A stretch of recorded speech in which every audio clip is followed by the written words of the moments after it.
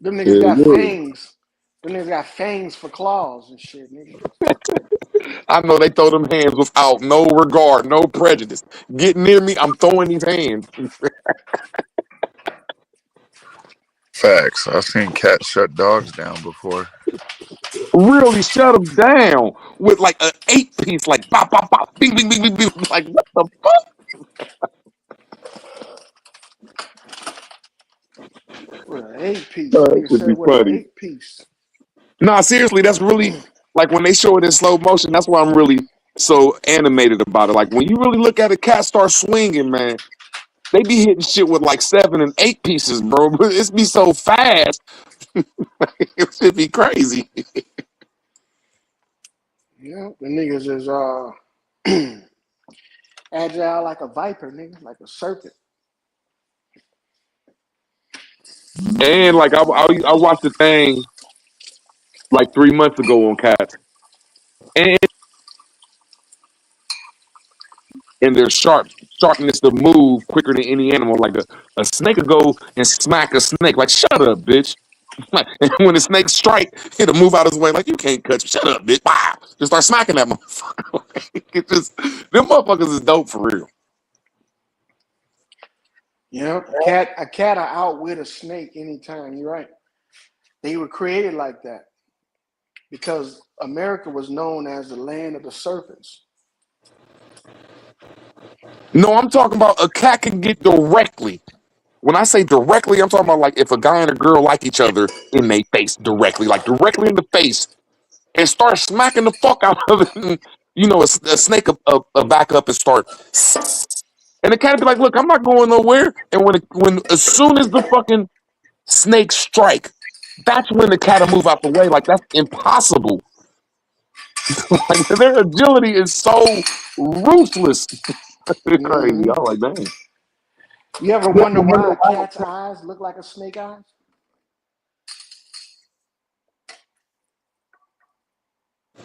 I think I ain't hear what you said.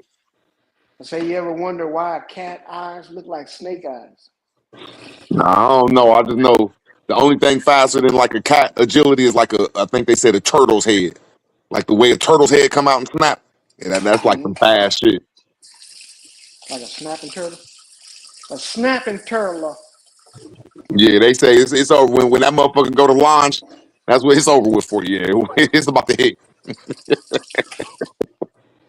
I seen a nigga on the video get bit by a snapping turtle. Bit that nigga in the lip. Damn, that lip didn't come off. That nigga, like right at the tip. I He seen a blessed us. nigga get his lip bit by a damn possum one time too. You know, I might be mean. I don't like seeing people get injured, but I be wanting to see people when they be putting their head or hands inside the alligator's mouth. I be wanting that shit to close. I swear, I don't know what type of thought I am. I be wanting that shit to get fucked up, man. I don't know what it is, man. Just to see what they gonna do, nigga. If they gonna No, fight I that really bitch want to or see that what? motherfucker twist, bro. I don't know Oh what it shit. is. I just like seeing alligators twist. Like when it grab you, it go into straight grappling mode. It just grab you and start spinning. Like, look, bro, it's over with for you. I don't know why I love seeing that shit. Like you They call dumbass that the human, you death just put roll, your head nigga. inside of an alligator. Hope it kill you, bro. The death roll. When they get them motherfuckers and pinch, it's like they pinch their fucking body part off when they do that shit. Yeah, that shit ruthless. And them motherfuckers know how to wrestle. Let them grab you, my nigga. They going into a fucking grip. Fuck tap it out. They gonna rip you off. Shit.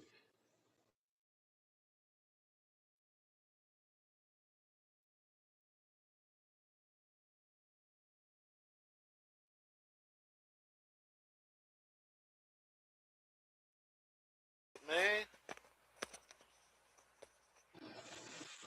I'm so glad that dude Jed, man, that dude Jed is in trouble, man.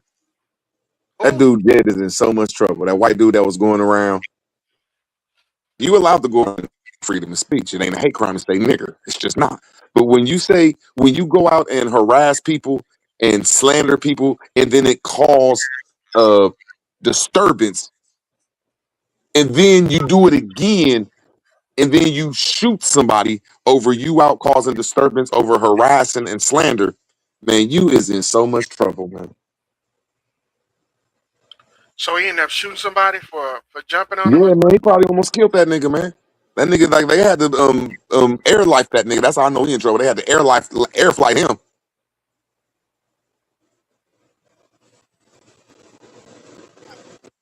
And I don't understand why niggas get so mad at the word nigga. Like, if you got a gun and call me a nigga, I mean, like, I can't get too mad. You got a gun. The fuck?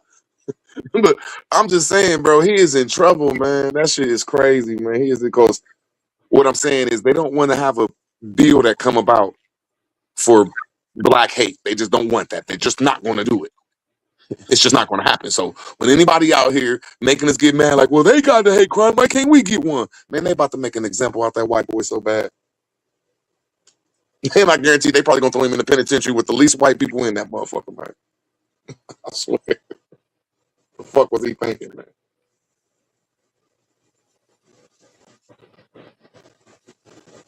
Thinking he was gonna get away with that shit, boy. Motherfuckers wasn't letting him get away with it though. And I like it, but I don't. I just wish motherfuckers would have turned their camera on and like called 911 on him. We're not young no more. Motherfuckers got jobs. I wouldn't want my son out there getting in an argument with a man over a gun. Just go ahead, son, and call the police or some shit, bro. But just people was standing up to that shit. Like, hold on, people was pulling up on that motherfucker. We'll play that shit.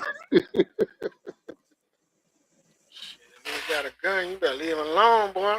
The fuck what you talking about? Yeah, I'm on the same level. Yeah, you got a gun, you win shit instantly. Yeah, I don't see no fucking future in playing them games like that and shit, boy. But I know if dude got any money, he about to have to get that. That's about to be a lawsuit. He about to go to jail for a long time, man. Them white racist folks don't play that shit. Don't be out here robbing these niggas up, starting to want something in March. Niggas want something in March. Yeah, they don't want that. They about to make a fucking statement on his goofy ass.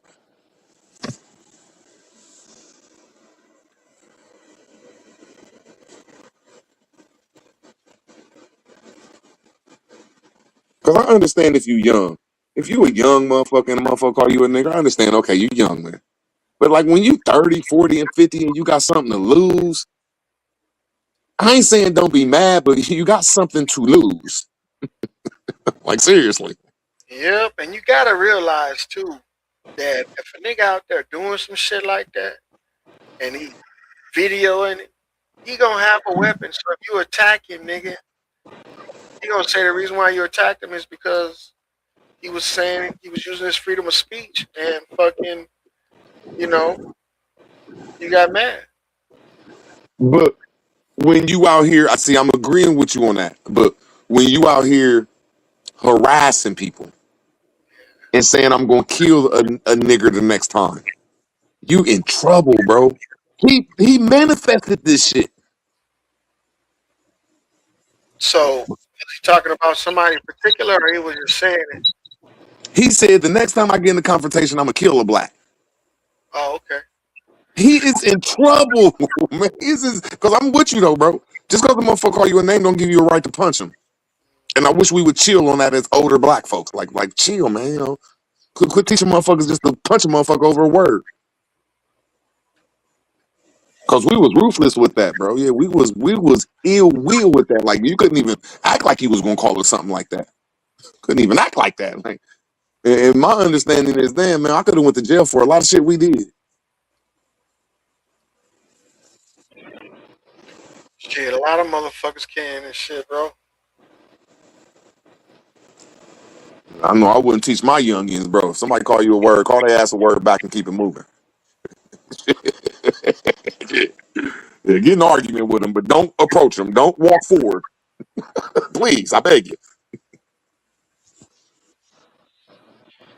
Them niggas ain't doing shit.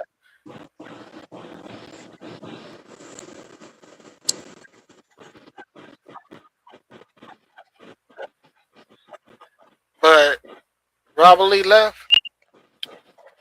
Yeah, Yep, that nigga left. The niggas always fucking wanna come up and team up on a nigga with this bullshit about Indians.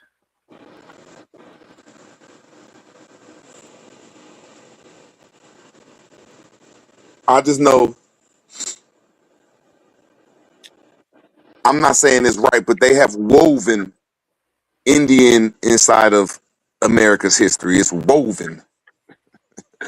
So I'm not saying we ain't Indians. I always say black and Indian is the same thing, but I just say the Aboriginal title of that we're Aboriginal to America, indigenous to these places. I just think that keeps us on the land. But we still saying the same thing, so I don't know why I be getting mad. But I agree. I think that we should utilize all of the opportunities that are available to us.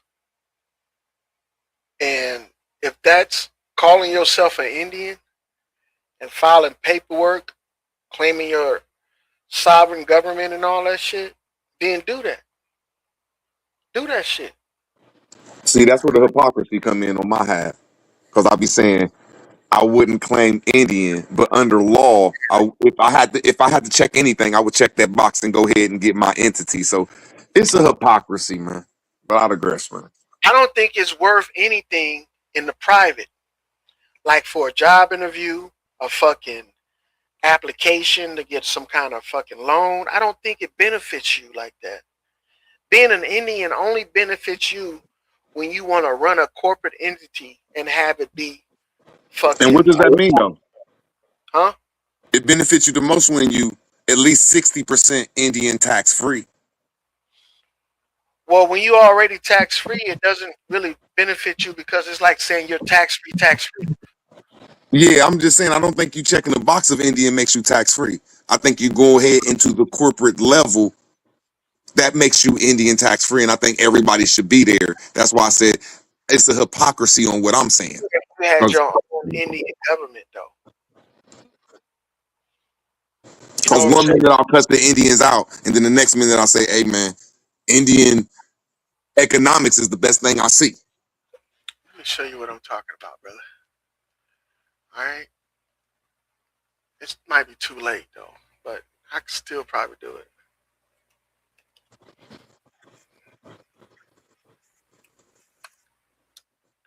All right.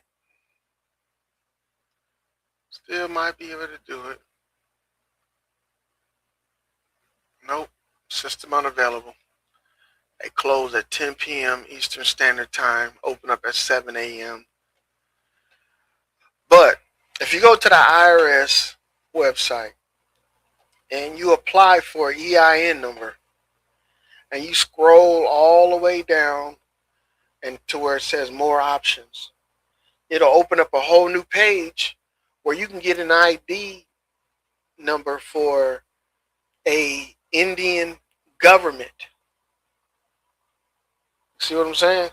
Yeah, it says that right at the top of the EIN form. It says this is for like corporations, trust, Indian tribes, government entities. So yeah, you're right. That's why I was like, as soon as us as a single entity or as people start taking ourselves out of these spiritual words and put us into an Indian and then take steps to get a business aspect of life, I think we'll move forward.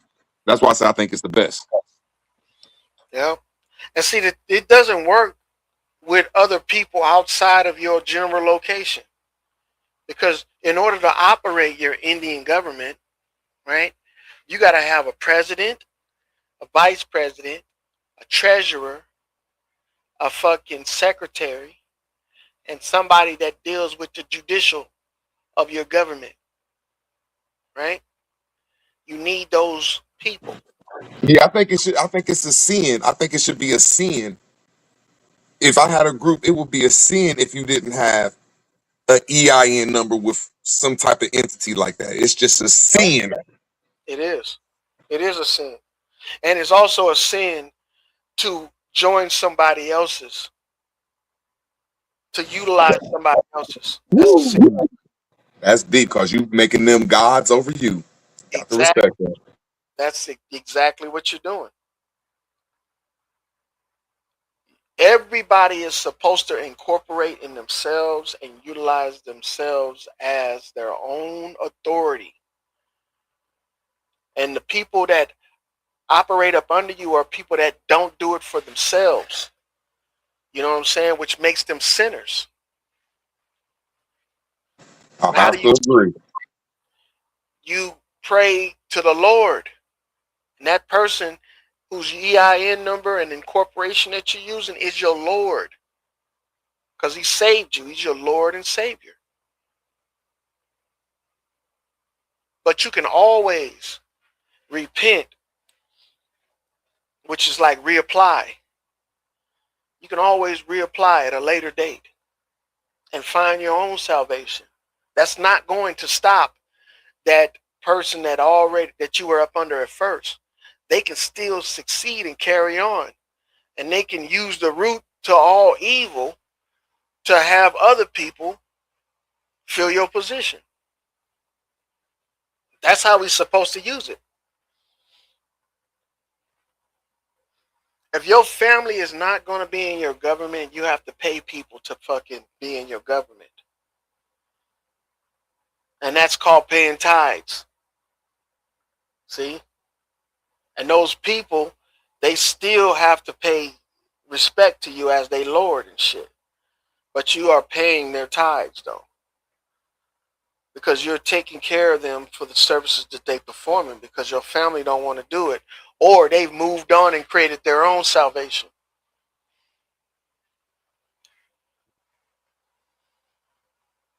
That's what people should be doing.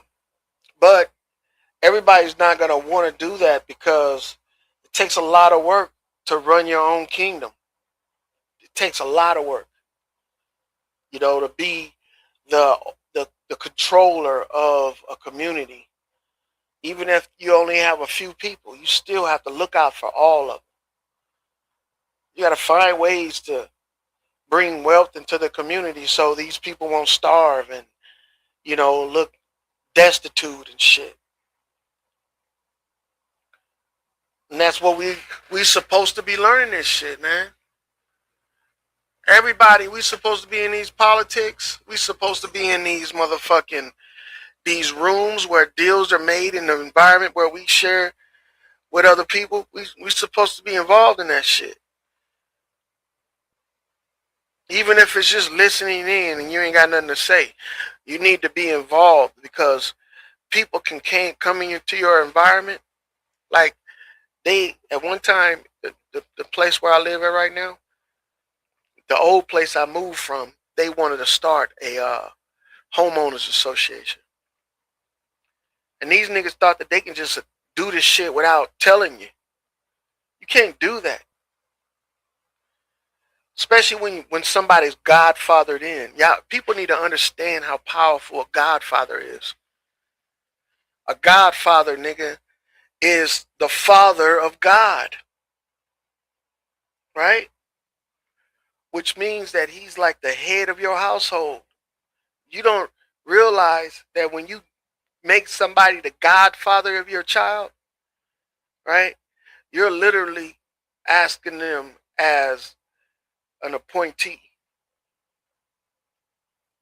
And they're not just the godfather of your child. Their title is godfather. So if they're associated with you, that means there's yours too. They're your godfather too. So if anything happens to you, they'll step in and take your place. Meaning, if that means if you die or if you are incapable or incompetent, they could come in and take the place. Usually a godfather position in a family was done via notary republic. Meaning that you went down and had this nigga authenticated and notarized as your child's godfather. And Do you y'all know? Do you know I be having visions of church? I think the new church is God. Like I'm just using this as an allegorical. God or Allah that's outside of you now is inside of you, and it's up to you to do God's will as a will and testament. I think it's changing the more. You got a Godfather, not the spook God in the sky. That was about to say. You made a great ass point. Like you could break that down to people in church. Like, look, y'all be talking about this God outside of your family, but even God said that the way to align to me is through your Godfather and through the Lord of your family. You know, just break it down in principles like that. I just think that's where the world is going. But I digress. Because that was dope how you took God away from God. You just took God away from God. You just took God out the sky and out the Bible and put that to a human without no arguing. No, look, bro, that's my Godfather. Yeah. And that was nice, though. I gotta respect. I'm not nice, but that was good shit. It's real easy to talk like that, like when you don't have to explain yourself. Like, look, man, I ain't talking about that God y'all talking about. I'm talking about Godfather. So now you put it to a realistic situation, and then you cooked it up with law where you have to go through the notary and all that shit, though. Good shit, Loyal. I digress. I mean, we don't do that no more because that's considered old-fashioned, though. Right? We don't do that. We don't realize that a lot of this stuff were like people done it so long that we got tired of doing it. It's like I'm saying if a person had like $50,000 and they had them a church and they say we're the Church of God, and you name yourself the Godfather, and swing it your way, just have it notarized, but with some of that $50,000 in your bylaws, you make sure that you're going to invest in people around you to make sure they have their own tribes or their own entities, and they have to give you back that money at the end of the year with interest if it worked. So now you're building your fellowship your way, and I just think that's where the world is headed. it is heading that way, man. It ain't no choice. We've gone full circle with all of this shit that we do. When you can predict the next thing that's going to occur, then the cycle hasn't completed. The cycle only completes when you can't make a prediction on what's next. That means that we've gone full circle back to the beginning. That means we have to start over again. And a lot of people haven't recognized that yet. And yeah, because that's my dream. Because I'm getting up in age.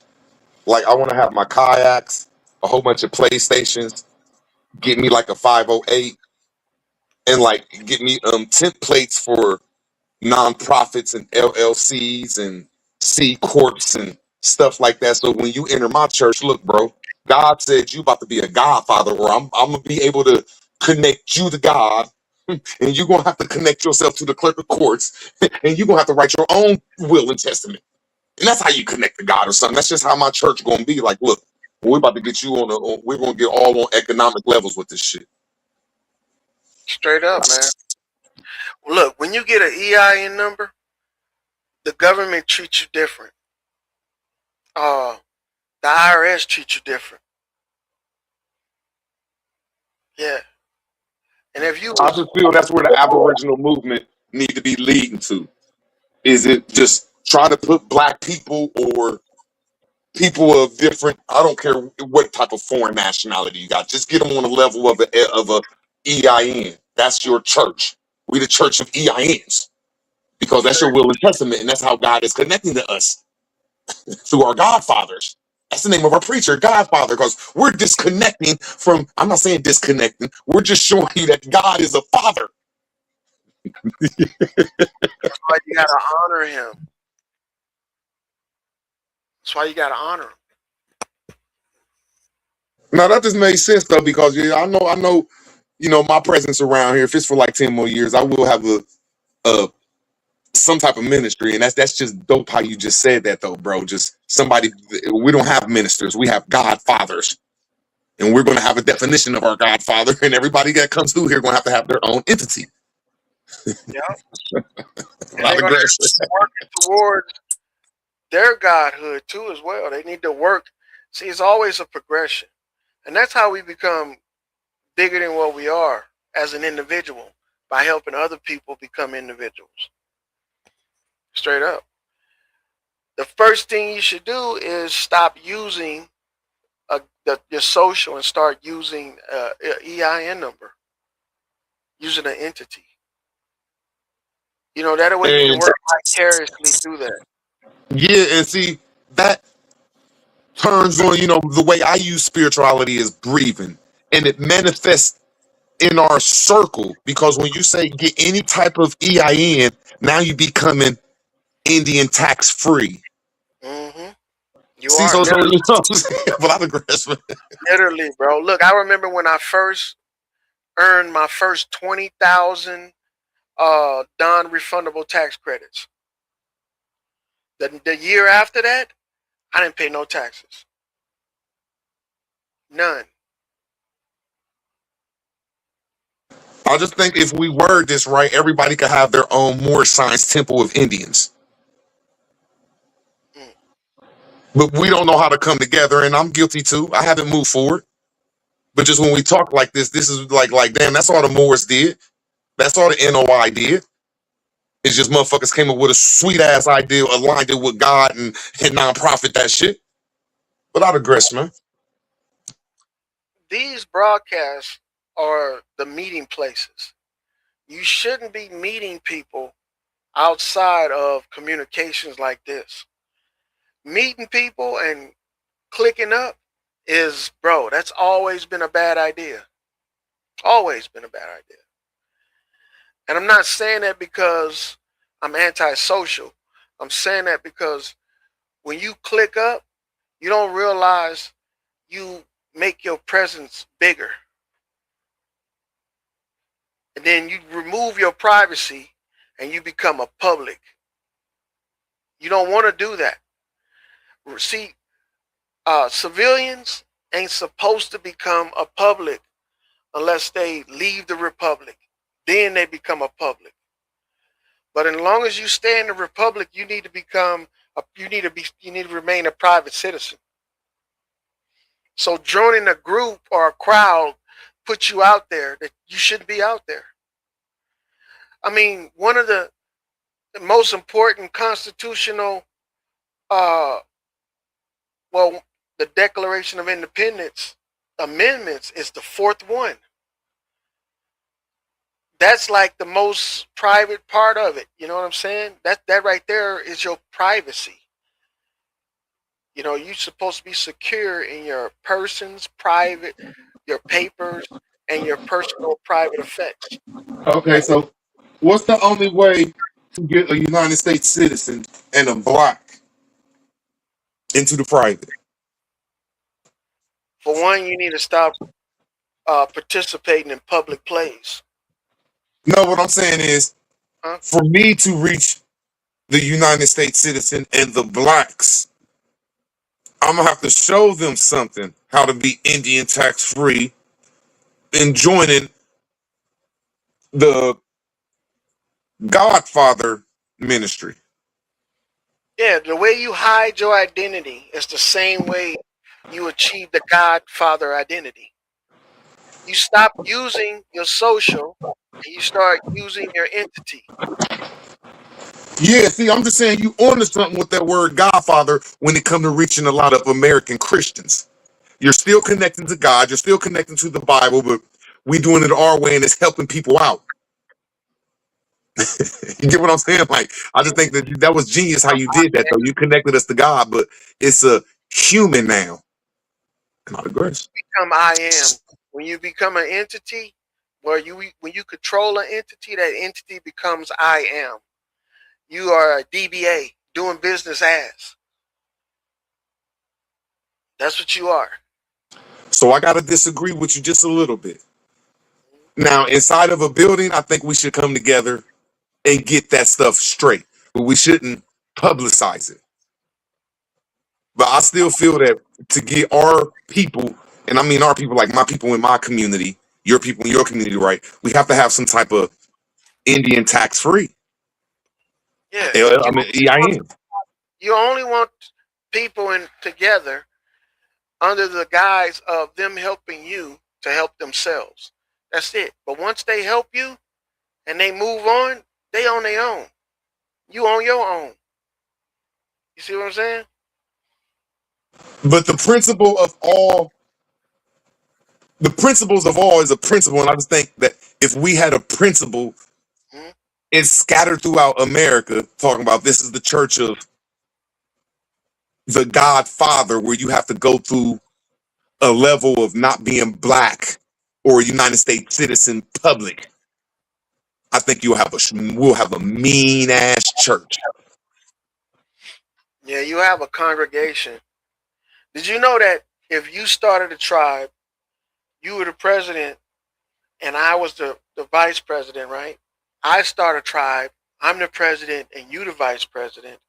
We can coexist as two separate entities, but still fall up under each other's jurisdiction. Now I'm just trying to say, if we had like $20,000 and we had to know how to get nonprofits, 503s, LLCs, C corps, and we knew the what you would call it, the template. We could invest. We could just go to McDonald's and tell a person to come over here, and we're gonna show you how to. You know what I'm saying? Just come to our congregation, and we're gonna show you. We're gonna invest this money in you, but it's gonna be LLCs, and it's gonna be like a nonprofit. And your signature is you're gonna be giving us our money back by the end of the year in like a 5% interest. You know what I'm saying? Or just because you're about to not pay taxes like that, you're about to become an Indian tax free through God, the Godfathers. I'm just hypothetically saying it, but I just think you on to something. That's a nice little point right there. Just my opinion of it. Well, the whole idea about this shit is to be able to exist, you know, without having to worry about other people, other people's existence fucking with yours. That's the whole thing about this. You don't want to have or allow other people to infringe on your privacy. So, and that's just pretty much everything you do. Even if you work, you don't want your coworkers knowing about your private life. That's why they tell you to keep politics and religion out of work, and as well as your private life as well, because all of that shit is supposed to remain separate.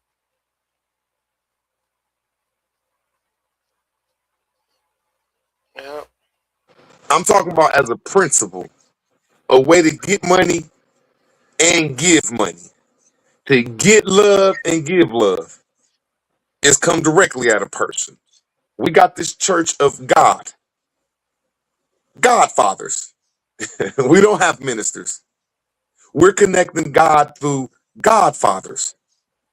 And we're going to financially help you help yourself through the word of God, Godfathers, and let you connect through God through the will and testament we're about to let you do.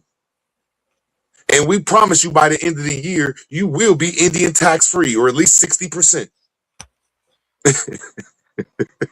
You tell any working person that we're going to maneuver them around some taxes, bro, you got them off rip right there.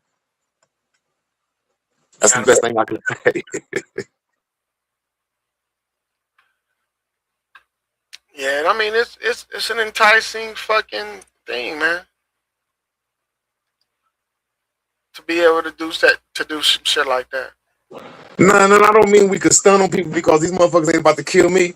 But I would love to be a representative of that. Like, I'm a godfather, bro. I ain't no minister. I'm a godfather, bro. I'm connected to God, man. I make sure that my people do right. You know what I'm saying? We tip the taxes like Jesus did. We ain't no ministers. I mean, that's a good point though. Which I'm just thinking out loud. That's all, bro. You just brought up a good point with godfathers.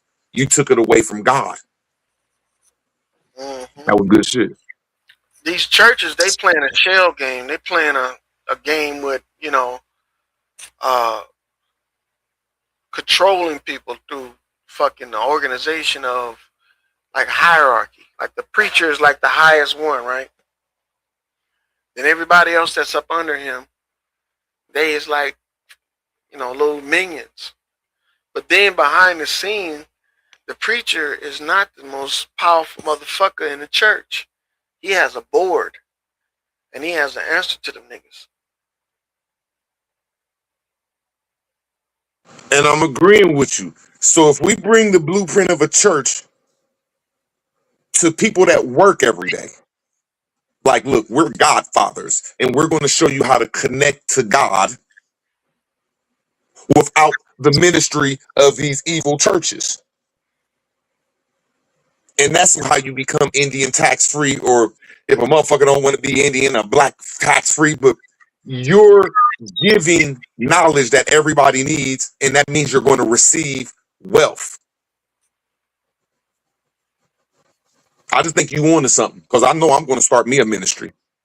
I might be the godfather. I just never knew how I was going to set up the preacher or what how to be.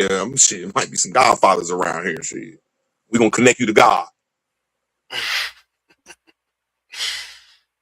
Don't connect you to God, my boy. Yeah, I mean, we getting ready to go into the submissive age. And this is gonna be the beginning of it. And motherfuckers just gonna have to fucking deal with being tricked and falling for the trick and dealing with the consequences. Ooh, and like you said though, I apologize, bro. I apologize. Like I didn't finish my thing. Like when you were saying that the church has a board. When we tell the people that look, you're the godfather, sir, and your baby mama or your girlfriend or your wife is the vice president, and your children and your family members is the board. And now y'all become Indian tax free or whatever word you can lucratively get them up in your goddamn it ministry. We're not lying to the people. That's what makes us dope, and we're gonna make money off of them. I'm just saying that's a good ideal you're saying, bro. We could tell them, look them in the face and tell them the truth. Well, once they get their EIN number and they get their board members, then they can start dealing with Duns and Bradstreet. And they can become international with it. Because they're going to give you a Duns number and you're going to be able to apply for grants and, fellowships and shit like that all across the nation and all across the northern and southern parts of the Americas. You can go do a fellowship in Mexico, Mazatlan, Mexico, under that shit. And you got motherfuckers that'll pay you to do that. To go out there and just talk to people. Like the missionaries do. How you think they pay for these motherfuckers to do missionary work? Like the Mormons, the Latter-day Saints, these niggas get the government to pay for that shit. To pay for their room, board, just like they going on a fucking college tour or some shit. Yep, and they ain't got to do shit. They don't have to talk to nobody if they don't want to. They can just go to Mazatlan, Mexico, and just set up shop, and just all they got to do is show up every day.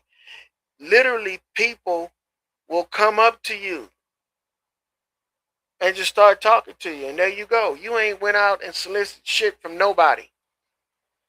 You know what I'm saying? And you ain't doing nothing but talking to them just like we talking right now.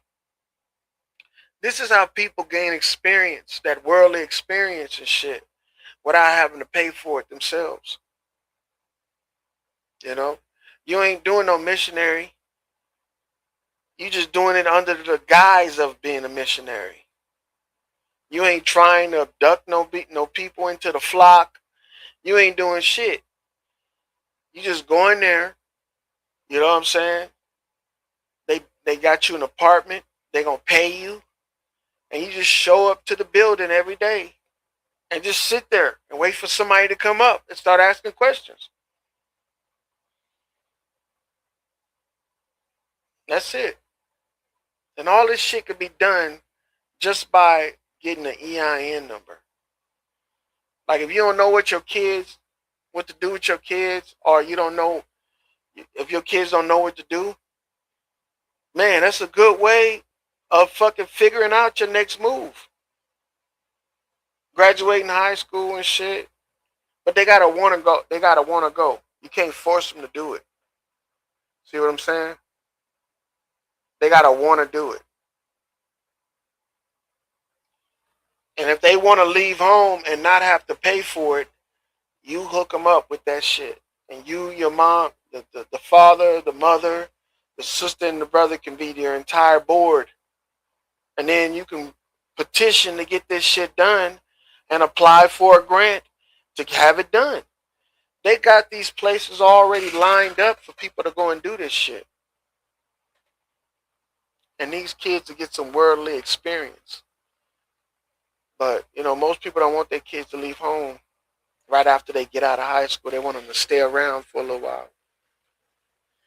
But even if they do stick around for a while and they get older, they can still do it at an older age as well. Your whole family can do this shit. I know, and what makes it exciting, like you said, people don't want to do it. But when you ask a person, what's your mission in life? What's your mission statement? You know, you're leading them to wanting to do something and to be help your life, because that's a part of setting up your EIN and shit. You know what I'm saying? Yeah. And you can operate anywhere like this. You can operate anywhere, and your home can be your home base. You see what I'm saying? But for you to go live abroad, or you can go in another state too as well. They do the same thing in other states. They do missionary work. A lot of these Hebrew Israelite guys that's out on the corner, that's what they doing. They not telling nobody that's what they doing, but that's what they doing. They start their own little ministries. And them niggas get grants from the government to go out and minister. But they out there on the streets talking to people. They not really behind the pulpit. And they just I get mean, but that's dope if it's true what you saying. And I see that a lot of them, when you start talking like that, they hesitate to get into it. And that's all I'm saying. We do is everybody start getting their own little fellowship, and we start just doing what we do, whatever it is. It is. That's what it is. Bro, these guys know that it's a good gig. And they feel like if they let everybody in on it, that a lot of motherfuckers will take advantage of it. So they only want certain people that they vet themselves to do it. The word of God need to be heard throughout the world, and it's up to the Godfathers to do it. Yep. Straight up. And look, you ever wonder why these guys that be up there reading out loud for these motherfuckers, why they so devoted? Because they want to start their own shit too. They want these niggas to trust them enough to give them the insight on how to do it so they can start their own shit. And see, they going to need people to be in their board. So the motherfuckers that's already got a board created, like I said, you can start one, be the president, and I be your vice. I start one, be the president, you be my vice. We still two separate entities falling up under the same fucking jurisdiction. Straight up, we up under the same thing. When you need to do your board meetings, I show up. When I need to do mine, you show up. Got somebody there to document the hours, the shit that we had to do for the year, the new shit we planning on doing, all of that stuff. Even if you don't achieve any of the shit, it's documented. That's your proof that you're operating in that status or under that status. And nobody's in control of it personally. We're only in control when we're under that, identity as the vice president or whatever, or the president. But when we're not under that identity, nigga, you and me, you can go and do whatever the fuck you want to do. Just every year we got to meet. And now that we in the technological age where we got cell phones and Zoom and fucking Teams and Skype and fucking Discord and YouTube and, StreamYard. You can do your board meetings in a public setting and nobody even know who you are or what you're doing. Straight up. No, I'm just saying that, like, if me and you had an idea and we both had $10,000, you start your shit down there where you at, and I start my shit up here where I'm at. But my mission statement is to invest this $10,000 into like 10 to 15 different people to be just like us and set them up with the information that you just said and other information because it'll help them be Indian tax free. That's my mission statement. Is to make money off these motherfuckers because we put them in better positions. Well, It's just that simple. the money that you're going to be making off of them is going to be coming from the government, though. Because nobody's going to have a real job. And if they do have a real job, they're not obligated to give you anything from that job.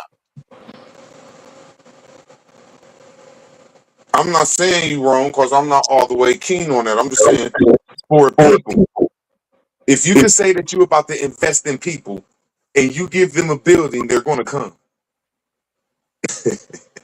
Especially working people. Like, look, this is not for the thugs and the non-workers. This is for people that work and want to hook up with God through the Godfathers and be more tax-free like Indians and do all the stuff you just said. Well, Through your family and community. if you have a building like that you want to utilize, yeah, you are ahead of the game. But if you don't have a building, they already have this shit set up. Fact. They already got buildings. When you start bidding for these grants and shit and going on these fellowships and interning up under this shit using your corporation, you don't pay for any of that shit.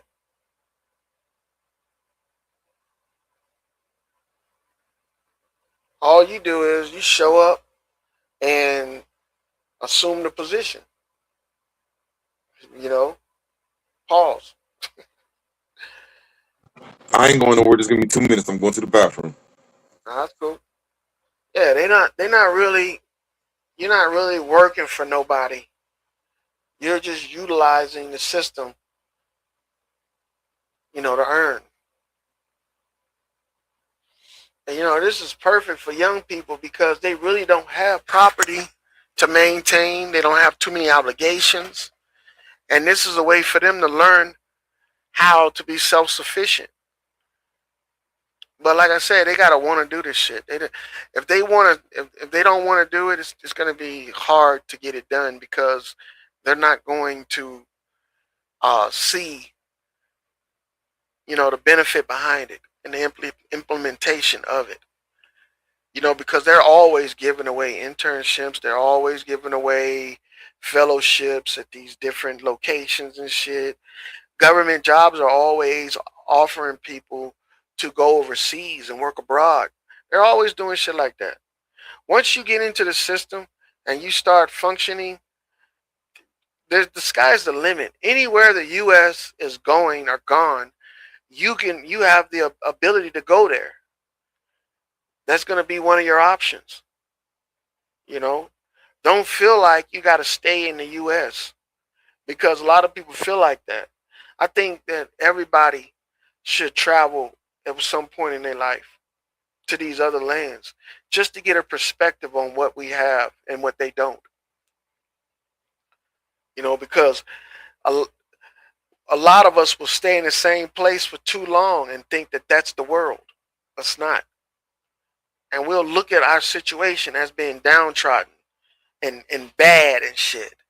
But we don't really know what that really looked like because we ain't been nowhere else.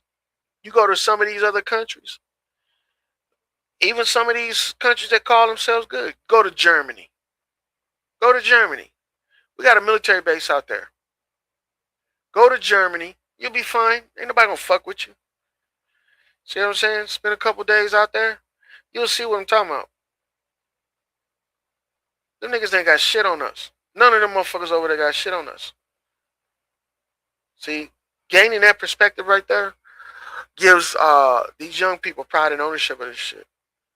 Cause this is what they're gonna be left with. This is what they get. This is what they're gonna be left with. If all the people our age and a little bit up just die off right now, the young people will flee this land. Them niggas will leave this motherfucker, dog, and have no qualms with washing their hands of it. Especially if large numbers of them do it. Look at how these immigrants come over here. Them niggas all young. You think they fucking, didn't have a plan? Them niggas probably went to school over there and had a pact that once we graduate and we get to a certain age, we're going to take a trip to America. I'm telling you, man, them niggas they done planned this shit out. We don't have no plans like that. We don't have no thoughts of traveling, going abroad, being on our own, trying to figure shit out. None of that I shit. swear, man, that is some weird shit, bro. They are really mentally fucked up, bro. When you really look at these motherfuckers like, well, I just left my homeland, everything I know, and I'm about to move to Brazil and just live here like my dude. What they call him? DC Rob. Mm-hmm. There's this dude on TV called DC Rob on YouTube. He's a Pakistani or a Hindustan motherfucker that moved to Washington D.C. Then he moved to motherfucking Colombia. Like, that is crazy. But I digress, man. I feel you. It is. It seems crazy to us, man. But you gotta understand, the world is big, nigga, and life is long. Niggas look at 100 years and think that's it. No, man. Nigga, if you take care of yourself and don't fall prey to the fucking stupid shit, 100 years ain't shit. 100 years ain't shit, nigga. But if you allow yourself to believe that all we get is 75 years, nigga, and we die, then yeah, that's what's gonna happen to you. But life is long, man. And if you thinking that you gonna stay in one place and be fine and mentally, you're kidding yourself, bro. People literally go stir crazy because they ain't been nowhere. You 30 years old and you ain't been out of the state. We really need to take the time to do that, man. Get out of your comfort zone. Go and see some other place. You ain't got to do it for a long time. It's best to do it when you're young because you bounce back quicker than when you're older. You know what I'm saying? But you still can do it when you're older too as well. And if you ain't got the money to do it, I'm telling you, these programs is how you do it. Straight up. You can still be working at the same time. And still apply for all of this shit. And then when the opening comes up, bam, you gone. You gone. But first of all, you gotta apply for it. You gotta know that this shit's available to you. But nobody looks at it like that. People are looking to make money, but they're not really looking to travel. Travel is money. There's value in that shit. There's value in that shit. You shouldn't have to wait until you get rich to fucking travel. You should already be traveled by the time you get to the point where you're wealthy. That way, that's not one of your big goals in life. Alleviate some of that shit off your bucket list. But it's a weird thing when you think about it because nobody's talking about this. Nobody's talking about the EIN number. Nobody's talking about that. Nobody's talking about utilizing that shit to actually gain understanding and knowledge. They're not talking about that for that. They're looking at it to make money. Stop being business, LLC. Yeah. Become a business owner. Nigga, no. No. Wait until you older if you're going to become a businessman. I think when you're young, you should be experiencing shit. You know, especially if you got your parents to help you. You got your parents to help you. You should be taking advantage of that. You know, go in the military, stay single, travel, join the fucking Peace Corps. You know, get the fuck away from the shit that be bugging you. And see how long you can get away from it. And if you keep your head on tight, you know, do what you're supposed to do, don't get in trouble, you'll come back a totally different person. Totally different insight. Straight up. Motherfuckers will be wondering, who the fuck is this nigga? Why the fuck he acting the way he act? He don't act like us. Because that nigga's traveled, he's experienced, man. He don't even talk like you. You know, he might have the same accent, but the shit he talk about is not that stupid shit you talking about. And the nigga don't waste time toiling. Peace is fucking valuable to him. Most people, they don't give a fuck about peace. That's why they put all that music in their car and shit. They want to hear loud and obnoxious shit all the time. Nigga, come on, nigga. You don't want an hour of peace when you're driving? Nigga, just to relax and look around and shit. You know, take it all in. This nigga want to have his brain rattling all day. All fucking day. But yeah, we gotta get these young kids, these young people interested in this shit. Cause we done lost interest in it. We done lost interest in this shit. And we are rubbing off on them. They not even fucking adventurous no more. 20 years old, they don't even want to leave home. They don't even want to go nowhere. 30, shit. They don't want to go nowhere. Niggas don't start thinking about going nowhere until they like 40 years old. Now let me get on up out of here and start moving around. Got my head on tight. I can see shit right. You know what I'm saying? Let me go ahead and get some experience in me. Man, you done wasted your motherfucking golden times, man. When you young, 19, 20, 21, 22, 23, 24, 25, nigga, that's 6 years. You should at least 2 years out of that need to be away from this motherfucker. You know, come on now. That's why, even if it's not fucking going to another country, if it's just going to another state, you know, but not these states where they're congested like Atlanta, Los Angeles, Houston. No, none of that shit, man. You want to go to places where, nigga, it's relaxing. You don't want to go to fucking Florida unless you're going to like the very tip of Florida. You're going to El Paso in Texas. You know what I'm saying? You don't want to go to Phoenix. You want to go to places like fucking, I don't know, somewhere that's secluded, man. They got people that want to pay you to do this shit. Straight up, do it. You know? That's how you find yourself. A lot of motherfuckers don't find themselves until later on in life because they haven't really been put in a position where they like outside of themselves or outside of that fucking environment, that bubble. Like most people, they born in a location and they stay there for a long period of time. And then when they get older in life, they leave.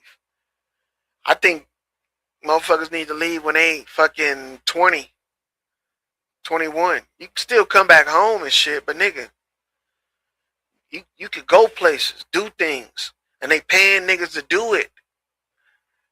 You know what I'm saying? They paying niggas to work at McDonald's in other states. They paying niggas to work in Canada. They paying niggas to work in Mexico. You just got to be smart about it. You know, you can't be stupid. You can't be a child. You got to have the mentality to where you want to do this stuff unrecognized. You know, because a lot of kids go unnoticed, and a lot of kids go, man, you can't help but see them. The kids that are unnoticed, they the ones that grow up and be more independent than the kids that's always need some motherfucker body to pay attention to them. Because if you don't, they're gonna get fucked up or something. You know, them the niggas that need like special needs. They need a 24-hour watch. But if you don't need that, you know, like most of these kids that are born in this age, they don't need that shit. They don't need 24-hour surveillance. Damn, they got 24-hour surveillance with all this technology they have and shit. But the kids that do need it is like the ones that grew up in our age. And they still going through the same shit as an adult. We ain't encouraging these kids now that after high school, you don't have to go to college. You want to travel? Go travel, nigga. They got fucking scholarships for shit like that. Get out, go see some shit, and go meet people. You know? That's how you should be trying to improve. Get the fuck out of here. And then when you come back, you'll be more susceptible to this shit that they talking about. This fucking tribal shit and, you know, opening up your own business. Because you know what other motherfuckers look like and how they do it. When these foreigners come over here, man, they never ran business before. They never. They didn't have shit where they was at. You know, they probably worked for a company and shit like that. Little bootleg job. But when they come over here, for some reason, they find the knack to fucking open up a business and start running that bitch. It's like they're somebody different from where they was when they was back in that dusty ass fucking country they came from. Like when Mexicans come to America, to the United States, they come over here and they switch the fuck up on us. They become independent, more like an operator. Versus over in Mexico, they probably was just working at some kind of little bullshit ass factory or some shit. They come over here and they become bosses. I'm telling you.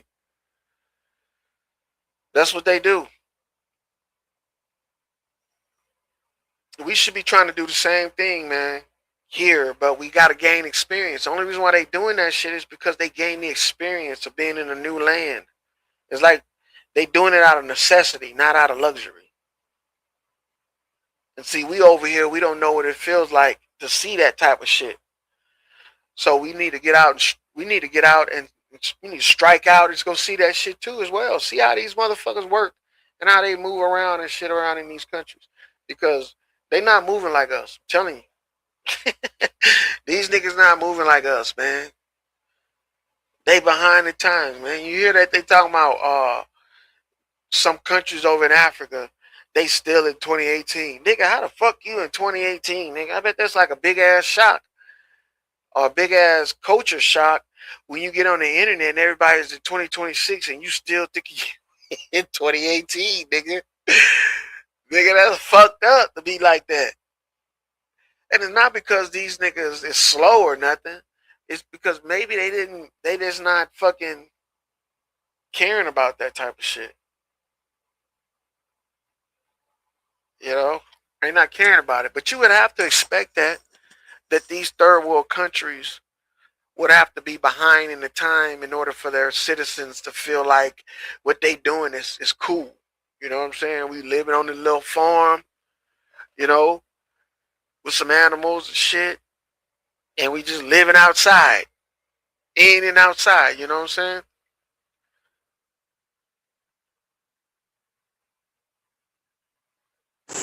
Hey, just know I'm here. I'm just cleaning up this shit right here, bro. I'm just cleaning Nah, up I this was, thing. Just know I'm here. I just can't hear it sometimes. I'm cleaning up this thing, so I'm here, bro. nah, you good. I was reading this shit. Big Seven, the fakes, was it Severance?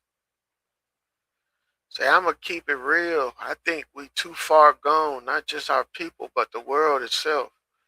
The creatures in control what? In control want it this way and are only going to make it worse. Look,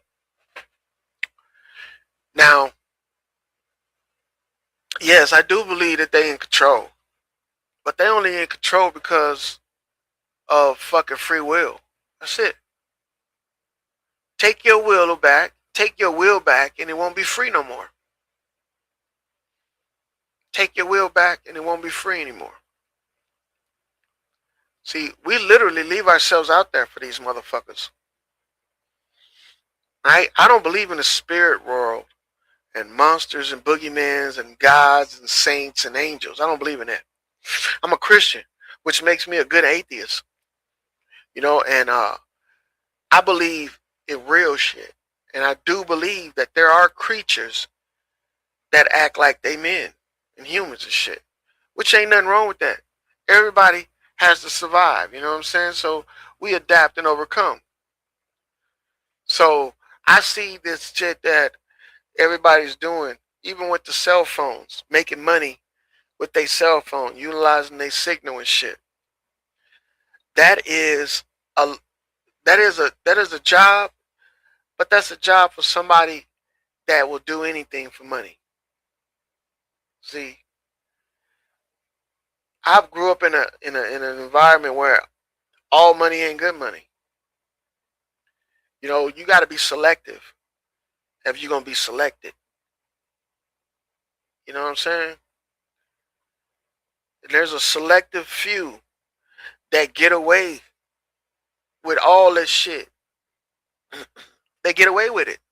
There's a selective few that ain't subject to all of this shit that everybody else is subject to. There's a selective few that a lot of this shit that's happening in society doesn't pertain to them. It feels good to be one of them people. It feels great, man, to know where you stand. Because it takes away a lot of worries to know that no matter what they say, what they do, I am not affected by that shit.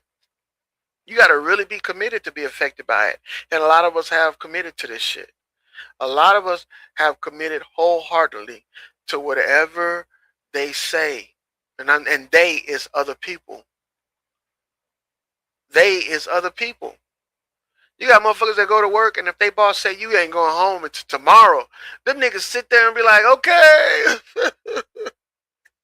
Okay. And you got niggas that will sit up and tell people, if you don't like this, if you don't like that, you can't be around me. And they say, you know what?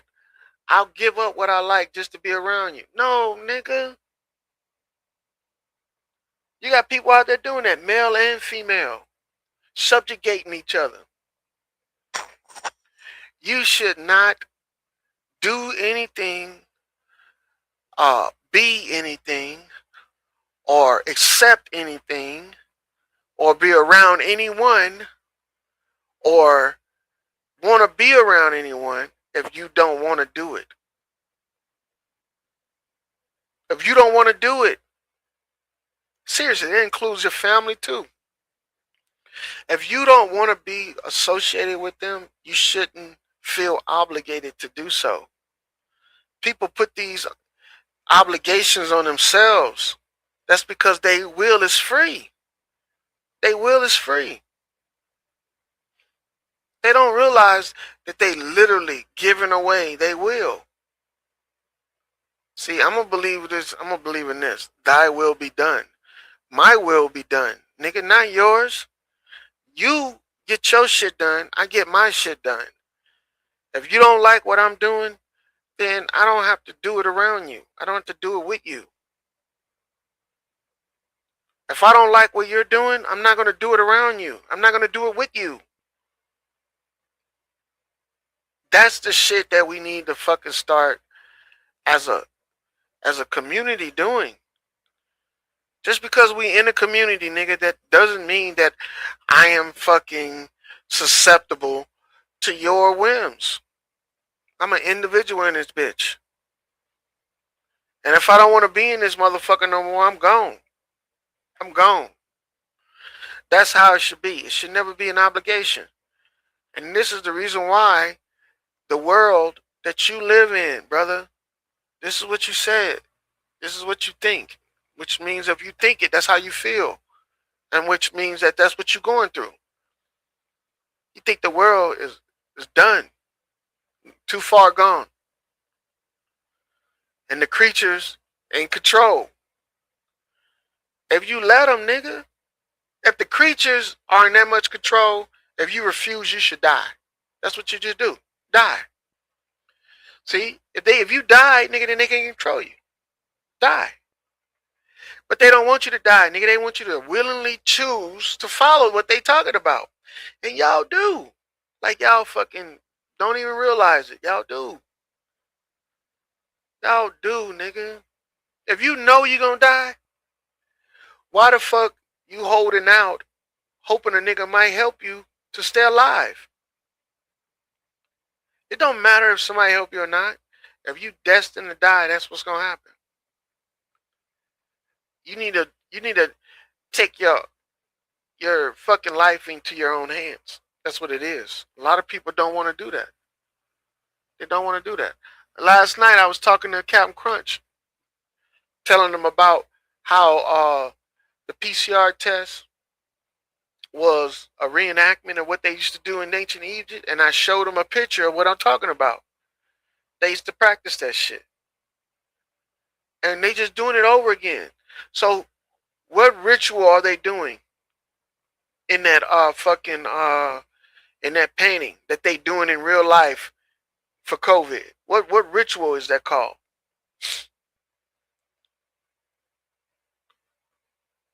When they putting something in your body, right, through your nose, right, and it's supposed to be something, a religious thing. Yeah. I forgot to tell them the part about the people with the deviated septums, that they doing the same thing. When they got that loop in their nose, them niggas is bowing down to the bell, to the motherfucking cowbell, nigga. They bowing down to it. That fucking thing with the Q-tip up your nose was the same ritual they was doing in Egypt with the ankh up the nose. And that's a fucking cow worship. That's the cow deity worship. They sit up here and tell y'all that we going into the age of fucking Taurus and all this shit, nigga. And y'all think they just telling y'all that shit because they want you to think good thoughts about it? No, nigga, they telling you this is what we getting ready to do. We about to worship in these niggas fucking flavor now. Yep. We about to worship in these niggas flavor. I don't know what we in right now, where they say that we in the age of Aquarius and all this bullshit. Them niggas is telling you that they about to start worshiping like that. And they gonna find some kind of way to implement that shit into society, nigga. It's a mass worshiping ceremony. COVID was a mass worshiping ceremony. You know, putting shit up niggas' noses, hooking them up to machines that supposed to help them breathe, but it stops them from breathing. You know, claiming a nigga ain't got no sense of taste when they causing it with the shit that they sticking up your nose. And we act like we ain't remember that they told us if you cover your nose when you eating something, you're not going to be able to taste it. So when you letting a nigga stick a 6-inch motherfucker Q-tip up your nose to tickle your membrane, nigga, you think your nose going to work the same way? No, it ain't going to work the same way, nigga. You ain't going to be able to taste shit for a few days. And you're going to feel like shit.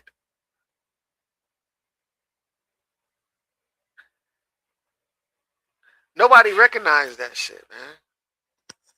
They doing the same thing right now. The best thing to do is to stay anonymous, stay small. We used to say stay small but deadly and shit, right? Be a small target. The smaller you are, the harder you hit. All right? But people ain't even looking at that. They looking at the fact is they think that it's the total opposite. The bigger the group, the stronger we are. The more louder we're going to be. Yeah. The bigger target you're going to become, man. It's going to be easier to wrangle all you niggas up or drop a bomb on you bitches.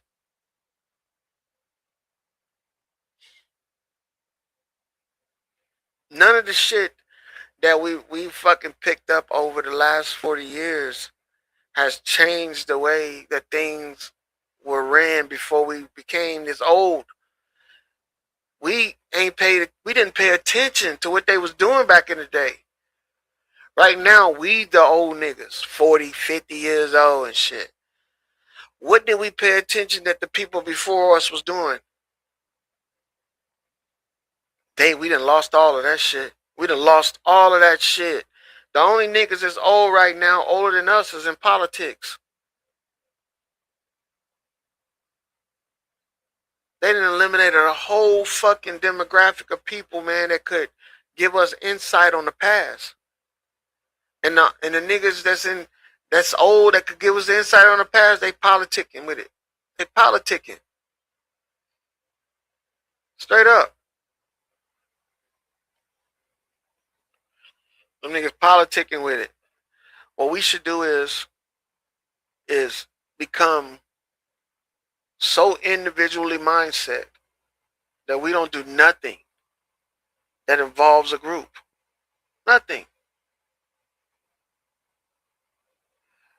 We don't do nothing together.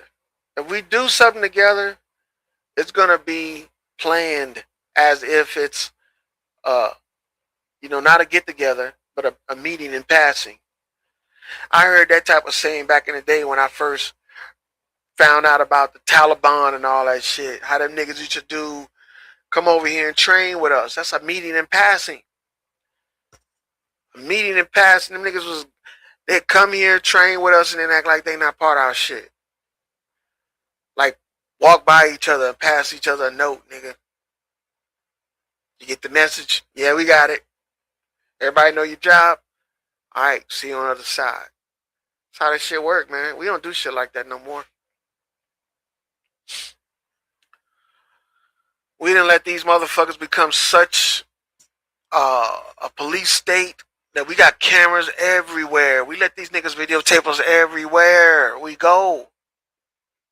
Them niggas, when you go to a store, there's cameras everywhere. They watch you when you go to the bathroom.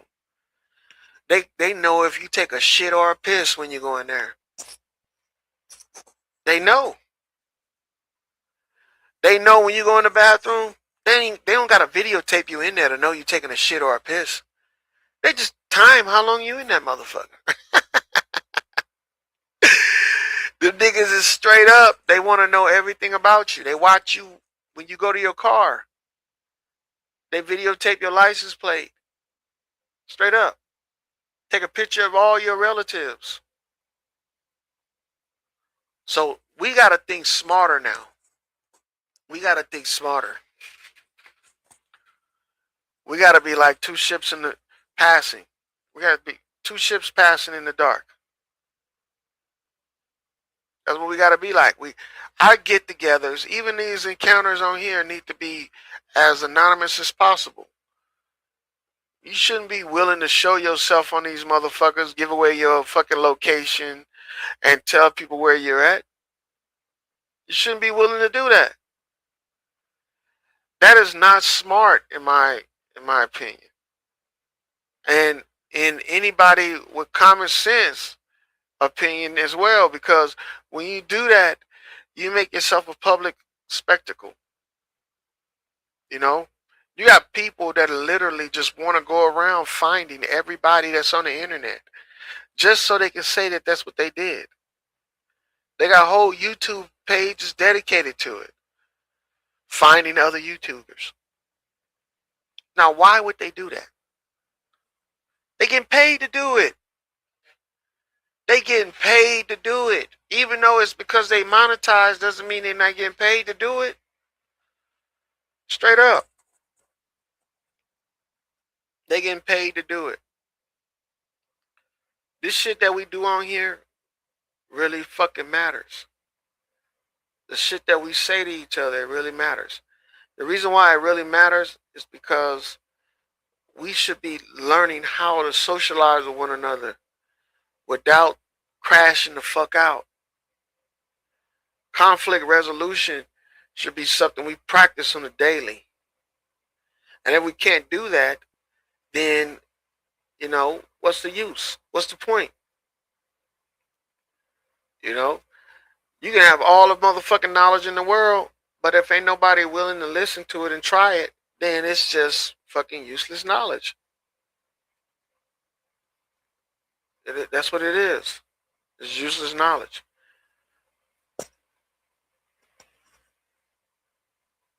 But you shouldn't want to be exposed on this platform. And the reason being is because you could do so much more behind the scenes. So much more behind the scenes. You can make things happen that you wouldn't be able to make happen if people knew who you were. For instance, learning about this fucking politics shit.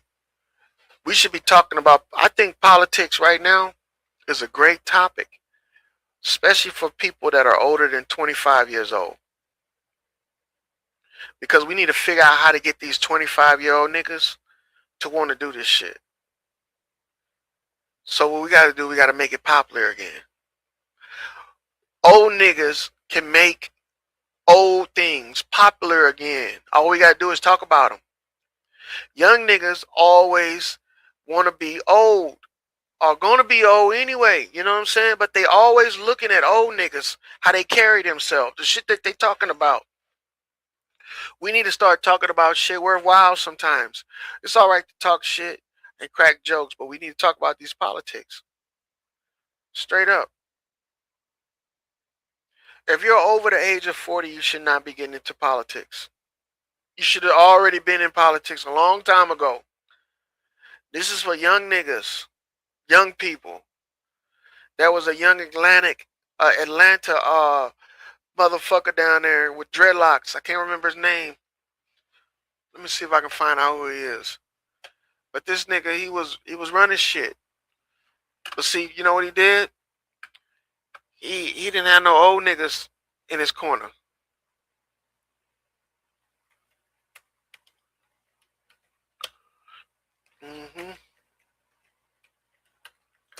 So you always need an old nigga to exploit.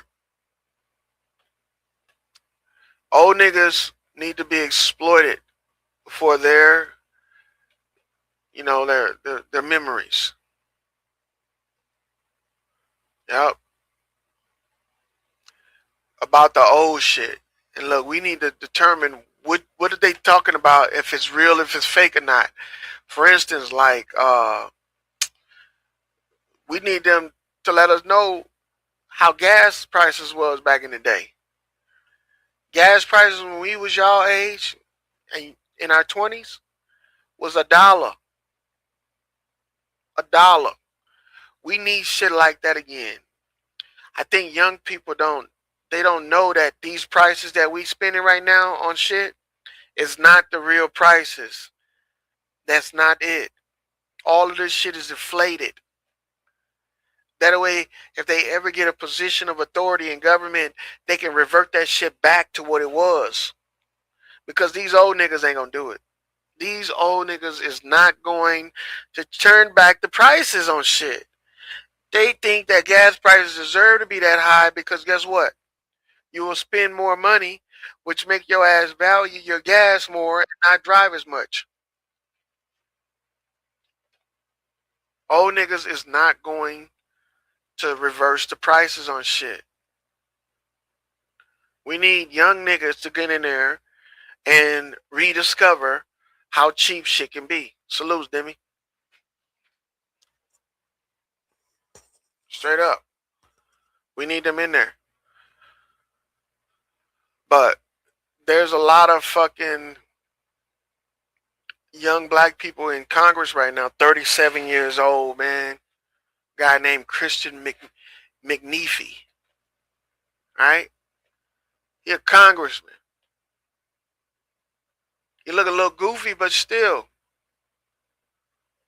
You know, we got niggas like Everton Blair, Congress, 30-something years old, man.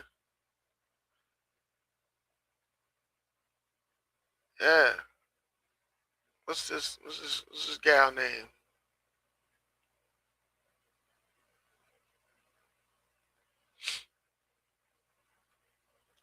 But we need young people in this shit, man. And look, I look at these pictures, man, and these guys are like 30-something years old, right? But they dress like old niggas. They dress like old people. So they should let niggas know, old niggas, young people are literally looking up to y'all. Straight up. They want to dress like y'all, man. I remember New Balance was the most cheapest sneakers out there. Now them motherfuckers is the most expensive. One of the most expensive. Nigga, New Balance was old people's shoes.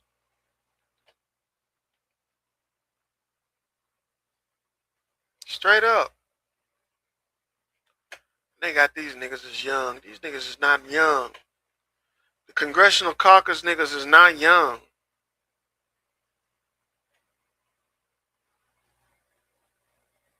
Kamala Harris ain't no young bitch no more. That bitch is like 60.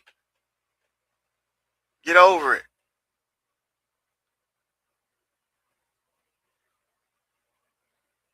Because look, I'm telling you, black Americans, these foreigners is coming here as young people and getting into this shit.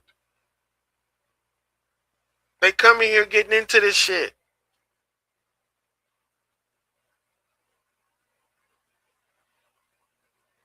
These Haitians, these Jamaicans, these motherfucking Panamanians, they getting into government, man. And ain't nothing wrong with that. But shit, you know, we need to fucking, we shouldn't have a whole fucking government of people that, you know, that aren't directly in the United States.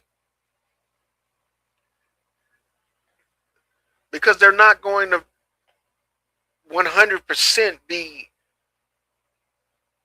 you know, patriotic towards it. I mean, if you ask most of these people, these young black people that's up here, that's from these other places around America, if they're a patriot of America, they're going to tell you no. I'm Belizean. I'm Puerto Rican. I'm this, I'm that. They're not claiming America like that. And shit, we ain't even claiming it like that. We need to get back to that shit, man. That's our bread and butter. Pride and ownership is our bread and butter. I'm telling you. Your grandfather and your uncles and your dad wouldn't have joined the military when they did if they weren't fucking proud of this shit that they was doing. Yeah, it was a job, and they probably wasn't nice, but they took the time to do that shit. You know, at least you could do is honor them by respecting your homeland. But motherfuckers ain't even doing that. Motherfuckers is not doing that. Like, we hate ourselves so much, man, that we want to see this bitch blow up. It ain't going nowhere, though. It's futile. We can't do it. It's futile. Yep, you might as well just get used to it because shit ain't gonna change. If anything, we're gonna have more motherfuckers leaving this bitch earlier than they should.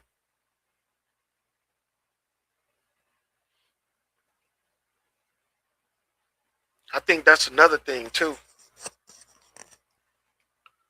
We need to get a hold of this fucking this motherfucking shit that they doing with this with our fucking population calculation.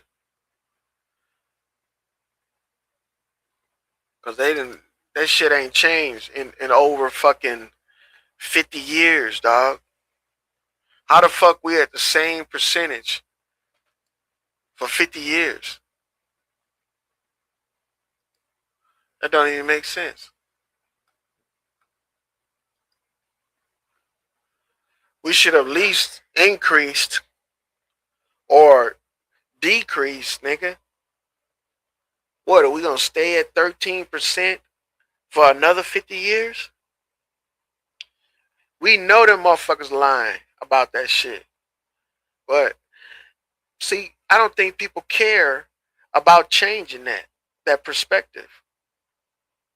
I don't think people care about changing what they say, how many of us is over here. I think they doing the same thing Benjamin Franklin was trying to do when he wrote that motherfucking letter about sending more black people over here.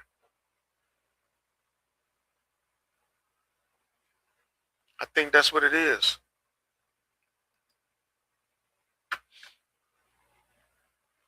Let me see if I can get this shit to looking right. Nope.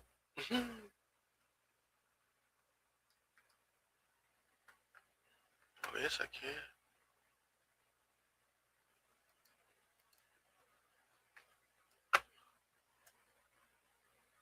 Yep.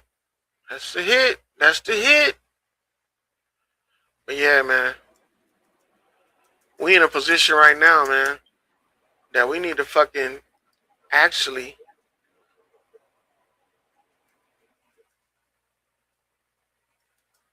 it's perfect right there.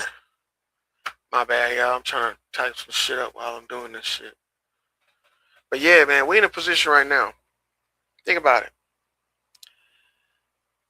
All them people that got arrested back in the day for marijuana, and if you got a relative that's going through this shit, nigga, you need to be in their corner right now.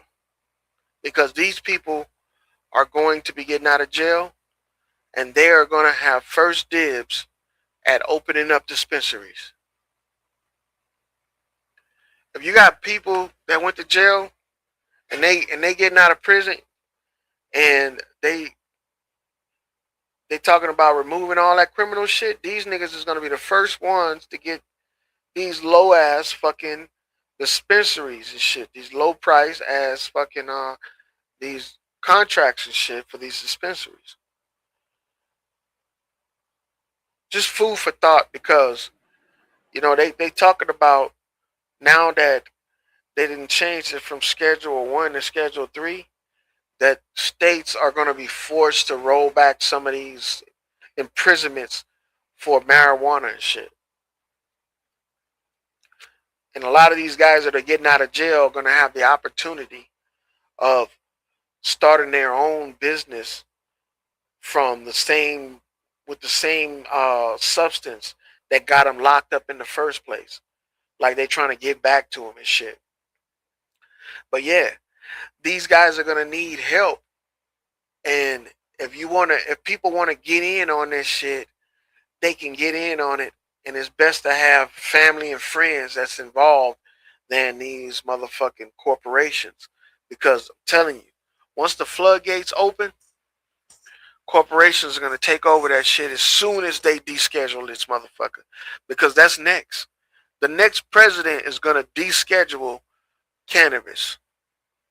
I'm making a prediction, just like I made the prediction earlier about Trump taking it from Schedule 1 to Schedule 3 in the first place. I made that prediction on on somebody else's channel and shit. So I'm making a prediction now on this channel that they're going to remove marijuana from the drug schedule. It's no longer going to be illegal. It's no longer going to be, not going to be looked at as a dangerous substance no more.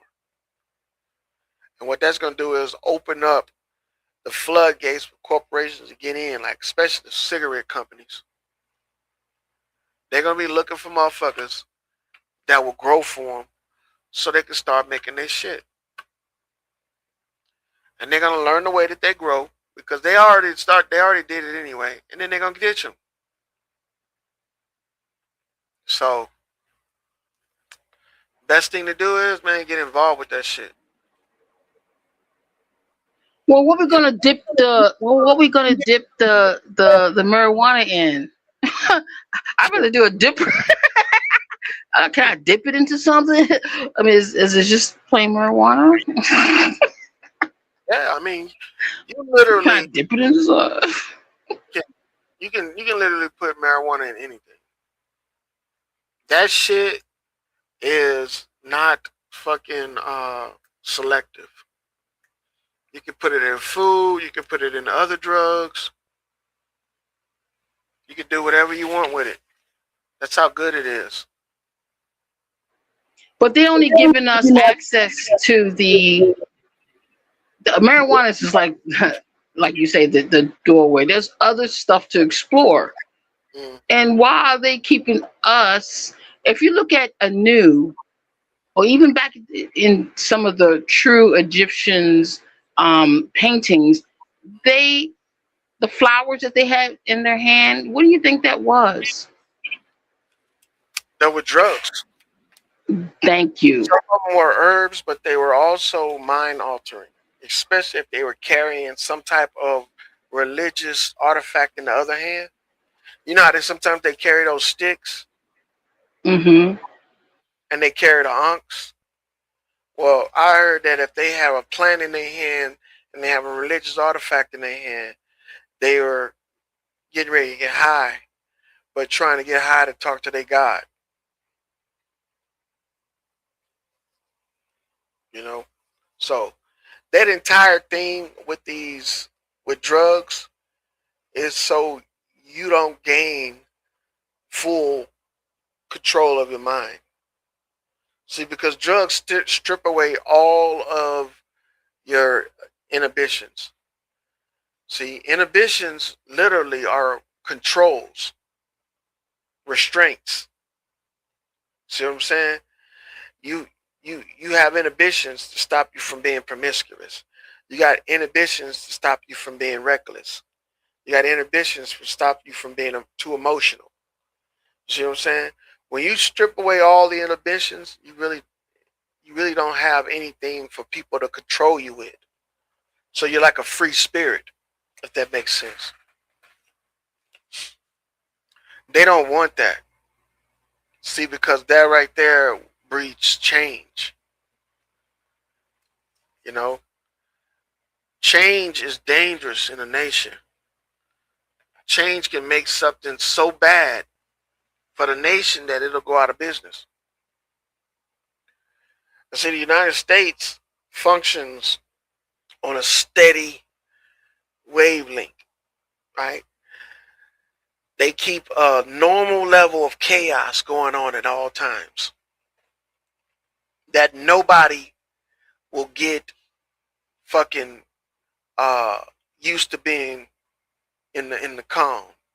I remember this when I was a little kid. When I was a little kid in the early 80s, like around about 85, I recognized that all the adults were in the house watching TV when we was outside. And I was like, what the fuck? I thought it was like a game or something. All the adults were inside watching TV while all the kids was outside. And we used to say to ourselves, man, I can't wait to become an adult. I'm going to sit in the house and watch TV all day too. Straight up, man. See, that was the program for our parents to leave us alone. Straight up. So other people can prey on us. And see, they weren't as good as they are today. Today, the predator prey fucking ratio is way higher, man. Way higher. We used to stay outside all day by ourselves until the street lights came on. Nobody looked for us or none of that shit. You wouldn't dare do no shit like that today. You wouldn't dare. The predator to prey ratio is off the charts. I'm telling you. And you know why? Because we have technology. We got technology which made the predator more advanced than the prey. See, a predator will take any tool and use it to prey upon people. But an average motherfucker, which I call a prey, they'll only use that tool for what it's purpose for. We only use telephones as the prey to call each other and stay in contact with each other. That's it. That's what a telephone was for us. The predator used that bitch as a probe, as a monitor, right? As a spy. Yeah. Also used it as a thief. A predator will call your house and will ask you questions about your personal life. A predator will do some shit like that. And they'll do that all day long until they find the right motherfucker that falls for their questioning. And that's all they need. That's all they need. All they need is one nigga. All they need is one person. And if it's a kid, that's even better. It's even better. So we got to understand today's people think in a totally different way than we used to. So when we talking about this whole fucking thing, and you're saying, what can we do with it differently? Marijuana has always been a herb. It'll never stop being that. But they starting to use it as a weapon. They locking niggas up. So if you wanna change marijuana when it becomes not a drug to something else, just know that change is gonna have lasting and long impacts. And depending on what type of change you change it to, is what we're gonna be stuck with until it goes full circle. Because marijuana used to be legal. Matter of fact, they preferred people smoke marijuana over tobacco. People were more active with tobacco than they were with marijuana. People that were on marijuana were more calm and laid back and, more susceptible to manipulation. See, that's why we're going into what? The submissive age. Marijuana is going to be used to usher that shit in. I mean, I would say not submissive. Well, it would be submissive, yes, but more of a passive. I've been seeing it like it's a passive. That's going to be looked at as the meek, yeah. But look, you got to realize that if you're going to have this stage, you're going to have a counter to that stage too. You're going to have an anti to it. So, depending on how we go into this next stage, the passive or the submissive age, is going to determine how badly we come up out of it. Because I'm telling you, once they fully make this shit legal, you're going to have people selling it. It's going to be just like selling weed back in the day, but now the cops can't do nothing to you about it. And you're going to see how much money people can make from this fucking herb. Because that's going to be like a second income for some people. I mean, you're right, Law, because for example, if you go to DC, people are selling it on, they put up a table on the street and they got all these they got all these marijuanas and stuff like that on the street, and you don't even have to go to a dispensary. You just walk up on the street and there's a table with somebody, selling, or they walk up on you and say, hey, I got this and got that, you know what I'm saying? Yep. You're right. Because look, they're making everything else expensive, right? So people are going to utilize this shit for something other than what it was utilized for. When we used to sell weed back in the day, and the cops was after us, we made a lot of money, but we wouldn't make as much. We would have made even more if we didn't have to worry about the police. That right there, that's what they getting people ready for, with raising the money, raising the cost of living up out here. And see, we're not gonna do nothing about it because We think that's how it's supposed to go.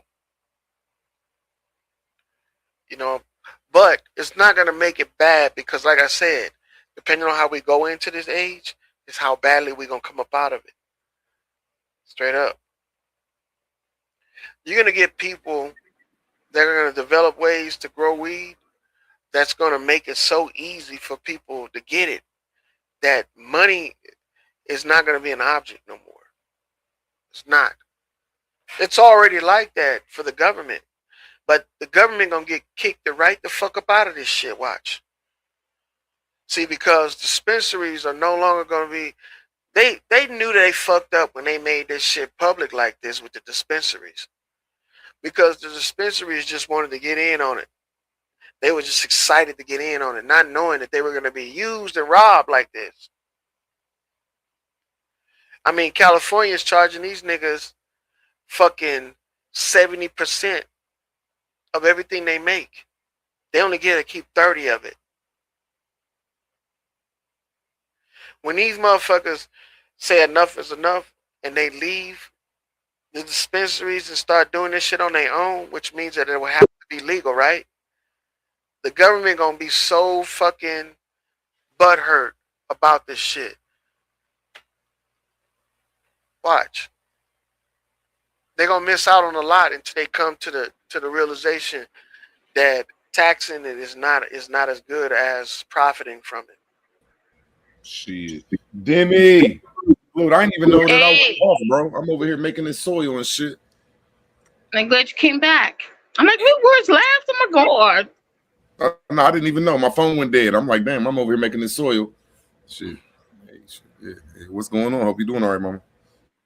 Yeah, I'm good. Thank you. I think it's gonna backfire on them, Loyal.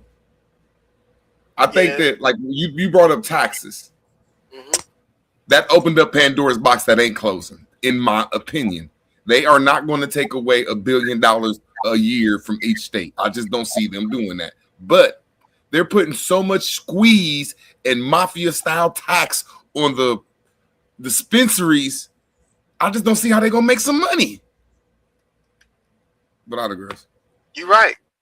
Because look, they're doing that because there's still regulatory processes that they have to go through. So literally, the dispensaries are dependent upon the state to cover for them, because federally they're not supposed to be doing this shit, right? Because they're not even paying taxes, bro. They're not paying federal taxes on any marijuana. They're only doing state shit. Now you just made me figure it out. You just see, when you just have an open mind, sometimes the keys to open up the doors. Nah, because what I was thinking is because they rescheduled it to a Schedule 3 now. And now everything's about money. Fed want their tax cut. They want their mafioso cut. So the only way the feds to get their mafioso cut is to put it in the not the DEA, but the ATF. And then they put it as a Schedule 3 drug. Damn, now they can start taxing the shit like pills. And I digress. They can tax it like pills, and they also can make it an over-the-counter type thing. That's really what I meant to say by pills. Yes, over the counter. Yes. Mm-hmm. And see, that right there is gonna put it into corporate hands. This is why government is gonna fucking be looked at like, what the fuck are y'all doing? You know, because they really don't have to do this shit. They could just let these guys work like a regular job and pay taxes on the money that they make, and don't even worry about, because the more money they make, the more they're going to spend. The more money is going to be going into the economy. But you said my fault. Go ahead. But you said one thing that made sense, that it hit me in the head when you said it. The feds ain't getting they cut. They want they cut. I digress. If they're gonna get that cut, they're gonna try to get it in a way that's gonna allow them to take some because they saying that they taking the money and they spend it on national critical infrastructure like roads, bridges, lights, fencing, the power grid, clean air, clean water, but ain't none But of at this. a local, it's Yeah, local, right?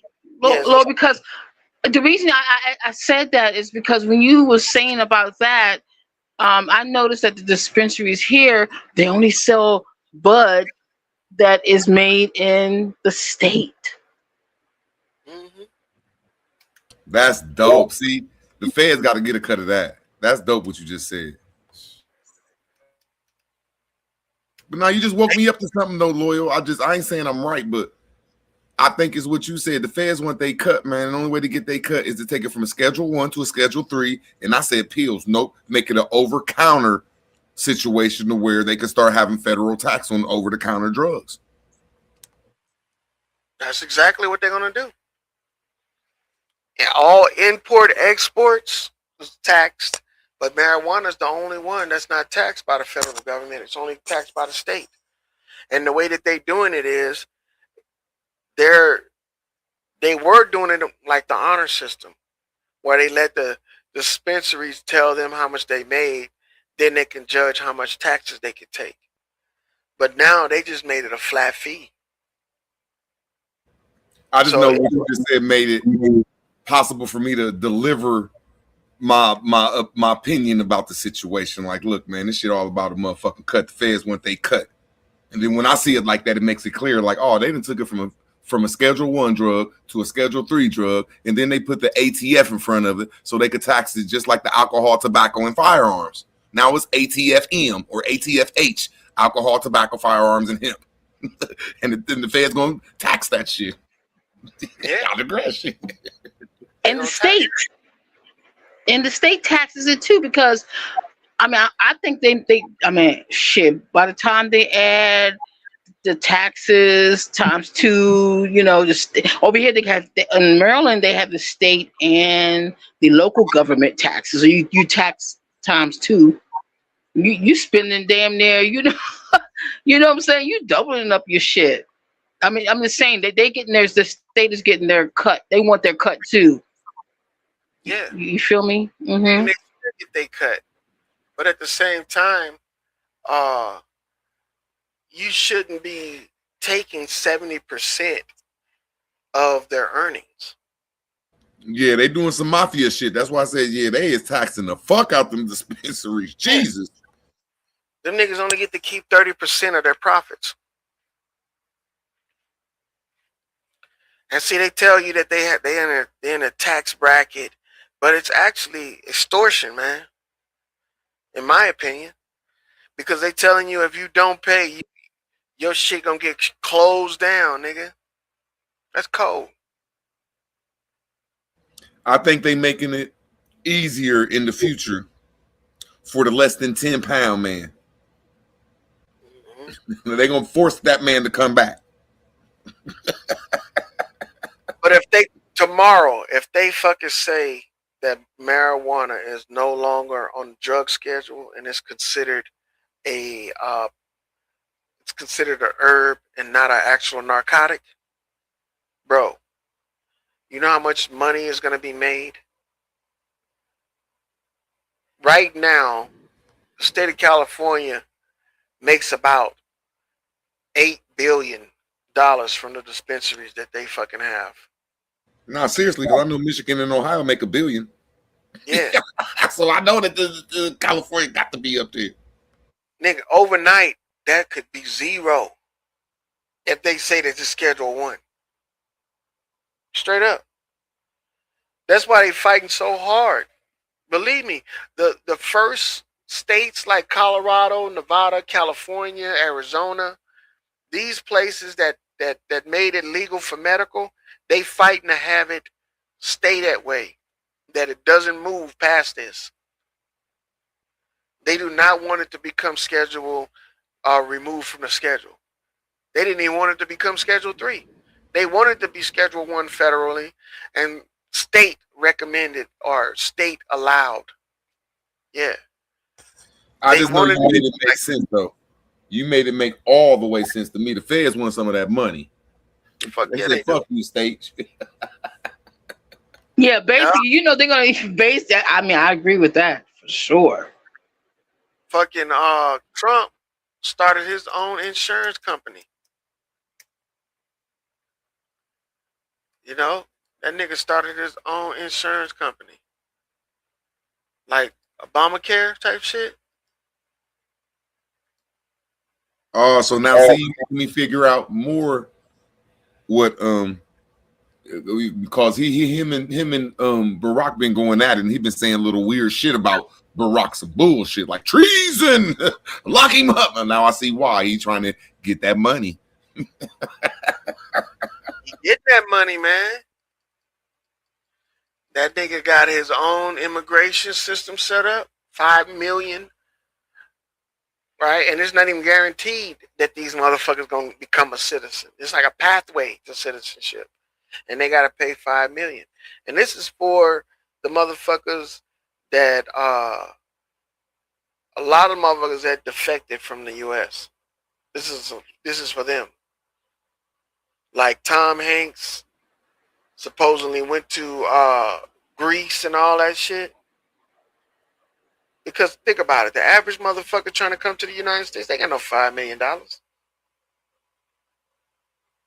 That's not to cater to the poor nigga or the average citizen in these other countries. They don't got $5 million to throw at some fucking citizenship possibilities. Because that's what he did. I'm not hating. I don't want no foreigner over here, but if there are some foreigners over here, I want middle class and rich foreigners. I wouldn't mind for them to say, look, you wouldn't want to pour me in your country. I wouldn't want to be poor in any of these countries.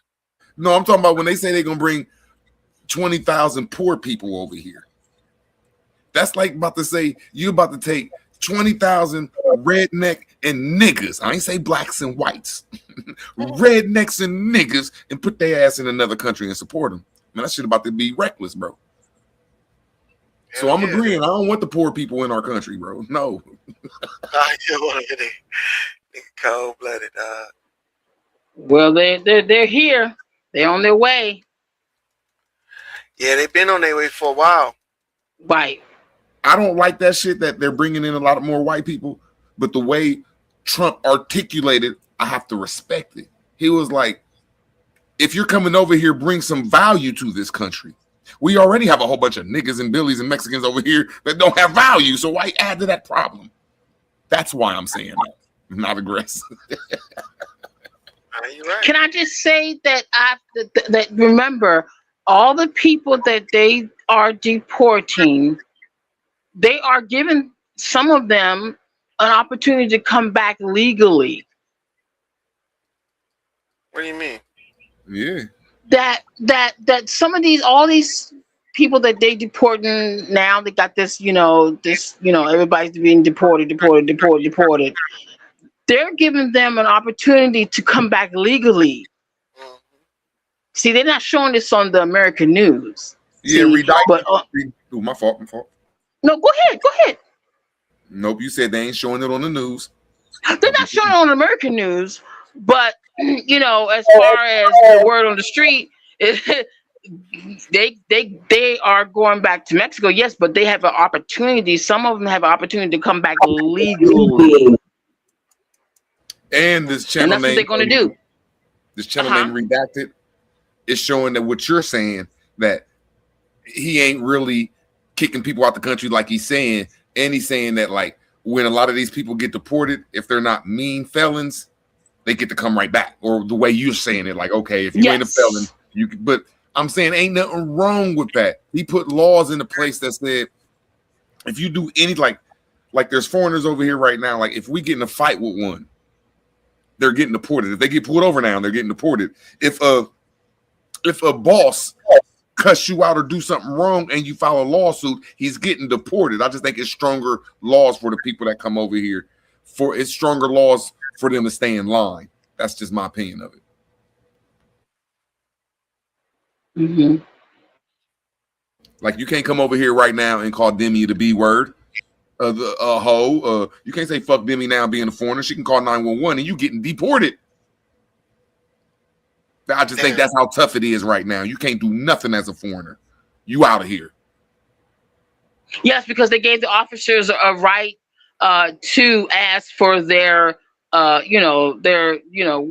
are they in this country? Is it legally, you know what I'm saying, for immigrant? Before they couldn't ask whether or not if you got stopped or something, if your legal status, what's your legal status here? Before they never did that, but now they have an opportunity. They can, they have permission. They have to ask your legal status. If not, bye. Yeah, like the way I'm looking at it, because I don't know about this. I'm black, man. We ain't know about this shit till like last year, 2 years ago. You know about this shit. But that's how I'm looking at it, is like the foreign laws was like a jaywalking ticket. They always been there, but they was lax. They wasn't tripping. Now they tripping. You better not cross that street. Motherfucking cop gonna grab your ass up and give you a ticket. That's all I'm looking at. Like, yeah, they on that bullshit with foreigners. Mm-hmm. Like, damn. And I don't think they're gonna kick them out like you said, though. I don't think they're gonna kick out all them motherfuckers. But they just throwing publicity and throwing around their iron fists and letting these motherfuckers know in the future, you better stay your ass in line. You better not say fuck America. Say it again. Say it again.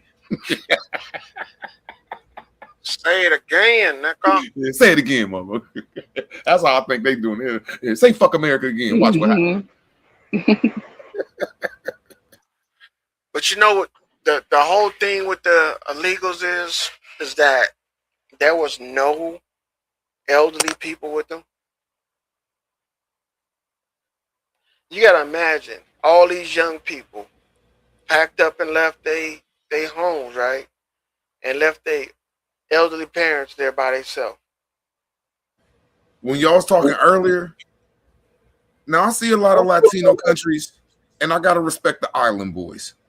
Now I be hearing and seeing them motherfuckers shoot their people money. But the rest of the world that be really coming over here, they don't fuck with their people like that. That's how I know they fucked up in the head, man. That's why when y'all was talking about that vacation shit earlier, these motherfuckers be leaving their land and just going to other countries and detaching themselves from their loved ones. And it's like, damn, I ain't saying it's wrong because I don't know their history, but something weird going on. Yeah, they are. And see, they not doing it, you know. I mean, a lot of them are sending money back home and shit like that.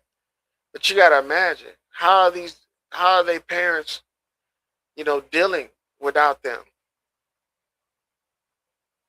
And I don't know how the system is for elderly people in these other countries, especially Mexico. I know how it is in Canada, because Canada is similar to the U.S. They'll do hospice on their ass real quick. Matter of fact, Yeah, they there's offer. Go ahead. no, I was just saying there's no social security in Mexico. They don't take care of the elderly. Everybody's basically on your own. Mm-hmm. That's why I feel sorry for third world countries, not to cut the subject, but that's why I respect what me and my FBA, what the FBA and I be doing, but just sometimes just if they ain't picking with us, man, leave them. They're not poor or poverty. They're third world countries, man. Jesus Christ. I feel sorry for the motherfuckers. Like, God damn. I don't think they belong over here illegally, but God damn. I couldn't imagine that shit. Yeah, man, shit. Look at how they do shit, man. You gotta understand that when you don't have a emergency infrastructure, like you don't have a way that people can pick you up and go take you to the hospital, or pick up criminals and take them to jail. I get exactly what you're saying. You live with a certain mentality. You understand? The mentality you have is all or nothing. See what I'm saying? If I'm gonna get hurt, I know ain't nobody gonna come and pick me up and take me to the ambulance. I mean, take me to the hospital. Ain't no ambulance coming. Ain't no fire department coming. And I'm on my own. You're right. Ain't no 911. Ain't no 911. I'm on my own. Yeah. That's why So you be these, seeing a lot. Oh, my, go ahead. nah, you good? Go ahead. That's why you be seeing a lot of policemen and officials be dying in them countries. It ain't no infrastructure in that motherfucker. Ain't none, nigga. They lucky to have what they got. So when I be hearing motherfuckers talk about how fucked up we is, they don't really know, man, that it's worse over there. Hell yeah.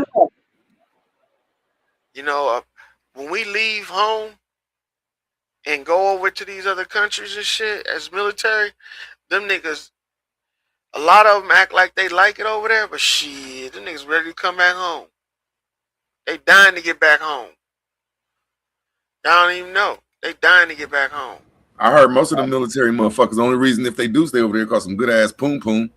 And that's gonna keep any man away. Some good ass poom poom out your ass stuck, but yeah, you right. We'll be just staying over there like that. Yeah, but them people don't want to stay there. They do not want to stay there. They want to come with you. They want to go back with you. Mm-hmm. And the reason Yeah, a why lot they of like, Mexicans. Mm-hmm. go ahead, you good. No, you go ahead. They feel, bro, they feel privileged to come back over here, man, because they know how much they gonna take advantage of it.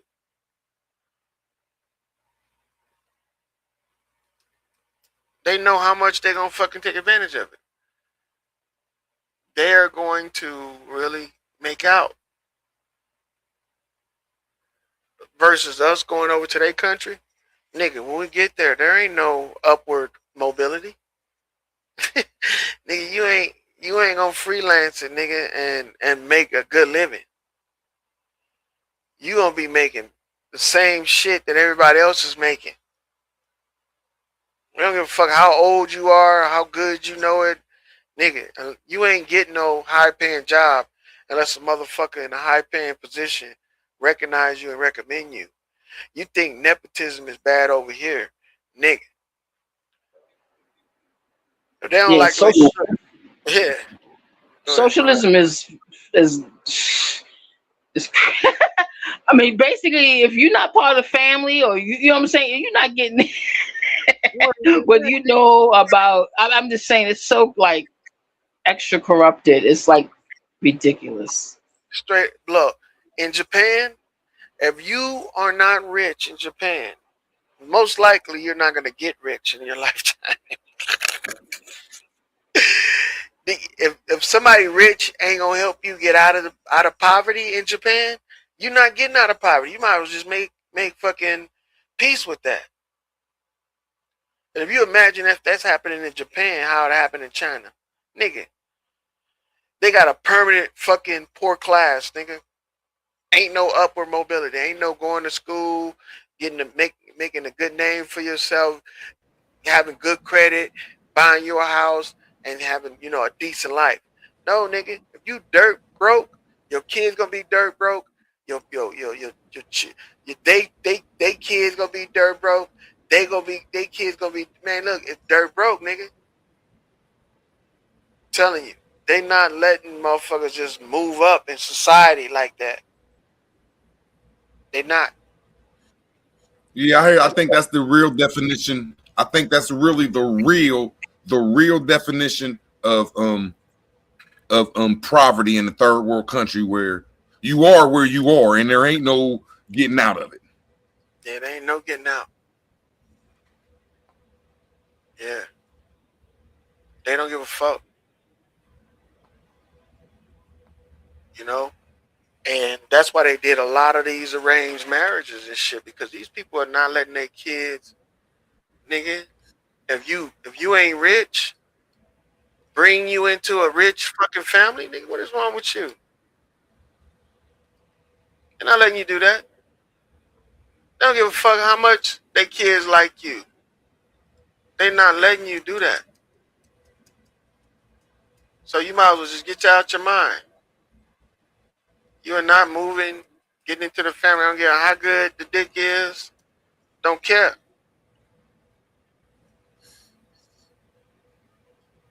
Straight up. And they'll tell you that. I had friends, relatives that went overseas and got these women, and they had to pay a dowry to get them.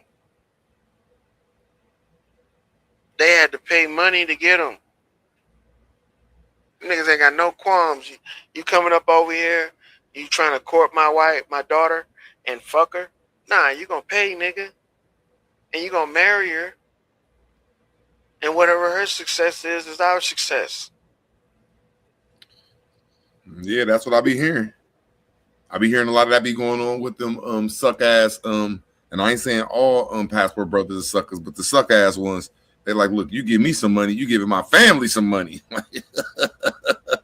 You taking care of all of us, goddammit. Like, goddamn. Yep. That's what Because you look, the whole thing is based off of coming here, man. Believe it or not, coming here. And we got motherfuckers that's been here that want to leave here. That don't want to be here no more. They don't realize the treasure that they giving up. And you got motherfuckers waiting to pounce on that. You got not just a few, you got thousands, hundreds of thousands of niggas coming over here, trying to get in here and fit in. That lets you know how unique our position is over here. And they steady trying to convince us that this is not the place for us. Straight up. Man, look, they cannot show a movie, a video, a commercial, a fucking promotion of Africa to convince me that that place is the place for me. It cannot.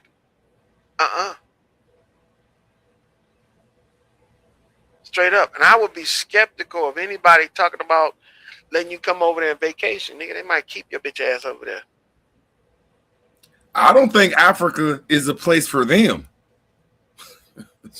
I don't think it is either, nigga. They ain't been able to do shit in the past 60 years. Them niggas They ain't all been leaving. Shit.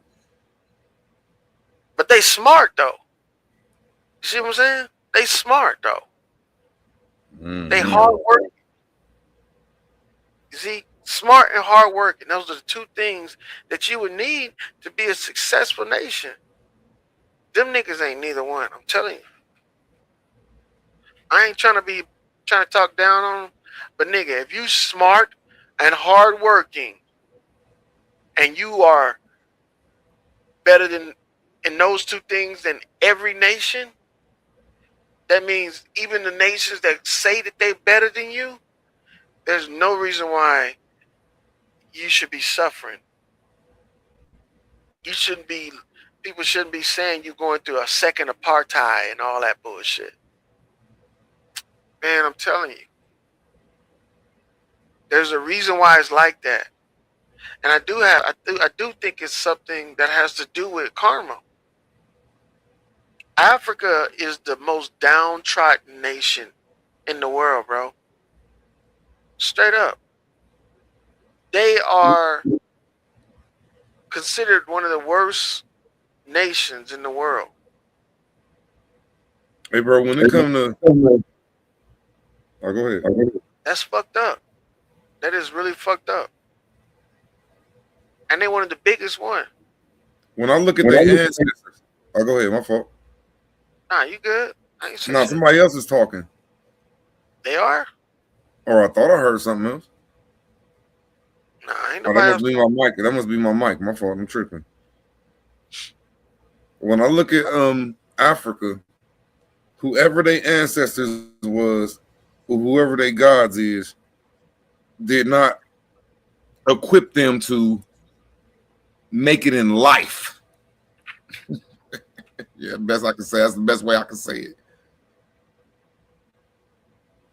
Bro, yeah, they're not that continent is not equipped to win.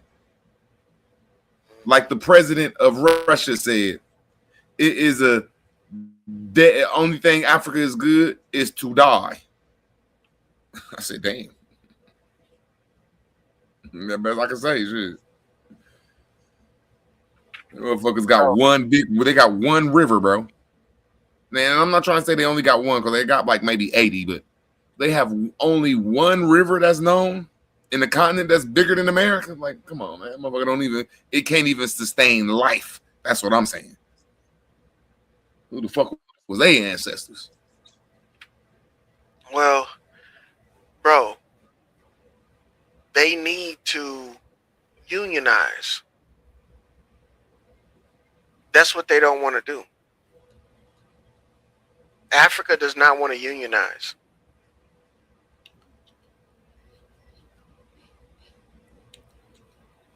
You got all of these, you got more secret societies in Africa than you got anywhere in the United States, South America, fucking Canada, Greenland, China. Africa has the most secret societies. Think about it. Okay, I ain't saying nothing wrong with that. I'm saying that if Africa unified and cut the world off, it ain't funny. I'm saying that it cannot. They would be just like the United States. No, it can't sustain food. Bro. Nigga, right now we live in an age where everything's grown indoors and you don't need. Well, I'm gonna say it one more time. Everything indoors still need water. Yes. They can't sustain food. They can't do it. They got water, bro. No, they don't. There's half of the continent, the size of America, which is called the Sahara Desert, has one river on the east side. They have underground aquifers. I didn't say that. I'm saying that college kid proved that. I'm saying that is the only place in the world that has deserts that don't grow cactuses. Like there's something wrong with that place. I don't know what it is. I can't put my finger on it. They have a comic debt that they have to pay. Africa does. For the 500 years sabotage that they've been trying to pull on us. 500 years, Africa has been our biggest enemy. They've been hitting us with propaganda and fucking all of these stereotypes. They've been hitting us with all that shit for years. There was an African dude who was saying that white supremacy, the term white supremacy, came from Africa. That term right there has been had us in conflict for years. White supremacy, white supremacy, white supremacy. Yeah, that has had the United States black people in a lock for years. That's all you heard over the years. White supremacy, all that shit. Even the fucking, they're saying that the Moors started the whole KKK thing. Man, I ain't about to get into that conversation. Hey man, it's real taboo the way that things are working out. But I'm gonna tell you right now, there's no bigger enemy for us than there is in Africa. You know why? Because the Africans have the ability to infiltrate us and we not even know it. They can infiltrate. I'm not talking about the ones that come over here that sound like they straight off with Africa from the bush. No, I'm not talking about them.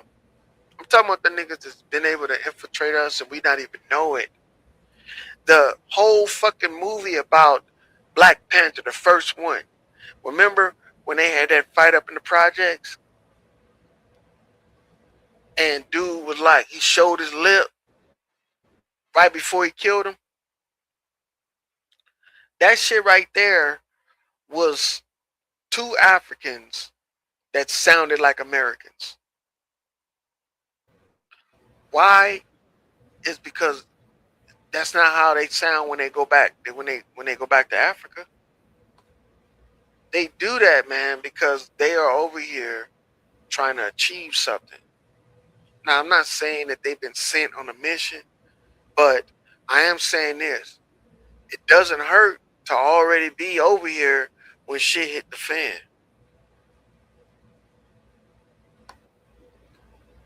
Don't hurt.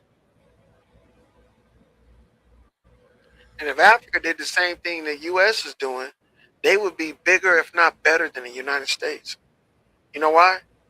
Because we got 50 states. Them niggas got over 100 states up over there. Bro, we got 50 states that produce stuff. They don't have, bro, they can't produce corn, homie. They need to unionize. They produce the yam. That's the same as corn. Yeah, they produce the yam. Them niggas, they need to get away from them animals. That's what they need to get away from the world. They need to get away from nature. That's what's wrong with them. See? They're too accustomed to do bestiality. That's the thing. They're too accustomed to that. To live amongst the animals, to sleep with them, to do inappropriate shit with them. You see what I'm saying? They're too accustomed to that. And that's why they're going through this karmic shit. Because until they stop that shit, they'll stop being so strategic in their way that they are targeting us.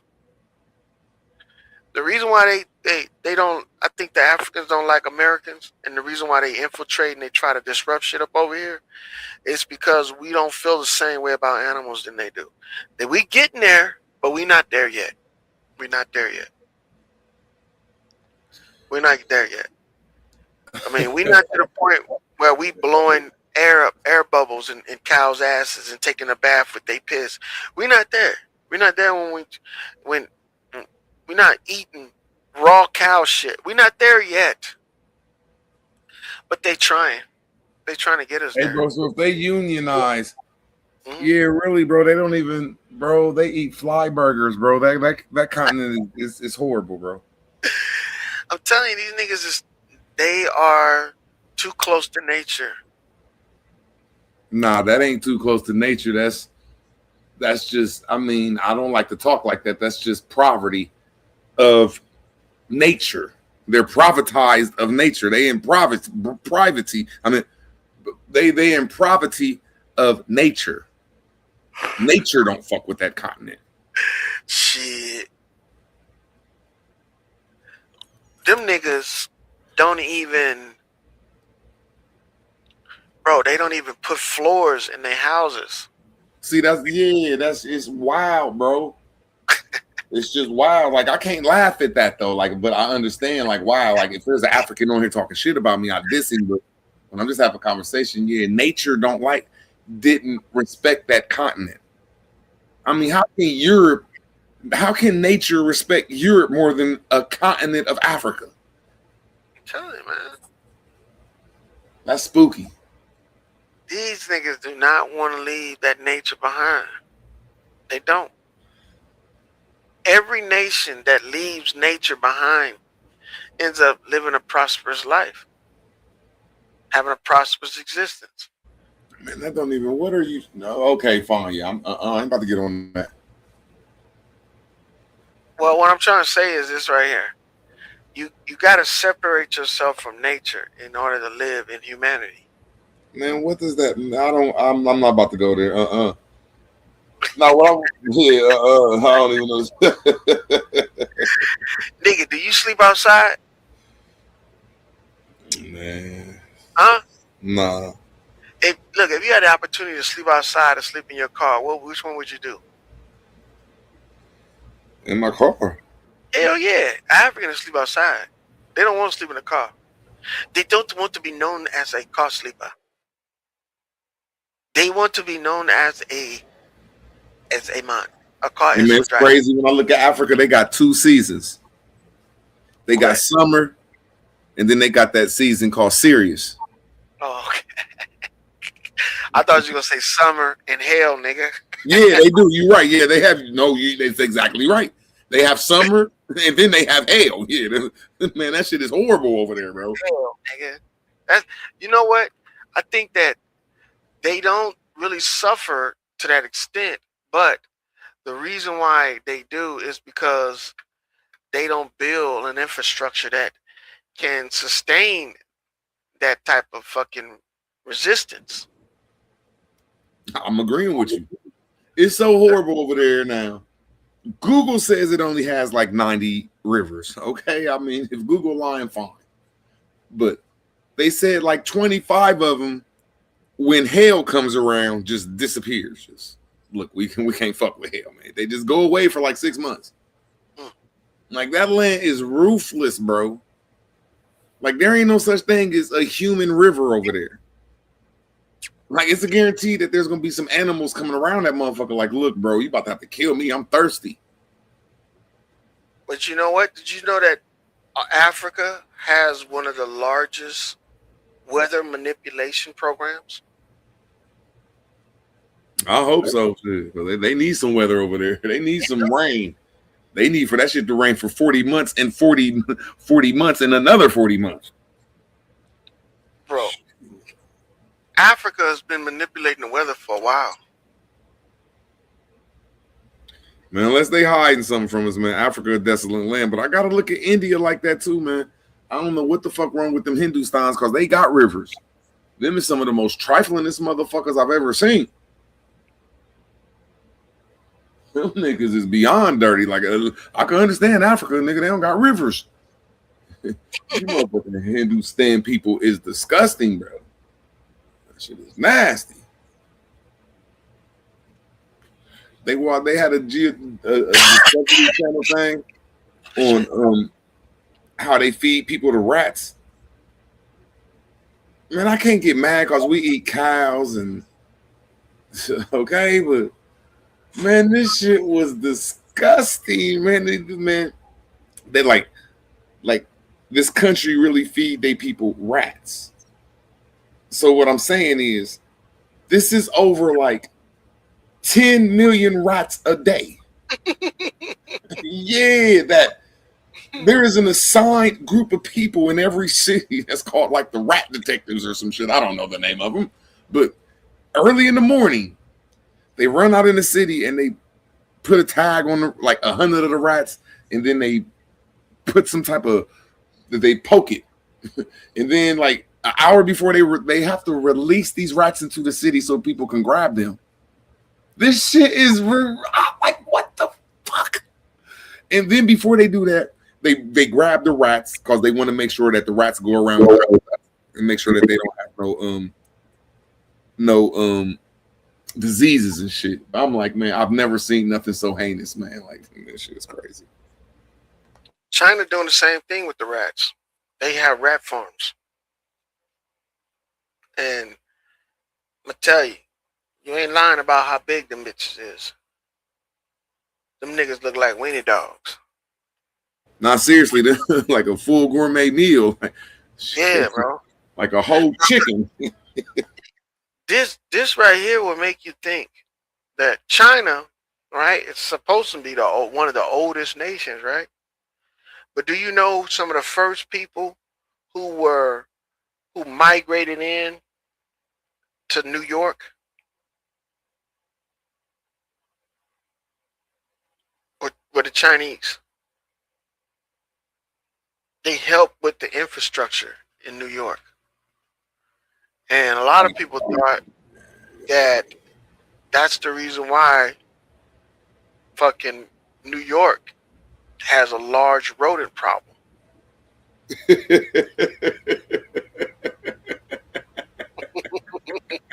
I'm not lying, nigga. Hey man, that's a good one, man. I'm like, where the fuck? Them niggas came in there, built up the shit that they was there to build up, created them a Chinatown, nigga, and everybody else got the motherfucking rats, dog. I swear they be sneaking around and killing them rats and eating them.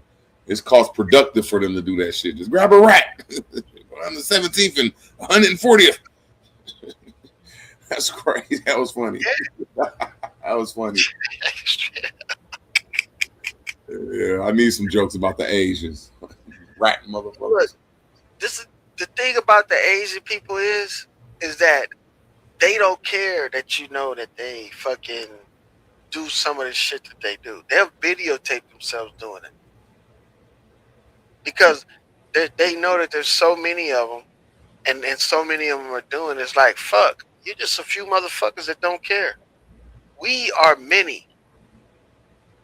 That's how they look at themselves. Like, we outnumber every race of people on this planet. That's the whole fucking hypocrisy about it. They got the most people. Go ahead. No, you're right. They got the most people. You're right. But my fault for cutting you off. Go ahead, bro. They got the most people. They got the most people, but they got the worst fucking standards. I swear. Like, it's sickening their hotels. Like, if you go to any of their major cities, man, you might as well stay in a doghouse. I mean, seriously. It's crazy. No, this shit is so small. Your feet be on the toilet and your head be next to the goddamn sink. I thought New York was small. Now their living shit is beyond ruthless, bro. Yeah. And then when you start looking at how they show no emotions in public, like if you walk up to a girl and say, "Damn, you beautiful," that's showing emotion, and she ain't allowed to blush back with you.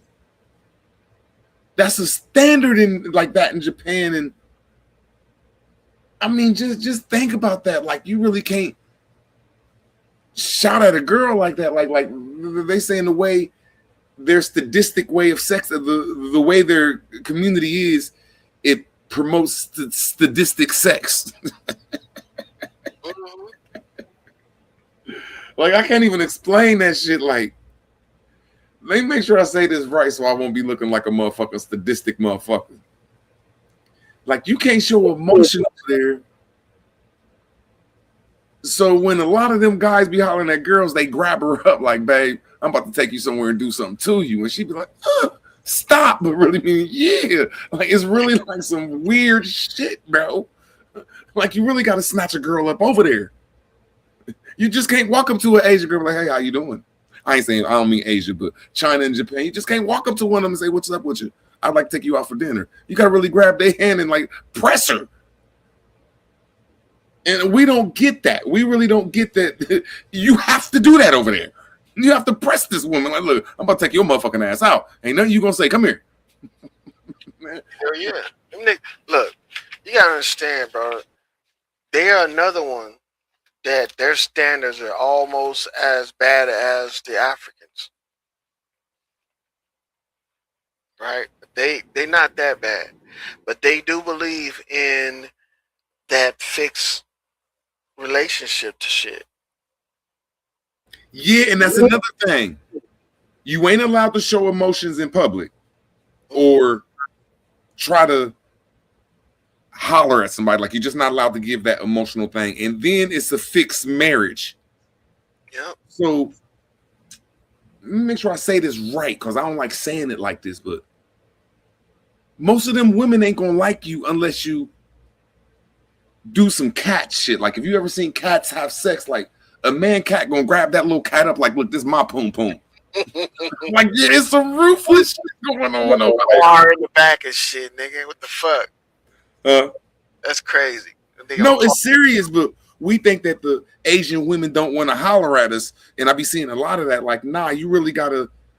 I'm not gonna even say it, but you really gotta really press their ass, like press them, like you really about to go to beef with they, like you about to have some beef with them, and that turns them on. They're sadistic, bro, because they're not allowed to express their natural feelings for people, and then they're ordered to have relationships with other motherfuckers. So it's like a suppressed. I can't say the smart word for it, but it's like a suppressed rage inside them or some shit. And then they have to go to school for like 26 hours a day. Like, yeah, they are so suppressed over there. I heard, like, yeah, really, you got to take the poon. 26 hours, nigga, of school? What the fuck? It's only 24 hours in a day, nigga. Them niggas still in school. But you know what that is? That right there is sort of like these guys, they peak when they in high school. That's they peak.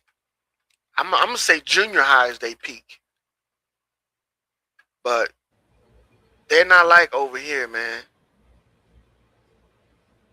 Even if they do go to college, they still looking at their high school and junior high shit as being the best time of their life.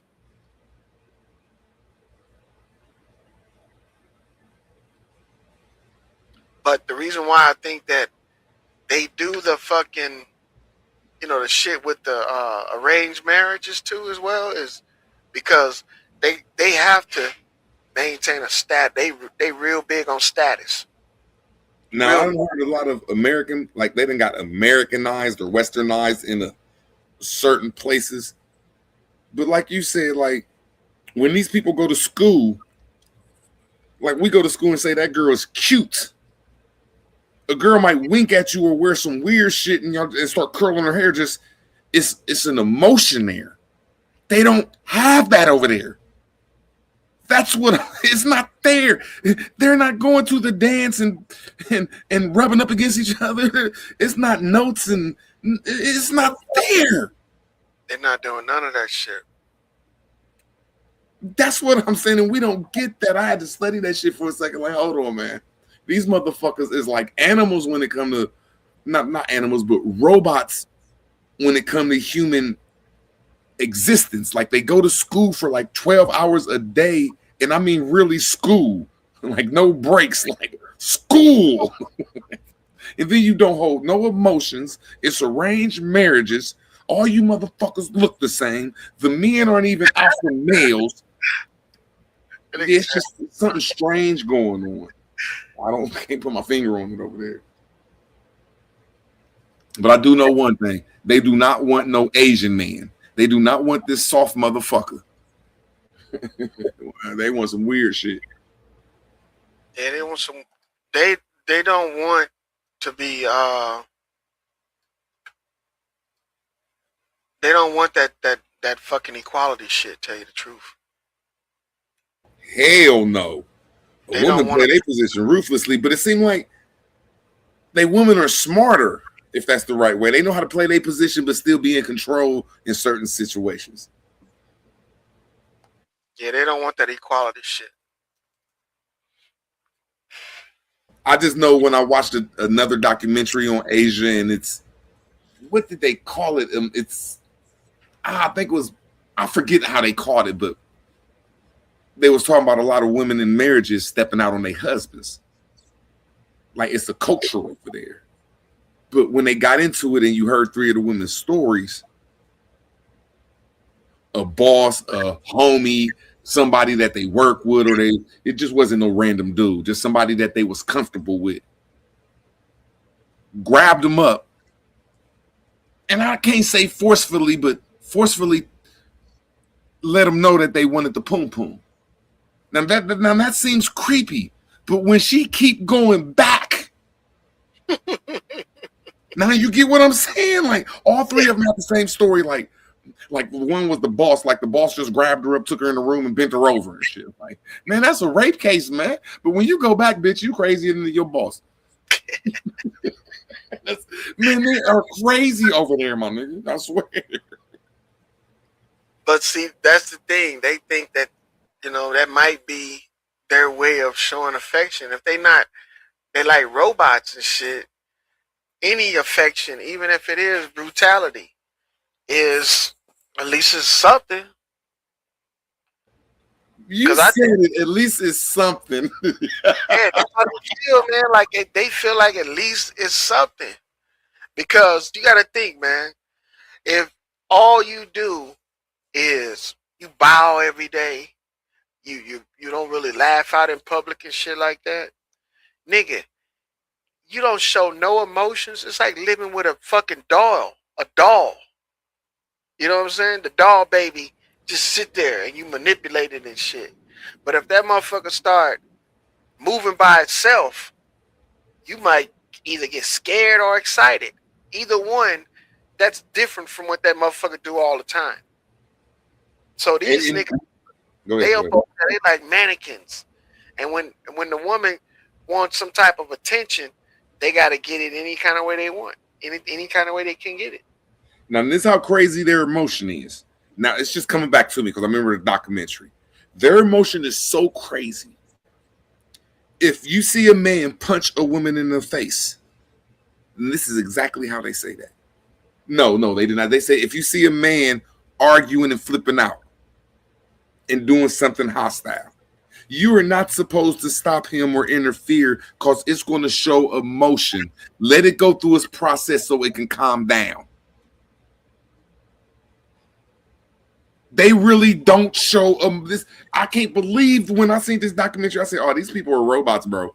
They're sadistic robots, bro. Nigga, a robot. There's no emotion over here, like zilch. Like even when you really like, I done talk to some Asians, or even when you see it in their movies and shit, they be like, Uncle Ping Jong and Mama Ling Bang, shit, they died a horrible way. They just say it and go on with life. Like, yeah, like damn, no emotion to the shit. Like fuck. They don't care, man. You gotta imagine, bro. They used to kill their daughters just for having one. I really think I can't put my finger to it, but I really think they have some type of like, you know how we say, let me make sure I say this right, man. That we have human blood. Like some people say white folks have cat eyes and maybe their hair is animalish. I gotta say that certain Asians have some type of AI robot in them, bro. There's only like, if you ever been to 3 nations, like I don't know about Bangkok, and all them little countries like that, they done fucked half the world. Half the world went over there and got them motherfuckers pregnant. But when you look at motherfucking like Japan and China and Korea that will kick you up out their country, politely like leave, bitch. There's only 3 types of them: a tall one, a short one, and a fat one. They all look the same, bro. I just like, bro, hold on, man. Y'all playing some type of game with me or something? When you look at all these Asians, they all look the same. I'm sorry, bro. Like that shit is spooky. That's another thing too, how they don't have too much of variety in their look. Yeah. It's like you either a big head, a skinny head, or you know, those are the only 2: big head, skinny head. There's nothing in. There's very rarely you see an Asian that doesn't look like another Asian. I swear. No uniqueness, bro. None. That's why they get mad if it's a Japanese person, you call them a Chinese, they get fucking pissed, nigga. Like, how am I supposed to know, bro? Like, how am I supposed to know? Like, nigga, Japanese motherfucker. I am not Japanese. I am not Japanese, nigga. What? Hold on, nigga. What the fuck is you? I am Cantonese. I know that's just dull, though. You I know put that's Canton dull in front of being that from shit. somewhere, and the only thing you can eat is vanilla and chocolate. You Yeah, know, fuck. like, yeah, you gotta have a different, like, you gotta have vanilla with the pecan in it, chocolate with the strawberry. Like, they have no variety, bro. Bro, it's like they got a variety between vanilla and chocolate, but instead of chocolate tasting like chocolate, it tastes like vanilla. I swear, man. So it just really got the choice of the colors. They don't really have the choice of the taste, nigga. Because you go over there, the Japanese women, unless they K-popping, they fucking act like Koreans. But if they are traditional Japanese, they act like they kind of Chinese women. They act like Chinese women. And you know what's Or spooky? vice versa. What's spooky is everybody know that niggas got swag. You know, a nigga fuck the shit out of like women then came around to America like, look, I'm about to fuck a nigga. Like I give like the islands. Okay, the islands got a little bit of swag. I even give Africa a little bit of swag. I even give Europe a little bit of swag. But nobody goes to Hindustan and Asia like trying to fuck a nigga like a man or some shit. Like you ain't never heard of them having swag like that. Like Asian took my bitch. like you never seen your girl looking at an Asian, bro. That is some weird shit when the whole continent of men know they can't go nowhere else and knock off nothing. Crazy. Now that's crazy. Even Africans have the confidence to go somewhere and knock off something. Mm-hmm. That's just weird. I be thinking weird though, like their mentality is wild. Like their men don't have no confidence. Them niggas is crazy. Like, really, to the point where they had a whole society that was practicing seppuku. The fucking ritual of suicide. Yeah. That's another thing they was talking about. Like suicide is beyond ruthless over there. You know, it ain't even crazy. It's beyond crazy. It's ruthless. Yeah, it's very common. Yeah, common. Yeah. See, and they don't believe in like what we believe in, like hospice and shit like that. They'll do that shit themselves. Man, that's what I'm saying. Them girls just want some good dick around there, man. I swear that's all they want, some good dick around that motherfucker. Let the niggas come to you. Don't be going to them. I swear.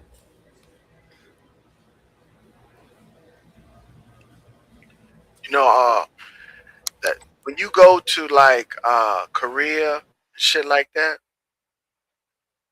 they speak English. They speak English all the time, right? And if you ever like ask them about like current events, like did you guys hear about this or that? This is like I was told that they don't even watch the news like that. They don't get news from fucking other countries and shit like that. You know how we get news reports about Russia and fucking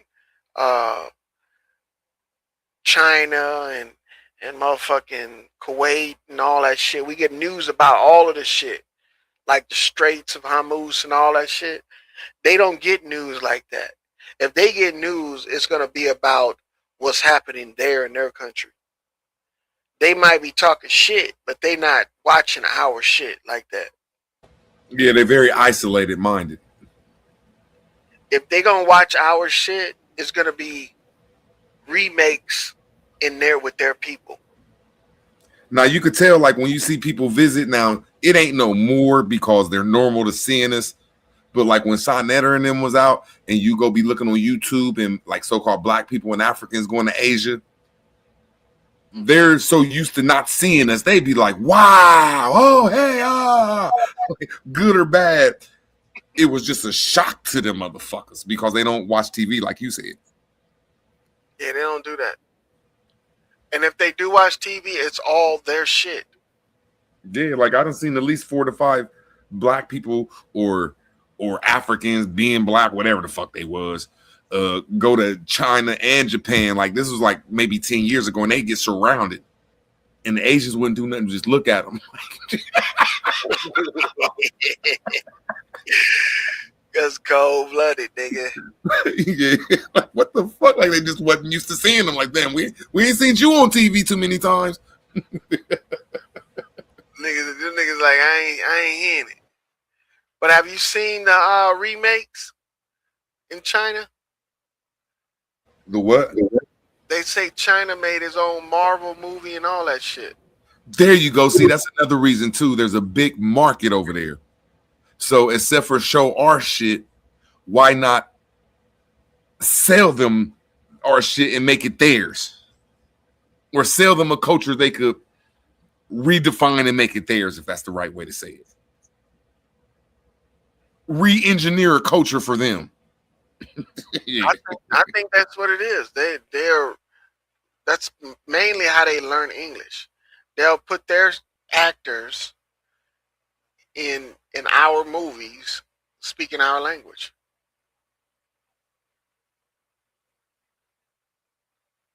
Yeah, they got the new Avengers movie that they got over in China called China Captain.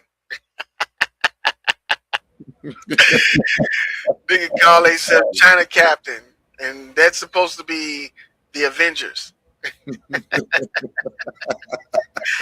says the newly released Chinese movie titled China Captain I has know been them motherfuckers will what they call that shit when you sell fake shit. What they call that fake shit? knockoffs, nigga. Huh? They got knockoff. Yeah, they will knock off anything around this. They don't even knock off your culture. He said they got a movie called China Captain. So Hey, look, that dog. This shit is a knockoff, man. is cold blooded with the shit, nigga. They cold blooded with it. Let me show you what they got. And I had seen this shit a long time ago. I remember going to Japan and seeing a movie. I'm thinking that it's American movie like Lassie or some shit back when I was in the military. That shit was in Japanese, and the little boy on Lassie had the same type of dog though. The little boy was Japanese. They had a knockoff Lassie. These motherfuckers crazy, man. Yeah, this was back in the early '90s, man. These motherfuckers crazy, man. Yeah, it's the newly released China Captain has been criticized for being a ripoff of the Avengers. Girls that include characters from Chinese folklore. The film was released in May 18th, 2026, and has received mixed reviews from viewers. China Captain. Man, you better not let China see nothing. They gonna knock that shit off and make their own version. I swear, man. What the fuck? But you know what that does? It lets us know, though, man, that these people, they're not just watching us, man. They're imitating us. Yeah, I know. Watching one Go thing, ahead. but watching you and imitating it is another, bro. That's a ritual right there. It's almost Yeah, like black. Because if you look at them little Chinese, how they dancing now, they don't dance like they African. They don't do the Vita Veloca and salsa. Nigga, they dance straight like Crips and like they from fucking Memphis, nigga. Bro, you should hear the Korean rapper. I forgot her name. Julie or Jet Line and some shit. Man, this chick is, bro, sound like Gorilla. Yeah, I know. They got to knock off Gorilla. Come on, man. Chirilla. She is not fucking shy either, dog. I mean, This nigga said they got a Gorilla, not Korea. Korean gorilla, nigga. Oh shit. Motherfuckers need to start doing skits on that shit. No way, man. Yeah. But you know, they're not gonna make fun of that. Damn. And I think that's what a lot of these actors do since Michael Jackson. That motherfucker so-called died and went to the Middle East. Start showing motherfuckers how to be us. Yeah, that, bro. We need to understand that K-pop is actually the same shit as what we have called pop music, but it's Korean pop music. That's why they call it K-pop. But they big, man. I'm telling you. Not only in Korea, but the Japanese people like it, the Chinese people like it, and I'm gonna go as far as to say the Europeans like it too. I hate European swag, man. I hate that shit, especially a melanated or a black European. Man, that swag is so. I hate the way they talk. That shit is horrible. I hate that shit. I think the whole world hate that shit. Man, I wish I could find that song that girl made. Because you're talking about, I think her name was Lee Jun Ji. Lee Young Ji. No way. Gorgilla. Man, that's crazy. Gorilla. Straight up. Let me see if Korean gorilla. Lee Young Ji.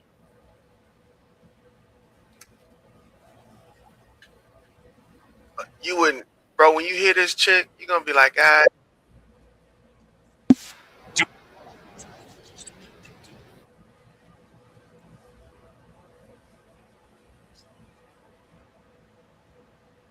No, but it makes sense what you saying though, bro.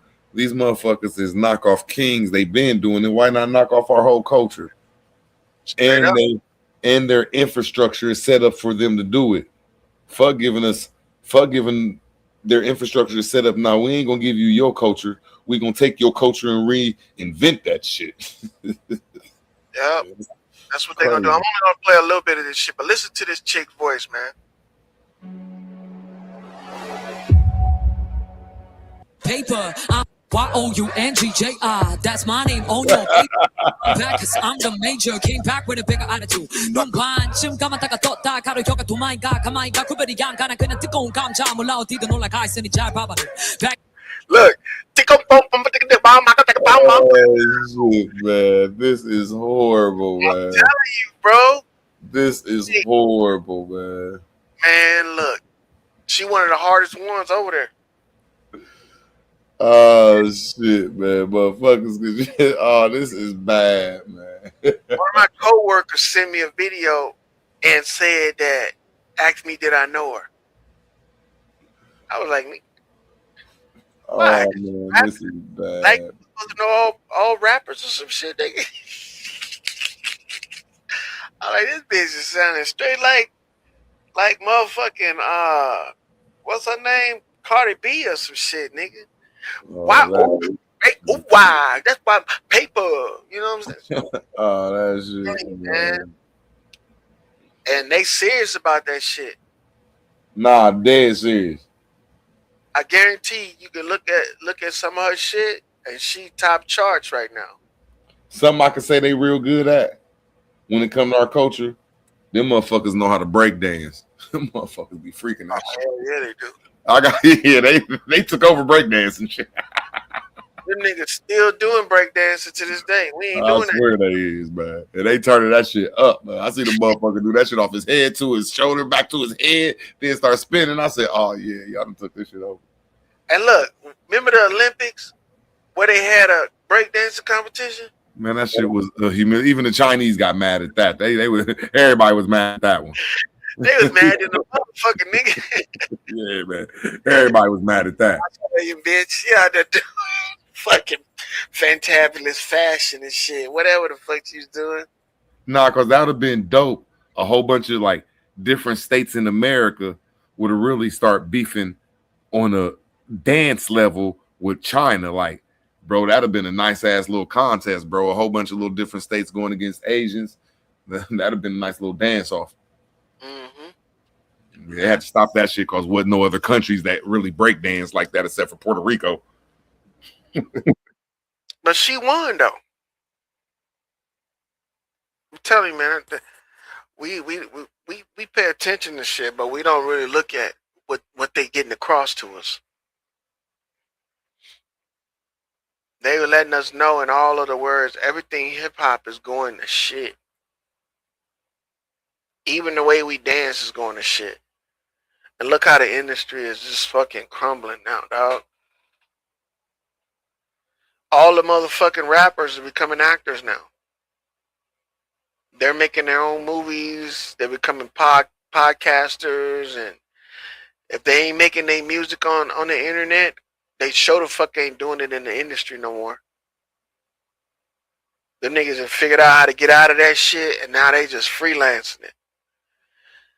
And they gave fucking the whole fucking Eurasia an opportunity to fucking gave them an opportunity to motherfucking do the same thing.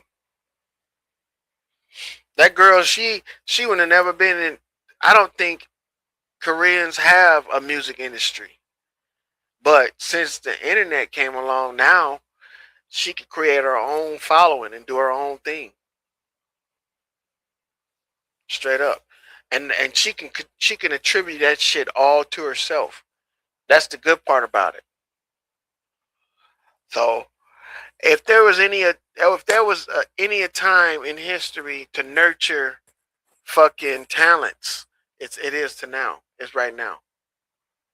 Nurture talents. If your kids have interest in anything talent wise, like sports, this is the time right now. We're moving into the submissive age, and that's what's gonna be a major thing. It's falling off right now, but it's gonna do a big bounce back. Watch.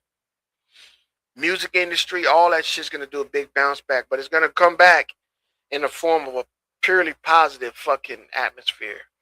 And they're not gonna have an age limit either no more. Anybody can get in on it. You could be 50 years old and still rapping. They're gonna let you in. Straight up. They ain't gonna have a choice. They're not gonna have a choice. Like Drop, how he making his music. But you know one thing they fucking up on? They're using that AI shit. See, they literally destroying their creative ability by using AI.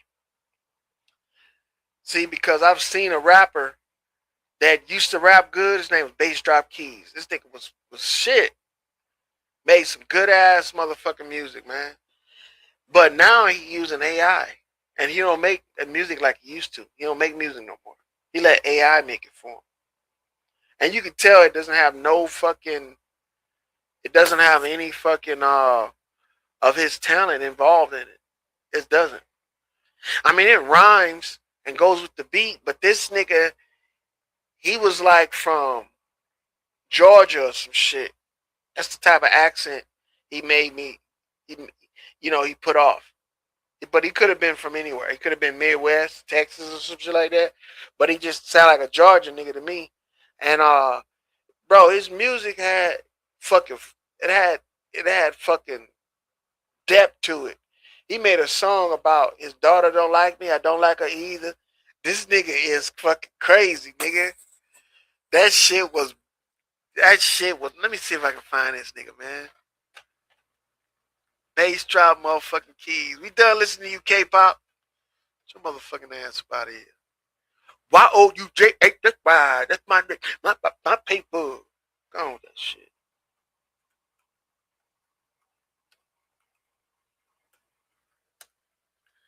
Yeah, that nigga Bass Drop Keys. Nigga, he got a few channels. He got grow channels and shit.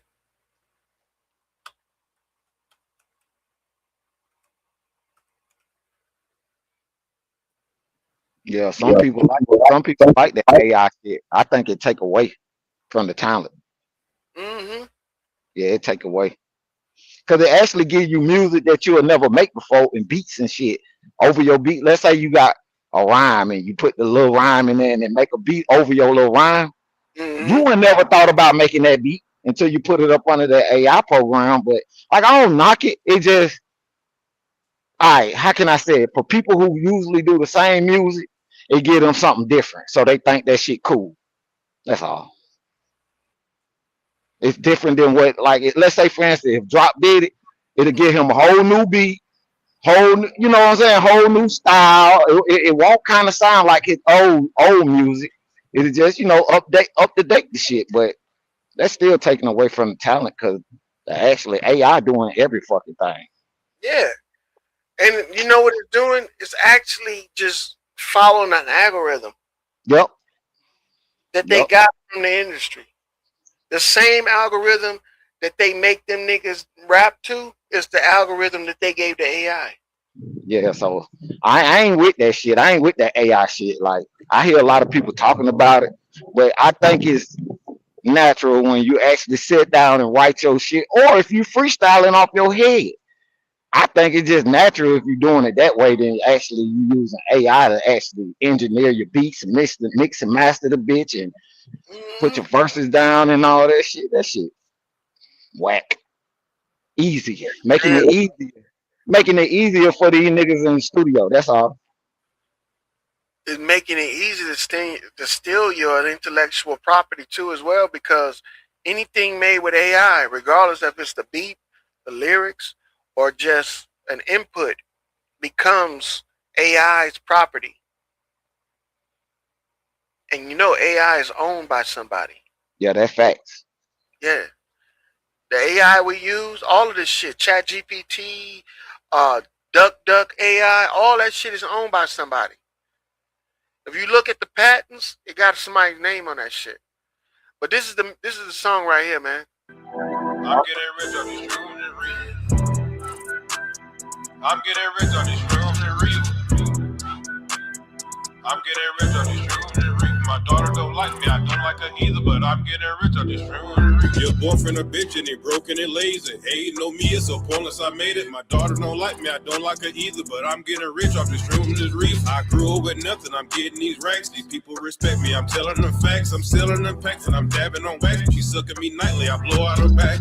I do not trust me, niggas not Lord. Germinate season and plant them in soil. Fuck with a boss and I bet you get spoiled. You wanted a king, better act like you roll. Your boyfriend a bitch and he broke and he lazy. Hey, know me, it's so pointless I made it. My daughter don't like me, I don't like her either, but I'm getting rich on these shrooms and real. I'm growing. That nigga cold, dog. And my Let me daughter find don't like her either. I'm getting rich off these shrooms and reefer. That Let me nigga, find out your ass over there dancing to that music, nigga. that shit cold as fuck, dog. That nigga, look, but he a good nigga. He made that song and I was like, that nigga, he went in on that shit, dog. Straight up. I was like, God damn. But you let a young person hear that shit, they like, Yeah, he sound like he from either Georgia or one of them states around it. He yeah. sound like That nigga said, my daughter don't like me, I don't like her either. I'm getting rich off this shrooms and reefer. That nigga crazy. He makes some badass grow videos too, man. Yup. That mean I watch that nigga grow videos all the time, and I know how to grow, but I just watch them because that's how I started off. I'm trying to find easy ways to grow and just don't want to have to worry about too many steps and shit. And I figured it out, and that's exactly how I do it. I do it the same way you do that shit. Now, no complicated shit that go along with it. But I think that if that nigga wouldn't have made that song and he would have let AI make it, it wouldn't sound shit like it, dog. Because this AI artist, don't get me wrong, it's good. It's right up there on par with all the AI artists, I think. But it ain't got shit on him actually rapping. I think his shit by itself, just like I think Drop, his shit is good. You know, some of the shit that he do is good. But now he doing the AI rapping shit, and man, you might as well just throw that shit in the trash, dog. yeah, like his shit good because he doing punchlines. But if I hear AI doing punchlines for him, that shit might not sound right. Mm-mm. Metaphors and shit like that, yeah, that shit ain't gonna sound right, bro. I don't know. Cause he's a battle rapper. So you think that actually AI gonna battle back? Or not battle back, but do exactly what you do? You're gonna have to write them lyrics and put them in there. That's what you're gonna have to do for it to say it back. Yep. I don't know, man. But you know, I look at it like they actually I think they know what they getting into with this AI shit. Because to tell you the truth, it was rap was going downhill, right? But I think now with the AI, they're gonna allow AI to do shit that they wouldn't let these other niggas do. Like AI you can publish any AI song you want, especially if it's a positive song now. They wouldn't let too many of the rappers back in the day make positive music that much. If they did make positive music, it was positive music remind you of depressive shit. Like depressing shit like Tupac making Brenda's Got a Baby. You know, it was some positive shit in it, but it was about depressing shit. So I think these niggas just need to go ahead and just cut their losses with the industry shit. Cause this nigga right here, I listen to his music. I buy his shit. Growing these shrooms and I'm growing this reefer. Mix it with oranges, sell by the liter. Know that she want me, I read her like meters. I'm taking her shopping and then I might eat her. Fucking her harder, she shit like a Caesar. If you're not fucking, I don't wanna meet you. You're down on your knees that I get in between you. Dicking her down till she wanting to breathe. Play with my money, bitch, drop as a reaper. Get money for business, get money for leisure. Washing this flour, we stored in the freezer. Give me 500, you wanting a feature. I know why you hate your lifestyle is bigger. You broke in the bitch and your bitch you can keep. She down on her knees and I get in between her. I'm dicking her down till she wanting to breathe. Your boyfriend a bitch and he broken and lazy. Hey, no me, it's so bonus I made it. My daughter don't like me, I don't like her either. But I'm getting rich off this room, this reason. I mean, you gotta be a cold nigga to come up with that lyric right there, that hook. My daughter don't like me, I don't like her either. I'm making rich off this Ronald Reagan. You gotta be a cold nigga, man. But you know what though? That man right now, he big, bro. He getting sponsored by all these other fucking what's the names, man. And that's something to congratulate, man. Yep. He's a vet too. Yep. I like it when people can take a little bit of something and turn it into something. Because he sold a lot of fucking equipment for these fucking these grow places. I mean these equipment fucking companies. Yep. And the nigga, he ain't stopped. That nigga growing. He got a rookie mycologist where he grows shrooms and shit. He got the rookie gambler where he gambles in Vegas and all that shit. So the nigga, he is like really doing it, man. Yep. Really doing it. So I share that nigga music and I share that nigga videos. Just like I share this shit. You know, so it's good to congratulate people, man, without coveting them. You know, to be, proud of motherfuckers without feeling a certain kind of way. I think when you don't have pride and you don't display pride for others and shit, all you have to display is hate and motherfucking and envy. And that's like a purpose type thing. Yep. Y'all religious motherfuckers make each other like that. We need to stop that shit. We need to start promoting pride and ownership. Yep. And that right there will strengthen our motherfucking society, our communities. If we taught our kids pride, right? Not ego, pride. Like, be proud of yourself. Be proud of the way, you look.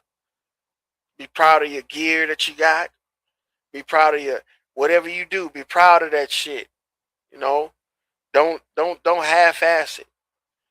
That right there make a lot of young men start to think about what they fucking doing out there. Tell you the truth. And at the same time, it's gonna make them more aware of their abilities, of their self-worth. When you tell a motherfucker not to be proud, right? You tell them not to be happy about the shit that they do. That's crazy. Nigga, be sad because you better than motherfuckers. What? That's stupid. That's stupid. And I think that shit right there is taught up out of us so we wouldn't question the shit that people ask us and tell us to do. You know what I'm saying?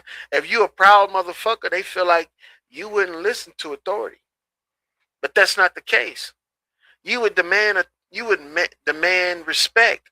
And by demanding respect, you would give respect. See? When you're proud, that's what you do. You demand respect. It's in your words. You talk to people straight up. Look them at them in their eyes. You see what I'm saying? Be proud of your mental and physical and fucking cognitive development. A lot of boys they not proud of themselves. Straight up. They don't look at you in your eyes when they talk to you. I noticed that.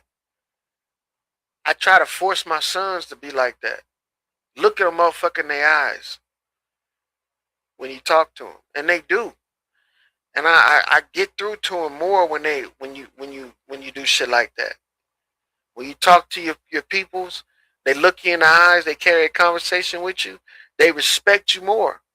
I'm telling you, that shit is ingrained and burned into your in your memory. When you talk to people and you're looking at them in their eyes. When you go to a interview, that's the first thing they try to do. They try to make eye contact with you at an interview. If you shy away from eye contact, 9 times out of 10 you're gonna get the job. Sustained eye contact is good, but it's a limit to it. Don't look like a fucking mannequin or a psychopath. You know what I'm saying? And a lot of boys, when they first start the shit out, that's what they do. They look like a psychopath. They just stare at you in your eyes because they trying to see what the difference is. You see what I'm saying? Yeah, teach them how to be normal. Seriously, as they'll grow up and be social misfits.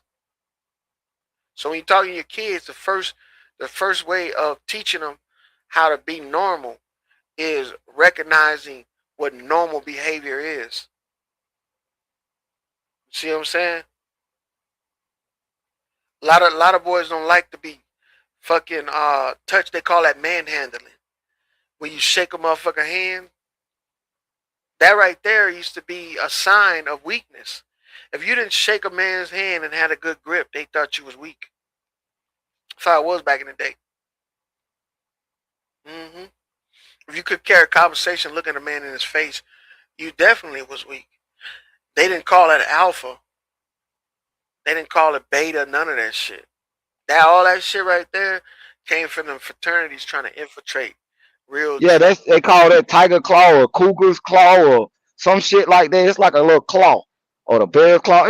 I don't think it's bear claw, but yeah. Or when they shake hand in that Freemasonry shit, yeah, that tiger claw shit. Tiger paw. Yeah, it's something like that. I think When you shake almost hands, it almost just like the hidden hand, but you know you shaking hands with another person. I forgot who actually did it on stage. Trump did it on stage with somebody. That's how I knew that was some bullshit. Shit. But you know what? People started noticing how Trump was doing those hand signals, so he stopped that shit. He slowed down on it. Now, when you see Trump shake hands, he do a little shake hand where he pulled the person in towards him. Yep. And see that right there is him showing off his prowess. He proud of his abilities at that age. Yep. A lot of men that motherfucker don't pull and yank you just towards him one time. That nigga just keep yanking. Like you be like, hold on, bro. Let my hand go, bro. Hold on. Straight up.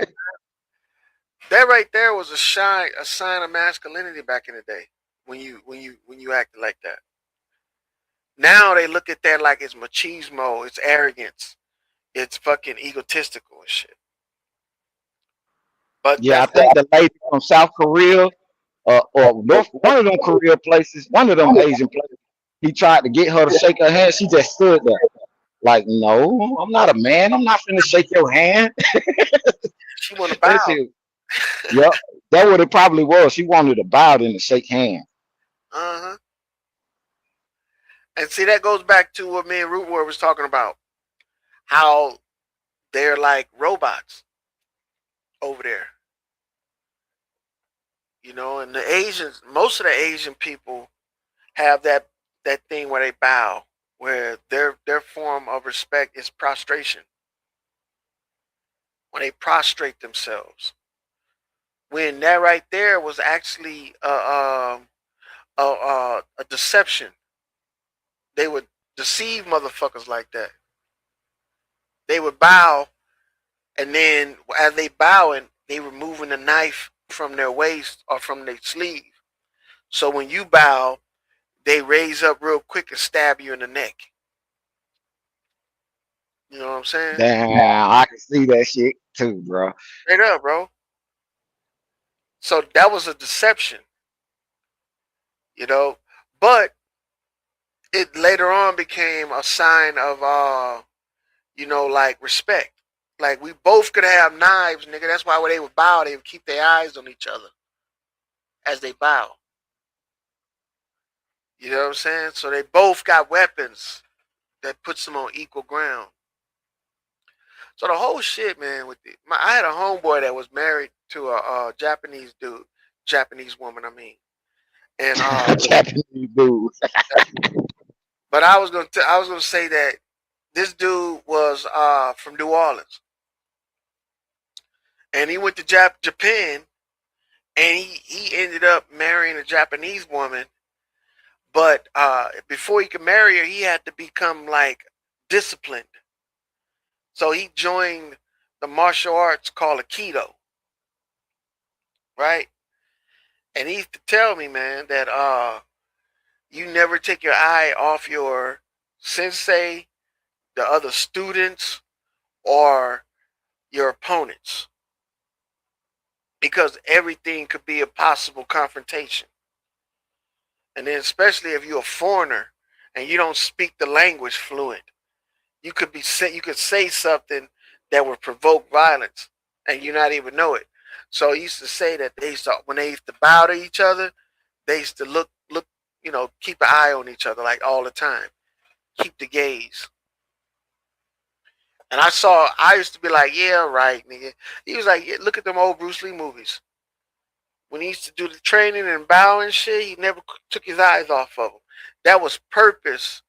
That was like a thing that only masters displayed to their students type shit.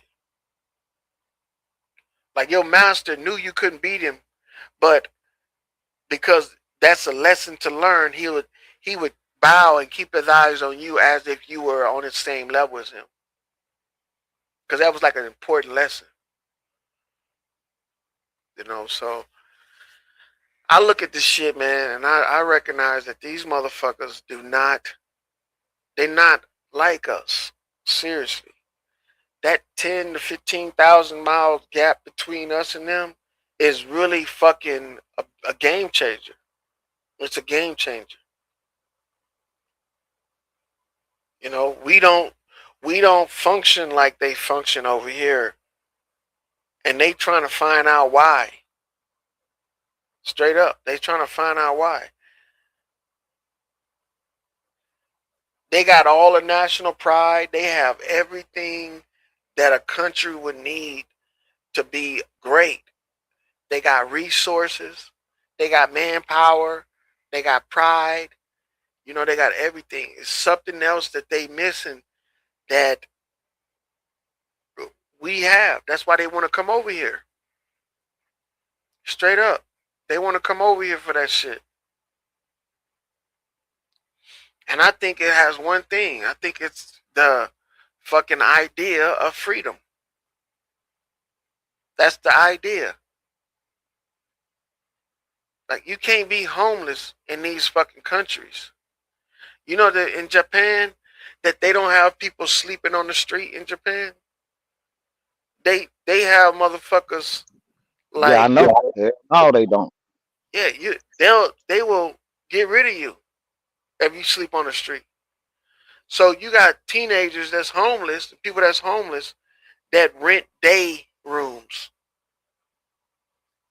They go inside of a building and they have little cubicles in there.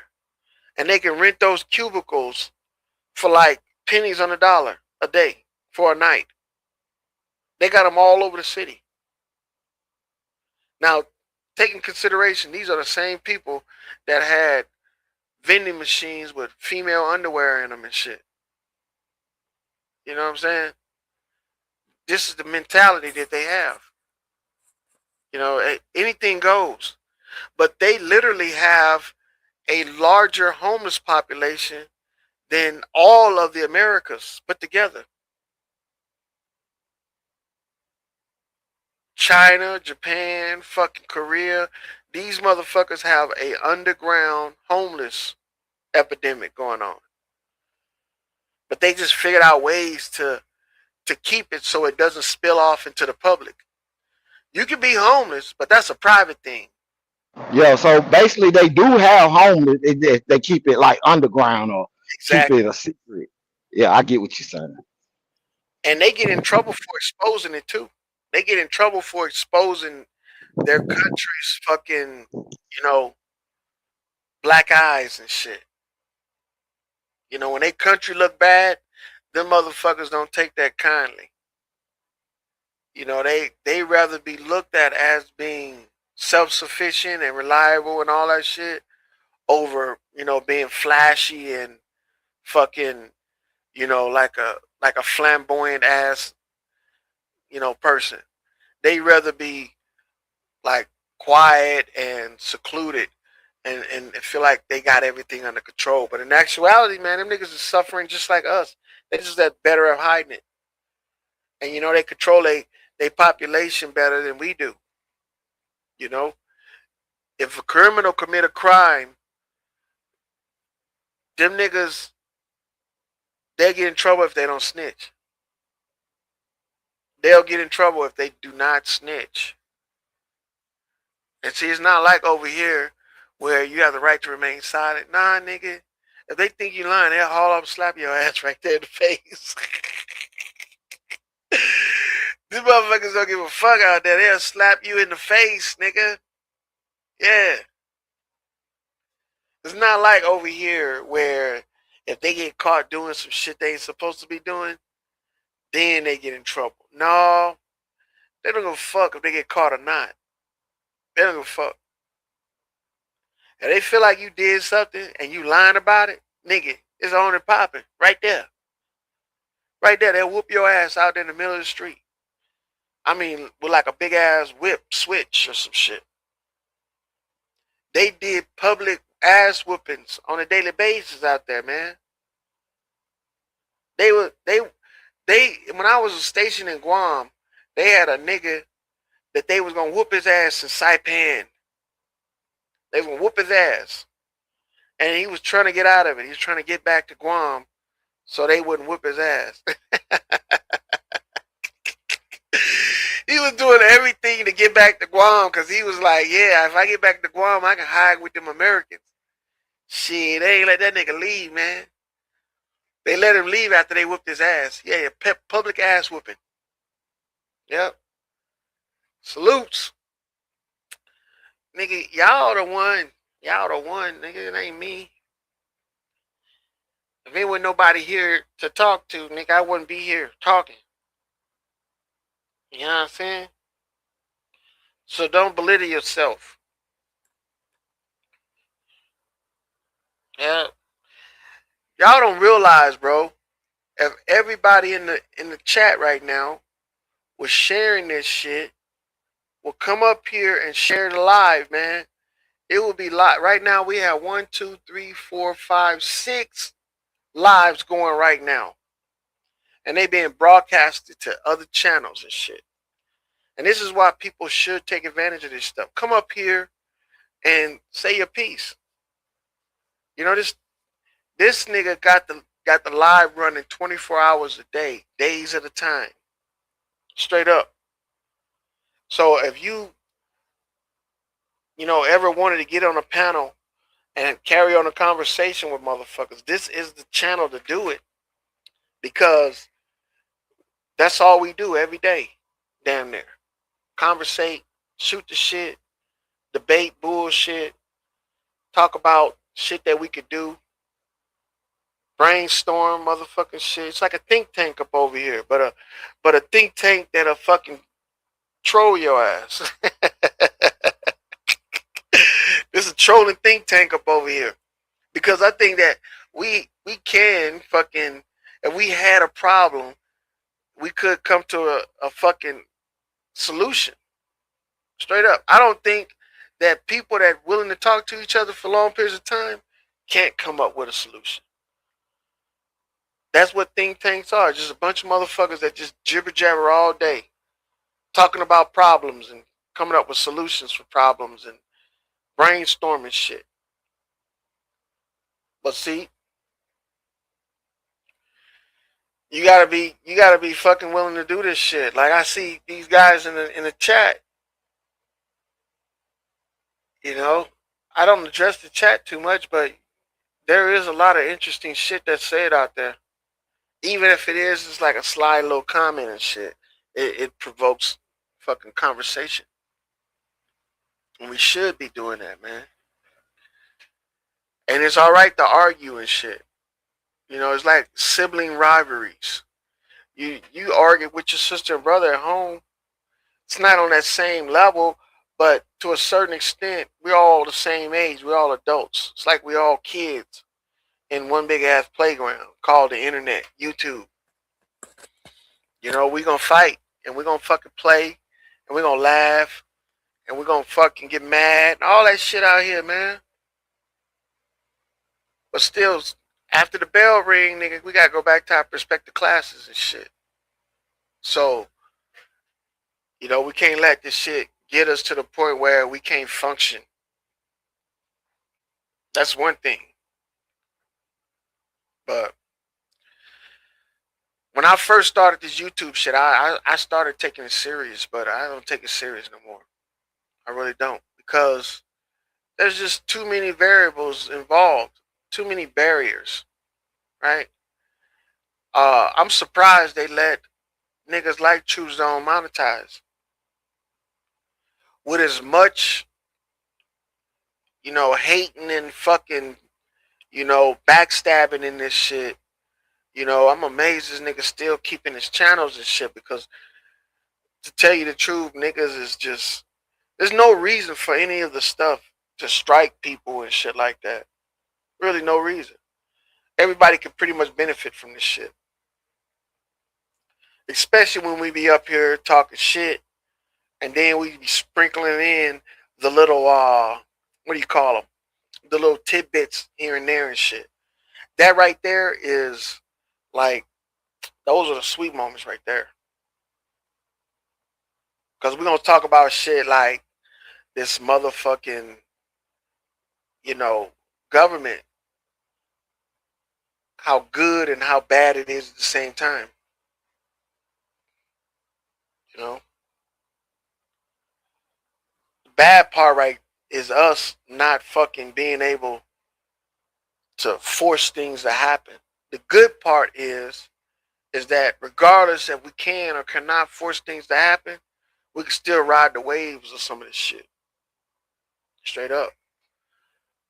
We can still ride the waves, because pretty soon, I'm telling you, man, you're not going to be able to ride the waves. They're going to make it so hard. You know?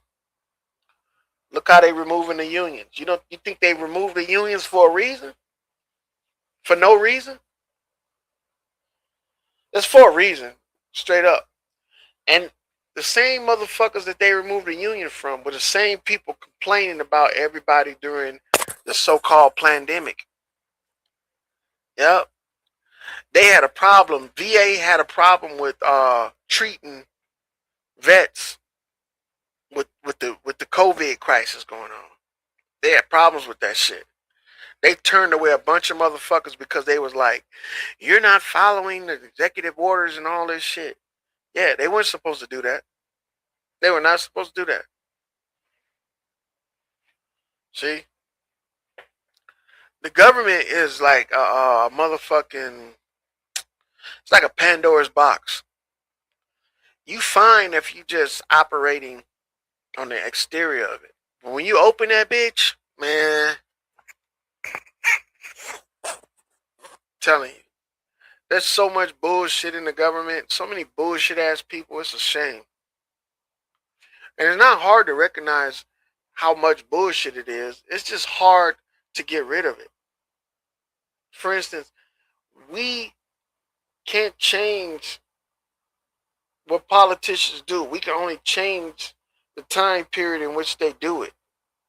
That's the shit right there we should be concentrating on.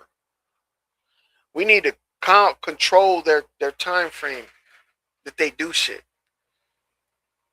If we could do that, man, we wouldn't have to worry about shit these people doing, to tell you the truth. Let me go see something real quick. But nigga, it's past my motherfucking shift, my boy. Where you at, True Zone? What's your trick ass? Why these other niggas at? They done for the week? It can't be done for the week. Nigga, it's only Thursday.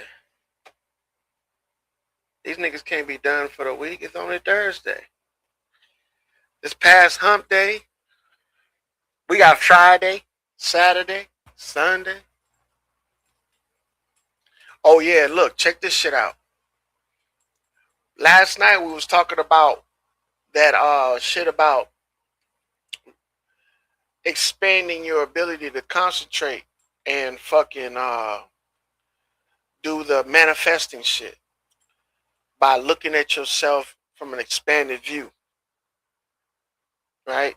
Like looking at where you at in the room, third person view, zooming out, looking at the place that you living in, zoom out the city, the state, further until you get to your farthest point, right? Because if you keep on going, it's going to be harder to retract back.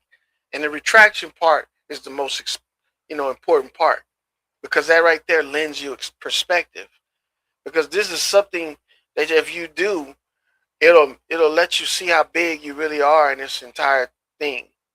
Because a lot of people don't think that they big in this world. They think that they small. They say that shit all the time, man. You are not small. Life is not short. It's long. And you are a fucking big part of life. Straight up. That's why people mourn when you die. They don't mourn for shit that don't matter. People mourn for you when you die. Even strangers mourn for motherfuckers if they don't have nobody to mourn for them. So that thing right there proves that you make a difference to you in this world.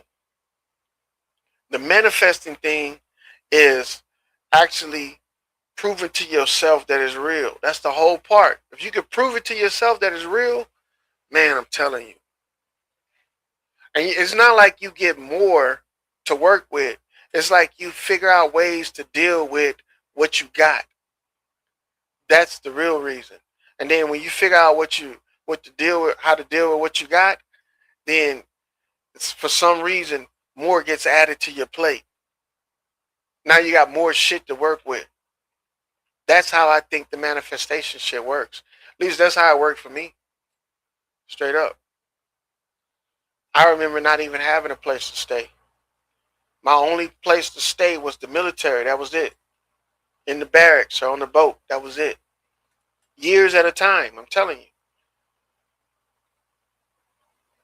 Until you fucking stop looking at yourself a certain way, you're not going to start doing things differently. You got to look at yourself a certain way. Differently. If you wake up every day and you're like, God damn, this sucks. It's going to really start sucking. And it's going to get to the point where you're going to have to stop saying that it sucks. That's what it does. It wants you to stop saying the shit that fucks you up and start saying the shit that pumps you up. Because the shit that's fucking you up is fucking everybody else up too as well. And chaos doesn't like to be alone. It likes to be with order. You know what I'm saying? Like, chaos don't like to be the only thing that's working. It has to have something like to go off of. That is actually most of these Masons, they mantras, they mentality. They think that chaos, it goes hand in hand with order. So when something's going wrong over here on this side of town, on the other side of town, everything's going right.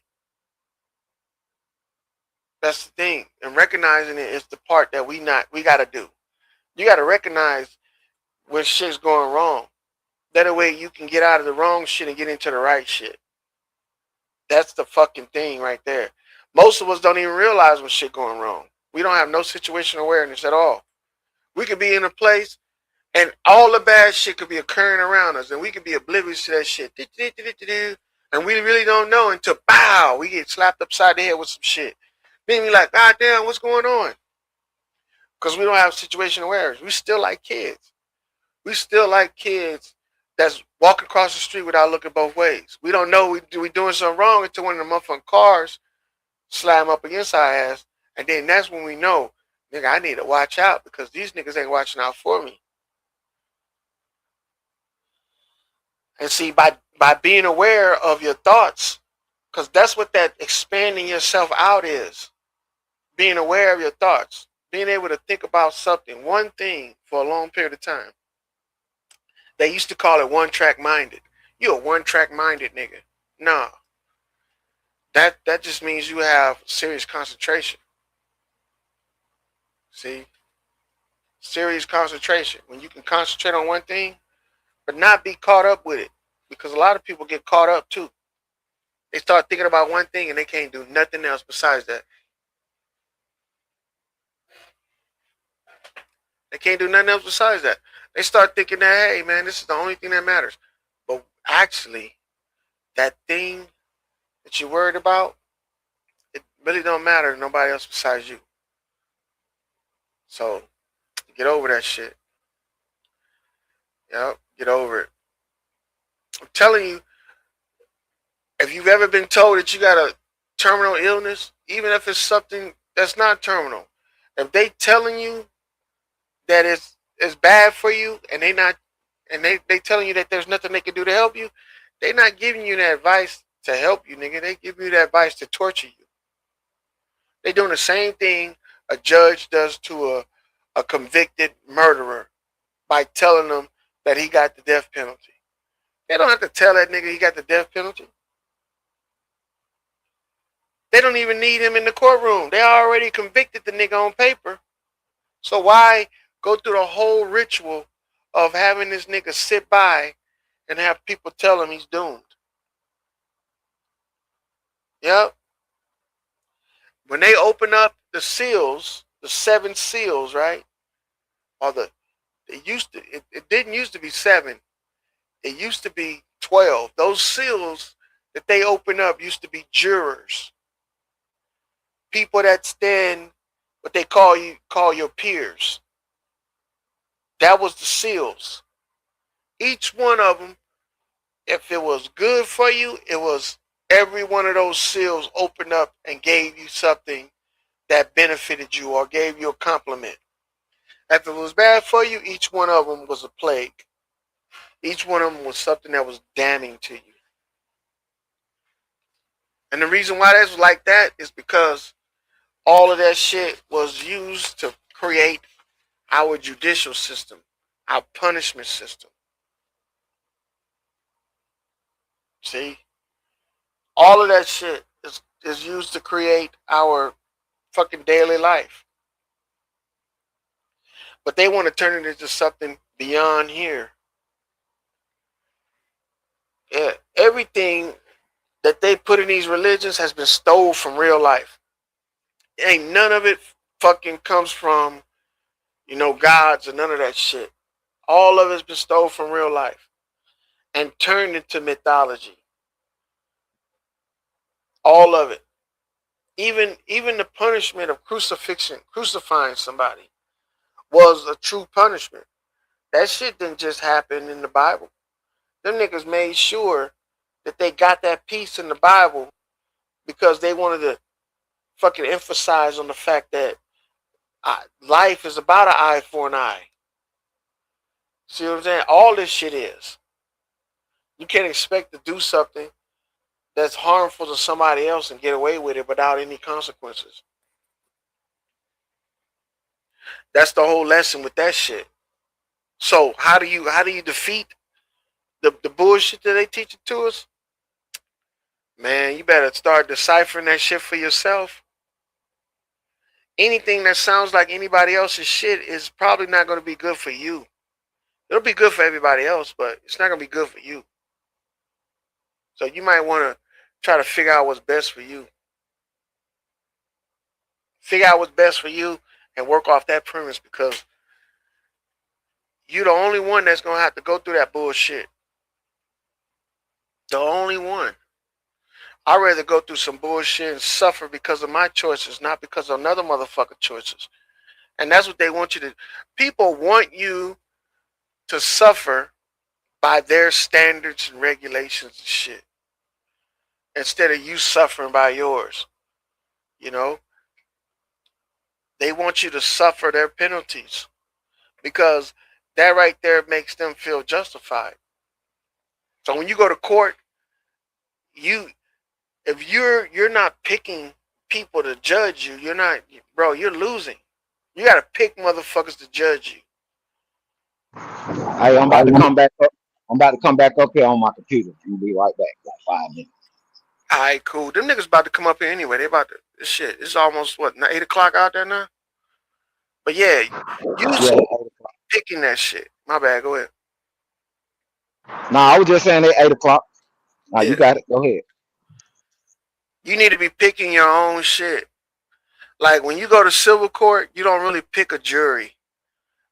What you are doing is you're trying to convince the same motherfucker that they trying to convince. So what do you use? You don't use, case law. Believe it or not, in civil court, you don't use case law. There's no case law for any civil shit. Because they look at that like it's not the same as like in a criminal case. So you could quote case law, but they're not gonna take it serious. They want to know why you're going through what you're going through right now. So if you ever get sued or anything like that, don't try and use other people's fucking case to explain your situation. This is your suit. But if you've been convicted of murder or some shit like that, yeah, you better try to get you some case law. Because, nigga, if they let motherfuckers go based on situations that you did, we talking about life and death. Civil suits ain't life and death. Nah. You can appeal a civil case multiple times. You can only appeal a criminal case once before you gotta go to a new fucking venue or some shit like that. But the civil cases, man, you can be years fucking, appealing shit like that. Because niggas can keep on coming at you over and over again, especially if you don't know what you're doing. That shit with the civil, what's up, Yodi? That shit with the civil cases, man. Nigga can sue you left and right. Top of the morning, lawyer. What's good, man? Panel chat. Good, y'all. Chilling. These niggas still KO'd. Well, I just woke up myself, so shit, I already know. I don't blame you, man. Hey, this is the best time of the day right here, man. In the morning and shit. Oh yeah, that's a fact. You know me, I come up here in the morning time and have some discussions, man. Niggas be wilding in the afternoon and nighttime. Robert Lee get his kicks off, man. That nigga, he like a little kid that's so tired that need his ass whooped. Word up. The nigga was up here last night. He was up here nonstop. He left, come back, left, come back. That nigga funny as fuck though, dog. Oh, I know, man. Niggas be funny, but I'm just over here for the info, man. I ain't here to be doing all that. Nigga did a song, Believable. Believable. What was you talking about earlier though? What's the topic about? That shit right there was about some humbug shit with him and Vino. Oh yeah. But we was talking about what me and Ant was talking about right now is how these Asians be living and shit. Me and Root Word was talking about it too. How they have a totally different mentality when it comes to,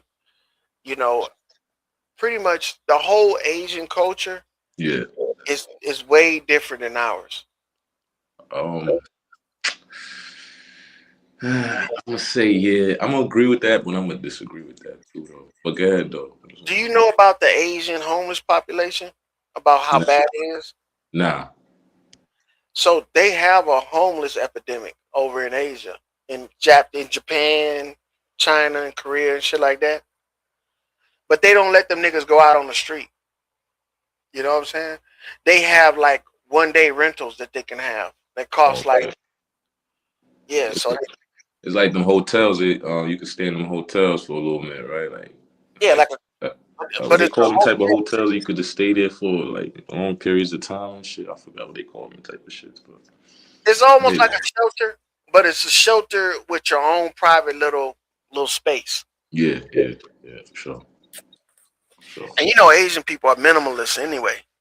Yeah, they live within their means. They don't be buying that. You know, they don't live outside of their means, man. For the most part, say that.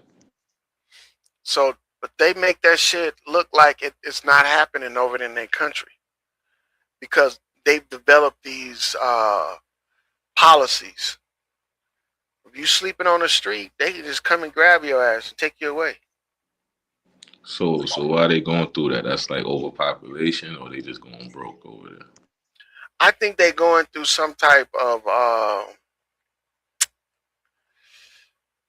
like a rebellion. Straight up.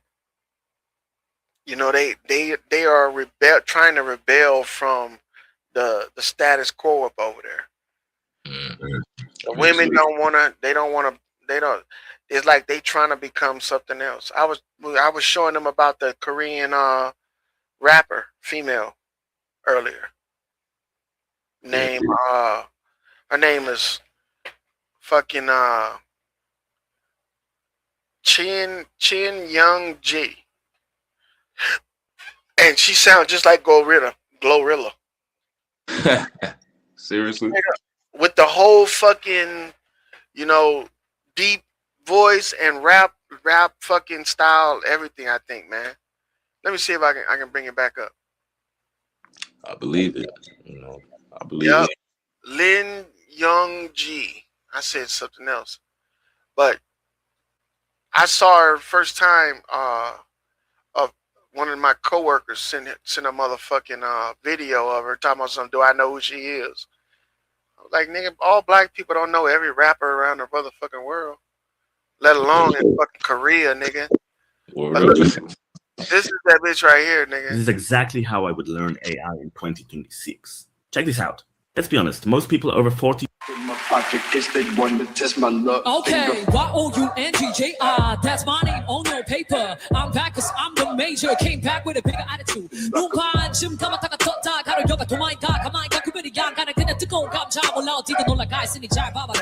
백이면 백이고 캡이면 캡이지 힙합인 게 무슨 완장이냐. 얘도 안 갖추고 제끼고 대비고 관심 없어 남의 동네 싸움 겸손이 위선이라. That's our shit, nigga. That's our shit, nigga. I'm telling you, bro, they rebelling up over there. Yeah, I can see the black cultures they influenced by that. I can see that. But they're not influenced by the public black culture. This is something that's, you notice she wearing the checkerboards, right? Yeah. Freemason shit. You about to go into that? Yeah, dog. Yeah, got you. We don't realize that these niggas, they're doing it with AI too.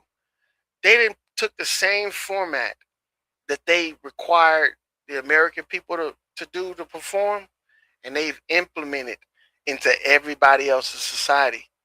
And that's like a stripping of our what do you call it? Our image.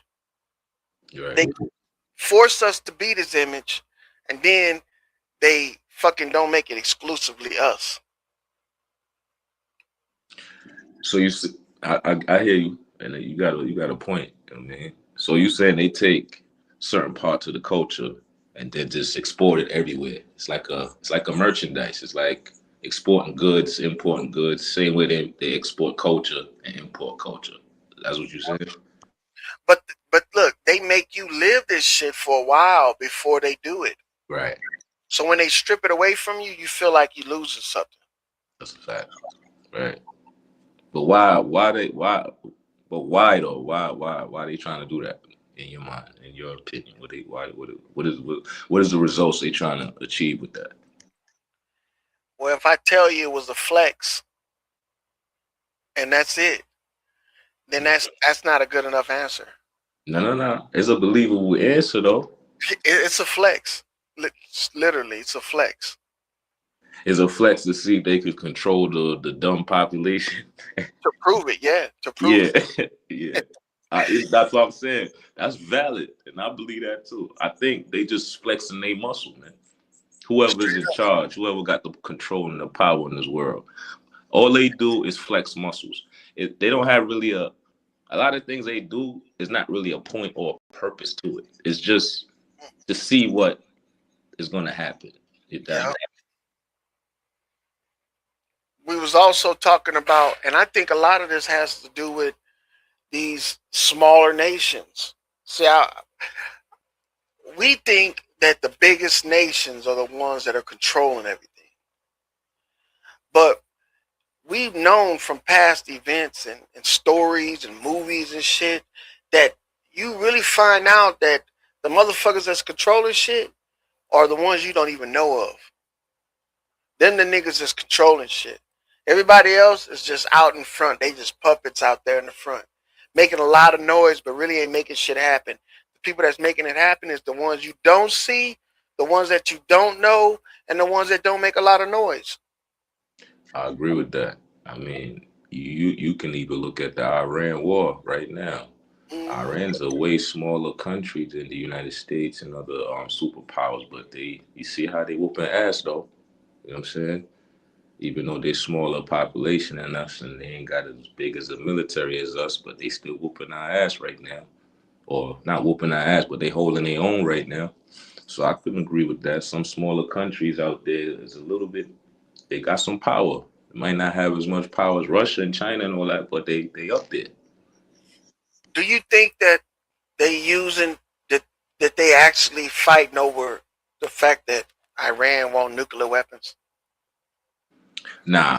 I think my personal opinion what's going on is Trump is deliberately destroying the petrodollar.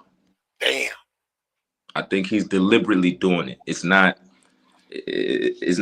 because you gotta remember before Trump started this war, all the generals, all the military top, not all of them, but most of the generals was telling him it's not a good idea to go into this war with Iran. But he still did it despite military advice. So that tells me, one, that he's purposely destroying the petrodollar. They want to get rid of the petrodollar, right? And then they want to go back to the gold standard. But in order to go back to the gold standard, you have to destroy the system that's already intact. So how you do that? You start a war. That's how you do that shit. So Iran has the petrodollar? No, the U.S. has the petrodollar, but Iran has control of oil itself. 20% of the oil in the world comes from the Strait of Hormuz, right? That goes to China, that goes to Russia. Huh? Who has the other 80%? Russia and the United States. So you would say Russia has 40%, United States got a 80%, 40%? Yeah, like a split, right. So if they're only producing 20%, but we're producing 40 each, right? Mm-hmm. Then who are they selling their oil to? See, this is the thing. Iran has pure oil, the oil that we need for manufacturing our infrastructure that's built around the world. The oil that the U.S. has and the oil that Russia has is too much sulfur in that oil. You can be used, but you need the infrastructure to refine that type of oil. So the Middle East oil is pure. It's like the easiest oil to break down into gas, rubber, whatever products you could get out of petroleum. So that's why that oil is a little bit more important, because they want that pure oil. So they ain't got to go through the refinement process that they need to go through to produce the oil that we need. Even though U.S. produces oil and Russia produces oil as well. So that's why another reason why Iran, they going for Iran. Because Iran is like, location is like perfect. They the perfect location to control that flow of oil coming through that river or that Strait of Hormuz right there. And it goes to China. China buys most of that oil. China buys most of that oil. You know, China running shit now. So China like, hold up, whoa, you can't be fucking with Iran. That's my plug. Yeah, I got US and Russia got their own plug, but this is my plug. This is what China's saying. So y'all can't be fucking with Iran. And that's what's going on right now. So, you think that they using the Straits of Hormuz to ship oil to China? Yeah. But why? Why would they use a ship to ship it when they can just have a pipeline going straight there? But that's what was that's another thing that was going on. Russia, Iran, and China was going to build a pipeline from Russia going through the Middle East all the way to China. What if I tell you they already built it? Probably did. I think they probably did, or they're probably finishing it up right now as we speak. I think they already built it when we opened back up our pipeline. Because I think we had an agreement that we weren't going to open our pipeline up because that right there would have monopolized the oil over in the Western region. Exactly. And I think I agree with that. That's probably what's going on. That's going on too. So, you know, the U.S. had to stop that. But hell no, y'all niggas ain't going to build no pop. You know what I'm saying? It's about money, man. It's really about the money and the control of some type of pop, what they call the sphere of influence, meaning that whatever location you at, you controlling other nations around you. You know what I'm saying? Just like China controls Indonesia, Philippines, Japan for the most, because Japan and China starting to work together now, and Japan starting to leave the U.S. alone. Remember, Japan and the U.S. are allies. But now that's starting to be shaky because Japan is now going on to China's side. You understand? So that relationship is shaky now because of this war. Who do you think represented the United States marketplace up over there in that region? You mean as far as like an official, a delegate? Yeah. The ambassador to China or the ambassador to China will be running that section. So the ambassador of the U.S. to China will be running that type of business between China and the United States, I think. I might be wrong, but I think that's probably one of the people that run. Remember in 2025 when Israel was bombing Giza? Bombing who? The Giza over there that area. Yeah. And Iran said that they were going to help these people defend them. Right. Now all of a sudden we at war with Iran here in 2026. Right. Not even a year after that all happened. Right. When I was asking you that, who you think the marketplace is for America? Yeah. I was referring to like who is the broker for us when we go over there to do business. Yeah. Who's our rep? I got you. See, that's a good question. I'm not going right now. I'm gonna tell you I don't know.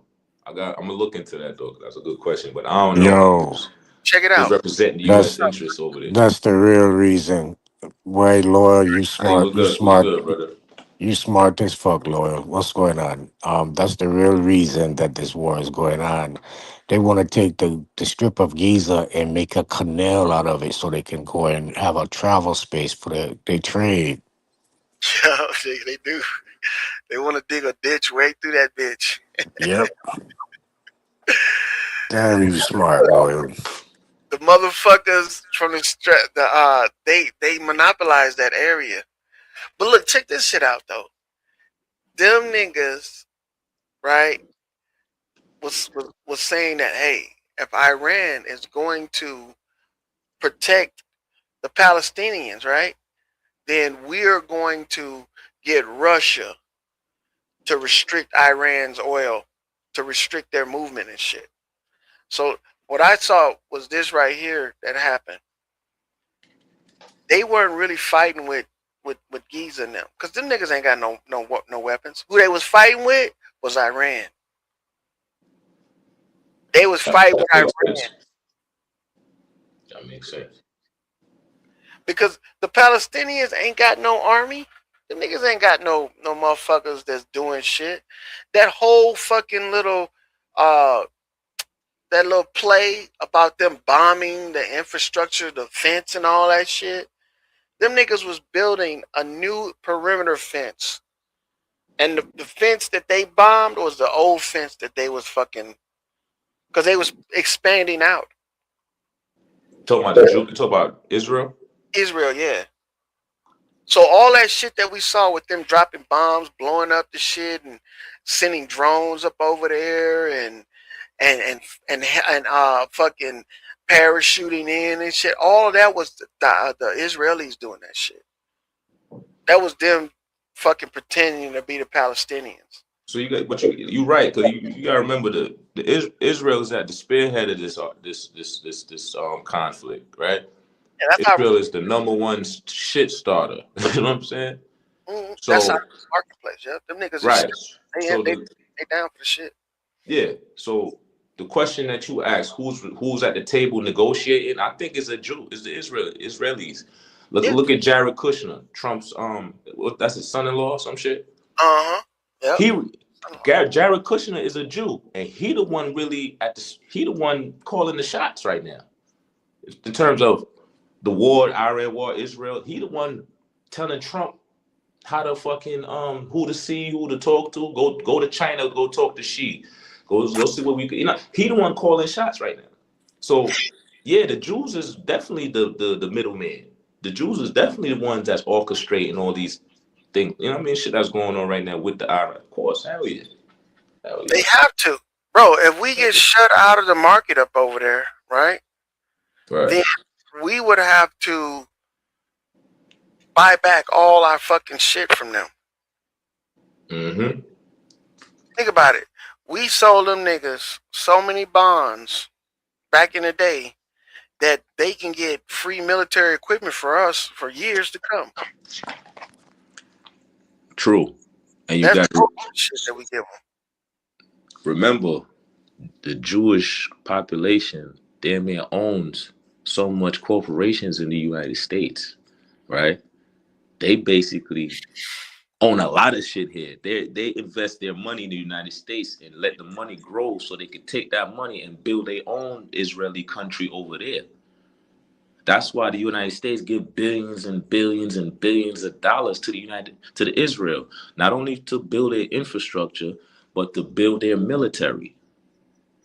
You understand? Yeah, buy shit from them, for them to buy shit from these other countries. Because tell you the truth, Israel don't produce anything.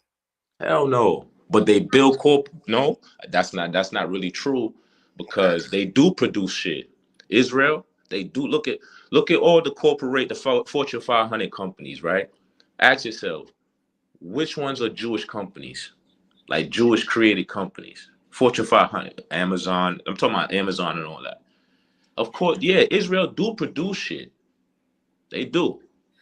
But maybe not in their country, but they own other real estate everywhere else in the world. You understand?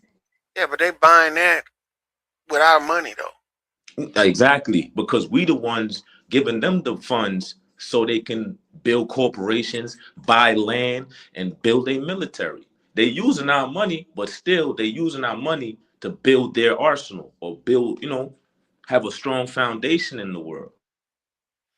They trying but they really don't have no enemies up over there. As far as in the Middle East? Yeah, they don't really have no enemies over there. No, they do. They got Iran. They got they destroyed the other enemies, but Iran is their only last enemy they trying to get over. And Iran is kind of difficult for them. I think they just exploiting these people. They're not really fighting them. Think about it.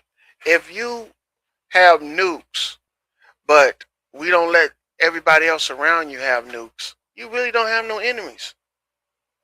If anything, you're the enemy to everybody else over there. Like they're afraid of you. And that's the perception that they have.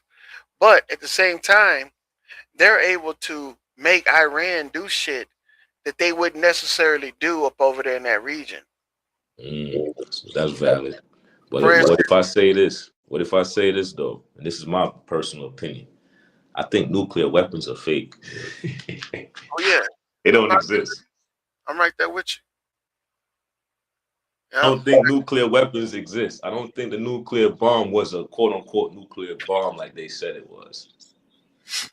but you don't really need it though when you have the perception of it. Exactly. All they All you gotta gotta do is say, yo, I got a gun. Don't mean you got a gun though. But if you tell a nigga, yo, I got a gun, he gonna be on point. It doesn't matter if you got a gun or not.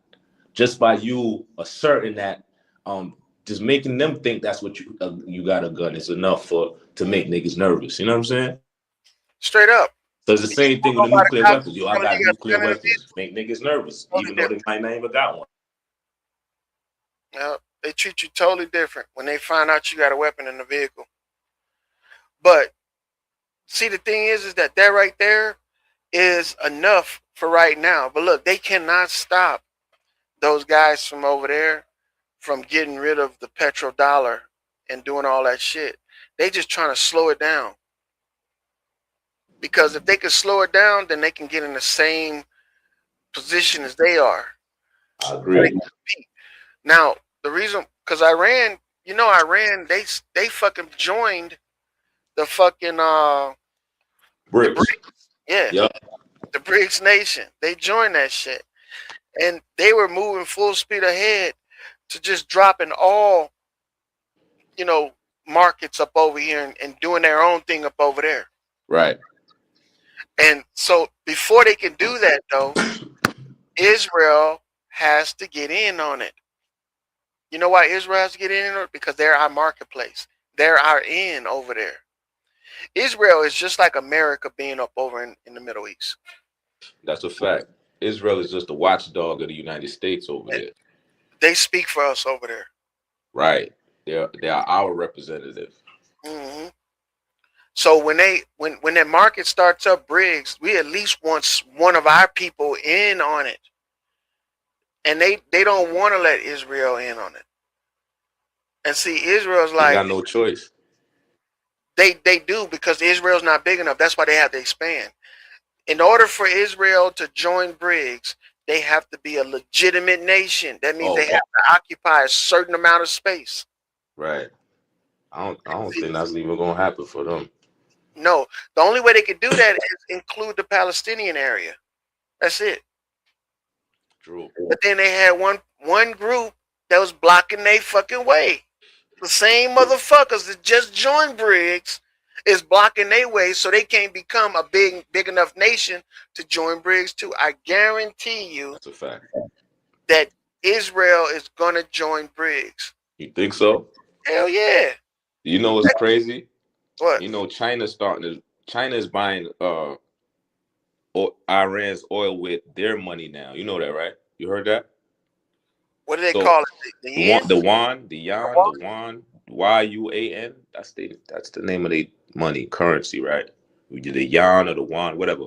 But basically, China is buying.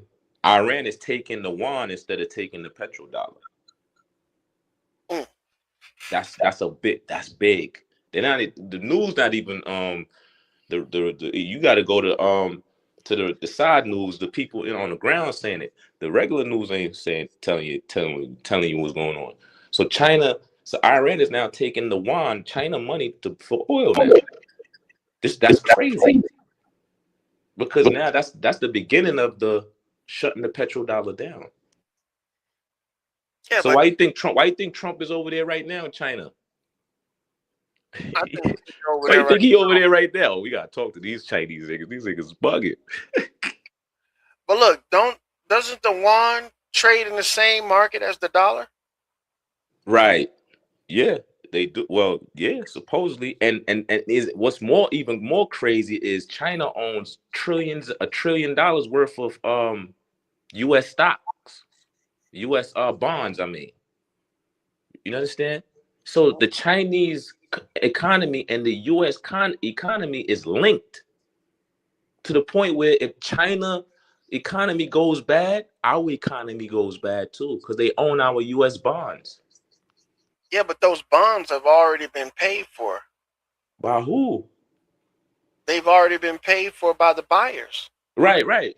You right, which is Chinese. I know. So when they Yeah, buy those fuck. bonds, We them fucked. niggas don't get paid until the bonds mature, which is like 100 years from now. Right. Don't China has all the cards right now. Russia done made since Trump let Russia sell oil.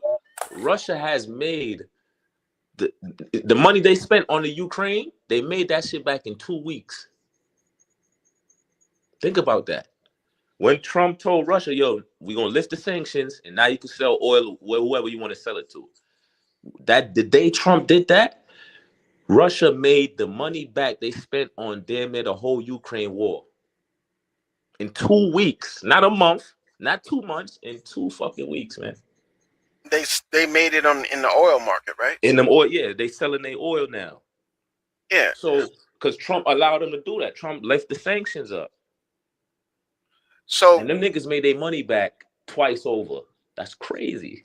so do you know how Bitcoin and all of these coins get their value? Fuck with crypto, I don't understand. I ain't gonna lie to you.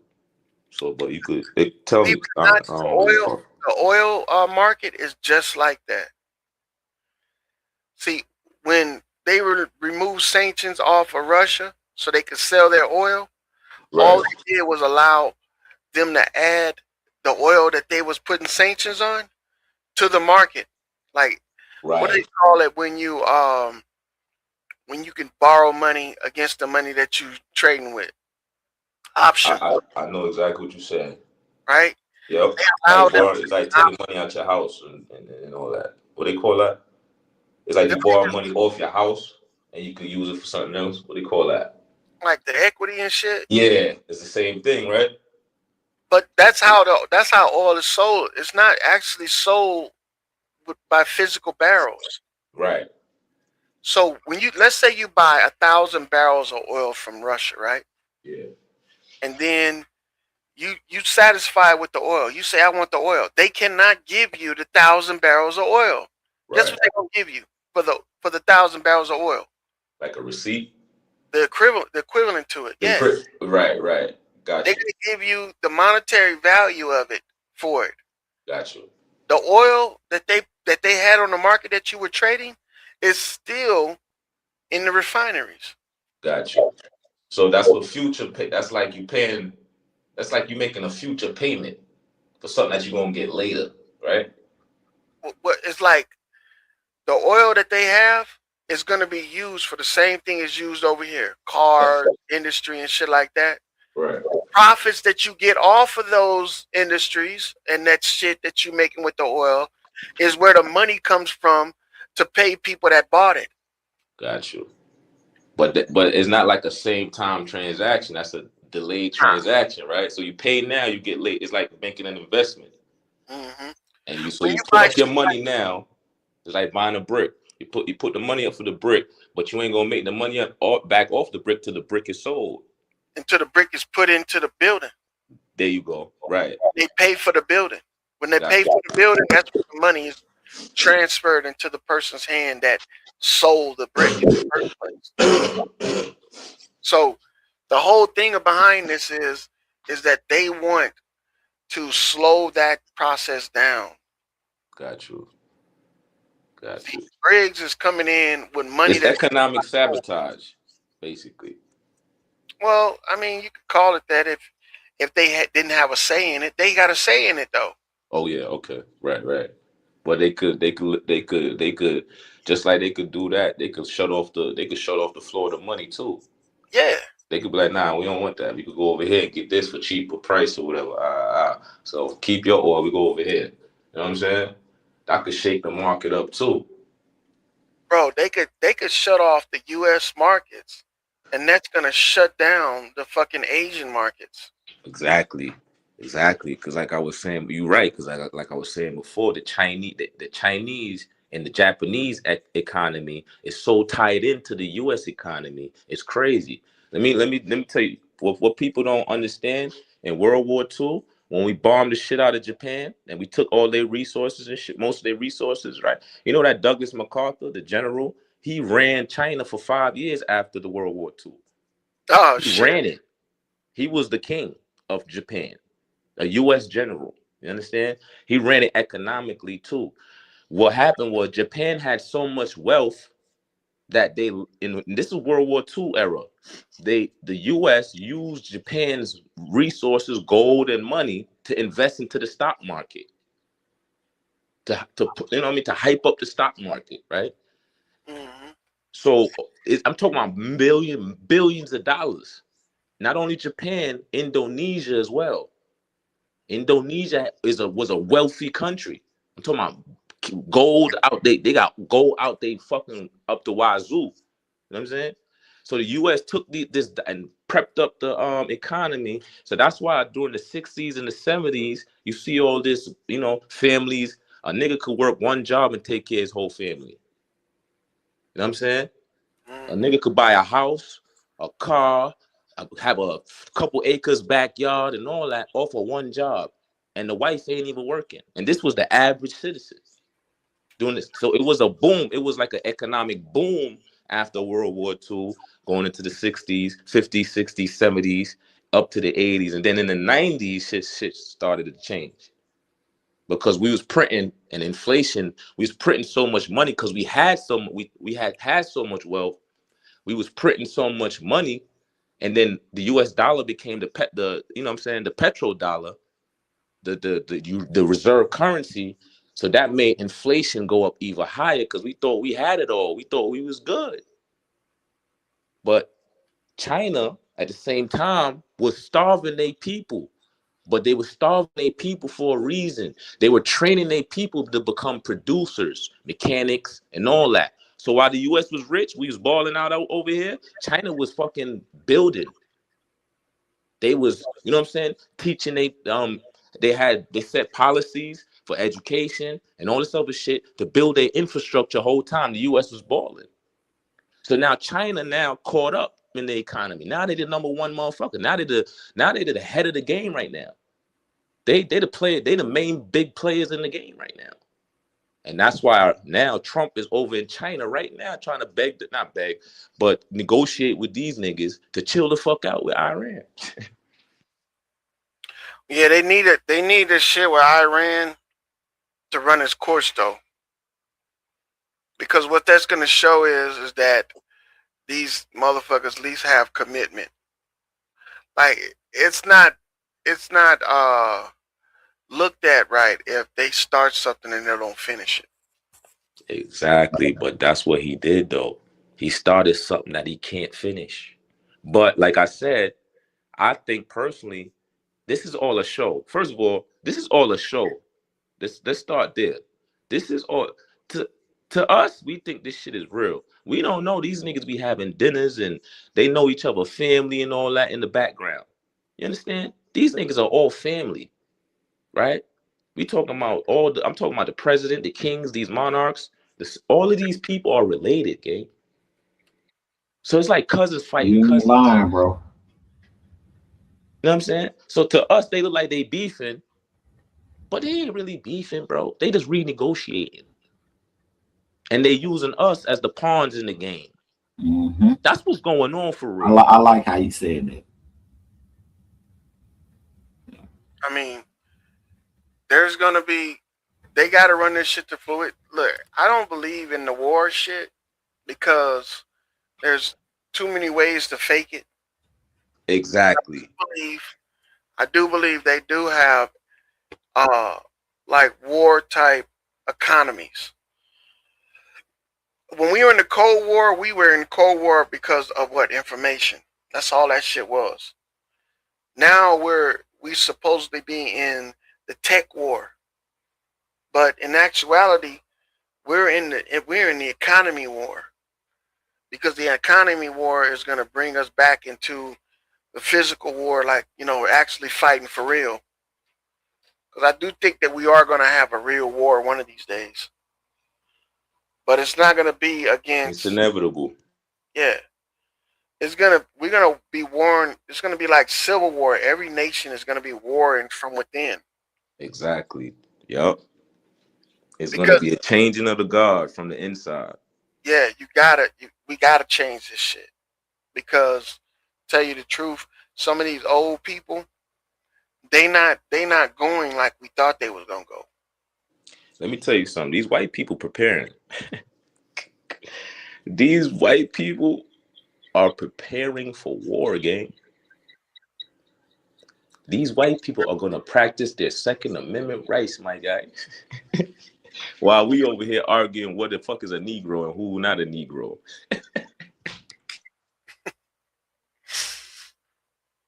You know the whole thing about the race thing. Funny ass shit going on.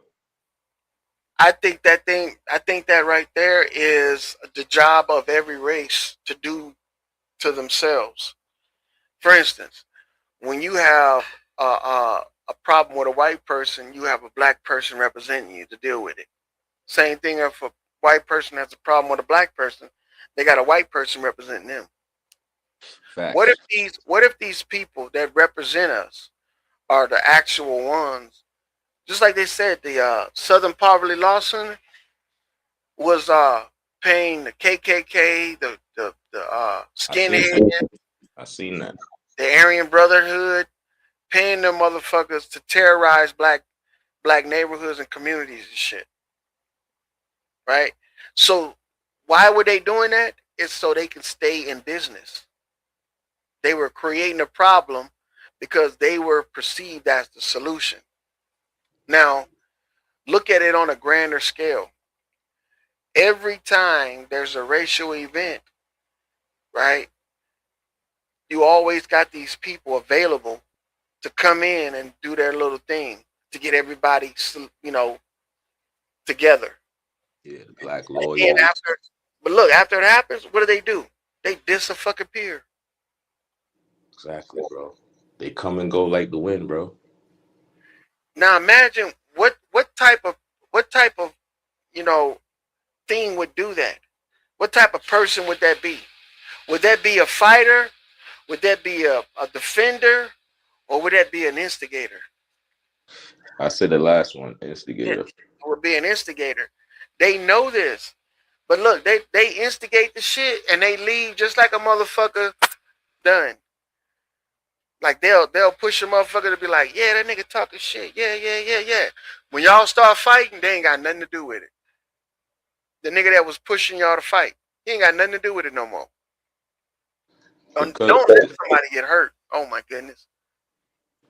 Those people what the system uses to control the population.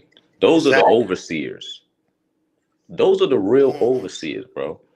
Who better to control a people than their own people? Huh? And their own motherfucking people, dog. Because they gonna trust their own. So all you do is you pick the litter out the litter. You pick the motherfucker that loves the master more, or you know what I'm saying, or wants to be a part of the system more to control the others, or watch the others, or spy on the others. In the Bible, in Enoch, they call these people the Watchers. You ever heard of that? Yeah. The Watchers. These are who these people are. These are the Watchers, the overseers of the gods that really run this planet. So the gods that you guys are talking about, right? That's metaphor, right? As to what? As to are they real or are they fake? As far as in mythology? Yeah, I think it's mythology. It's real. I think mythology is real. I think mythology is the realest history. I do think that there's motherfuckers that are considered gods, because I consider humans gods, that are controlling large portions of the world. Right. But they're not monopolized, though. What do you mean by that? They're not together. You might have a God. I agree 100%. Yeah, they might be controlling banking. They might be controlling land, shit like that, water, shit like that. they might be controlling those, but they're never being controlled all at the same time by one. No, no. And that's facts. And that's true, because even in mythology, you see that gods fought each other. Even in mythology, you can see that gods die as well. Gods can die. Of course They can get killed and murdered. Mm-hmm. So we see that in mythology, right? Yeah. So because mythology is just allegories, proverbs, and metaphors to explain what really happened in history.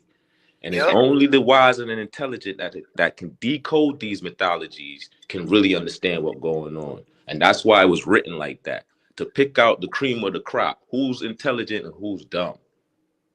That's why the Bible was written. That's why the Quran was written. All these so-called holy texts was written in ways where only the wise can understand. And then they the ones that rise to the top. Pause. You know what I'm saying? This is how these things. So my point is, mythology, if you understand mythology, what you call religion or whatever, you can, if you truly understand it, not just act like you know what you're talking about. If you truly understand the history of it, why it was written, who wrote it, the such and such, so on and so on, then you can understand what's going on now. As far as politics, as far as culture, as far as religion. You know what I mean? I believe it. But you gotta know that it's an actual play though. Exactly. Because it is a play. It's a theater. What do you think they call war? Lord, you was a veteran, right? What they call a theater? What the military call a theater? That's the location of where you're gonna be serving during the conflict. A war zone. Yep. That's what they call theater in the military. And we know theater as some type of movie. Or stage. Let me tell you, you know the definition of the word actor, Loyal? The word actor. What's the etymology of that word? That word is like a liar, dog, right? You have right. That the word actor means overseer. Okay, yeah, guardian. Guardian, watcher. You understand these terms, right? So they put actors out there to just basically make you focus on something while they do something else. The most important value, power that the humans have is concentration and attention. Once they got your attention, they can manipulate you wherever they want to manipulate you with. Yeah, that's fact. So attention is the most important thing a human has.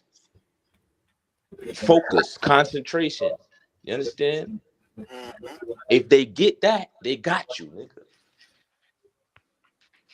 You know what I'm saying? So the board of education, this is why they established the board of education. The board of education started in 1912. This was years before most of us was even born, God. So the board of education was the first real institution that created the brainwashing, or what we call Reconstruction era. That's when they say Reconstruction, they telling you they brainwashing, they changing history, they fabricating history, or they hiding history. That's what Reconstruction means.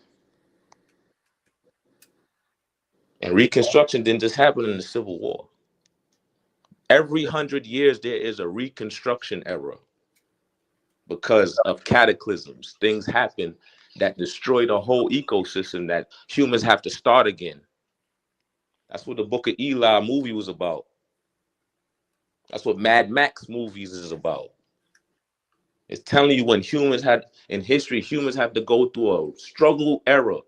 You ever heard the term when the sun didn't shine for five days, I think, in the 1600s? Y'all niggas ever heard of that? Nobody never heard of that?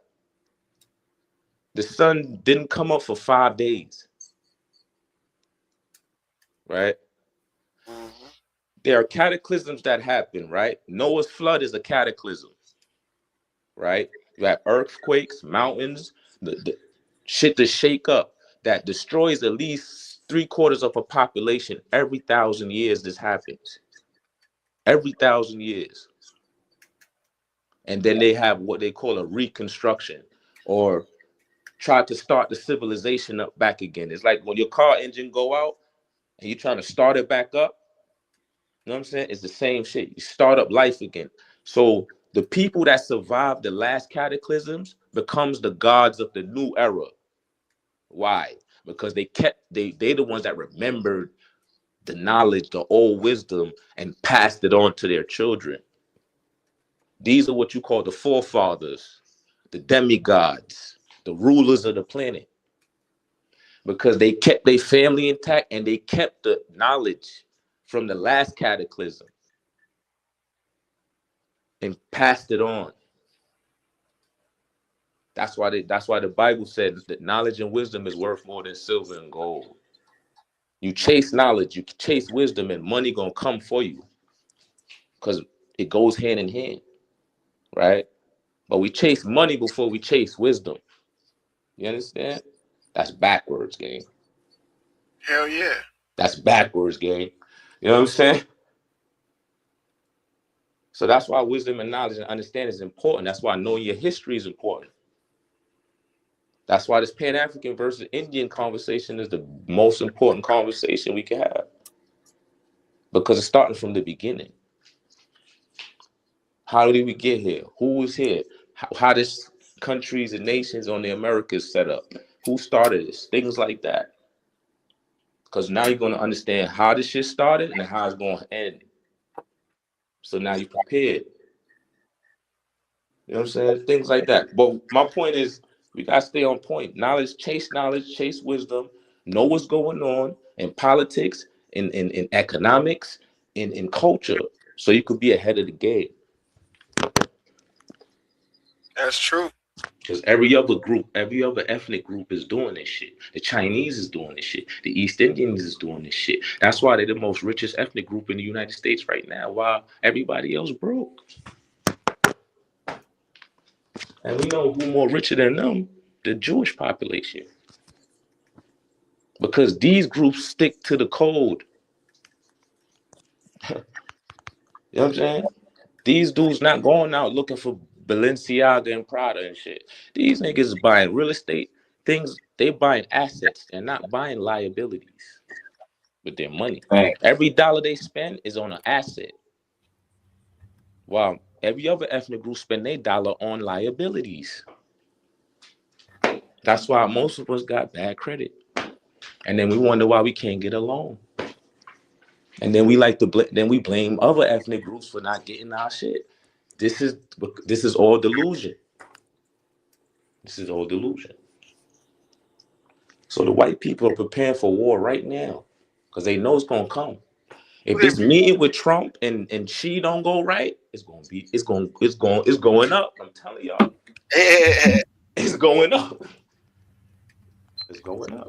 So you think they gonna try to attack us or some shit like that? Not even attack, like you said, right? Loyal, you said, and I agree with you. It's going to be a civil war, right? Mm-hmm. Right. I ain't say it's going to be a world war. You know what I'm saying? I just said war. I just said war. Any type of war, even if it's a world war, just prepare for it. Prepare for it. You know what I'm saying? Like, Loyal, you a vet. You already know what I'm talking about. You know what I'm saying? Mm-hmm. I hear you, because look, I do think that we will be in a civil war based off these other nations because we're partnering with them as individuals. Meaning that there's Americans that are business owners in China. Right. And see, and vice versa too. Yeah, they're going to. Chinese niggas got business over here. Mm-hmm. But look, we can control their business over here, though. We can't control I their don't agree with that. Yeah, I don't think so neither, bro. How then? How? Before I disagree. For instance, China has businesses over here that do shit like with microchips and shit, right? We can control the chips because we can do what? Test them bitches, make sure they're not nefarious and shit, right? That's true, but most military equipment uses Chinese software. That's true. the software can be manipulated, but the hardware can't. You see, the hardware, like the motherboards on our computers, are China's, Right. but that can't be manipulated. The software we upload to run those hardware, it can be manipulated. They can turn that software against us, which in turn turns the hardware against us. But see, this is the thing you don't realize. We have the same software too. The only reason why we buying their software is because it's an obligation when we buy their hardware. You can't buy our chips if you ain't gonna buy our programs with it. That's the shit that they doing. But see, what I see Trump doing is he's removing the obligations. For instance, we don't have to buy your chips and your software. We can buy either one. That's the rule. Now, we don't have to buy a combination of the two. That's how they was getting over on us. They were charging us double for something that we was paying one time for. So now, with these tariffs, now we could say that if you want us to remove a tariff, we only buying one of the two from you. And you know we're going to buy the one that is going to, be best for us, not the one that's going to be best for you. And I think but I think that they're going to be able to use the businessmen that are running companies in their country. They're going to fund them with money galore to fucking build their own little private armies. We're going to be fighting against our own people pretty much. That's a fact. Here in this country. Let me add on to that real quick, right?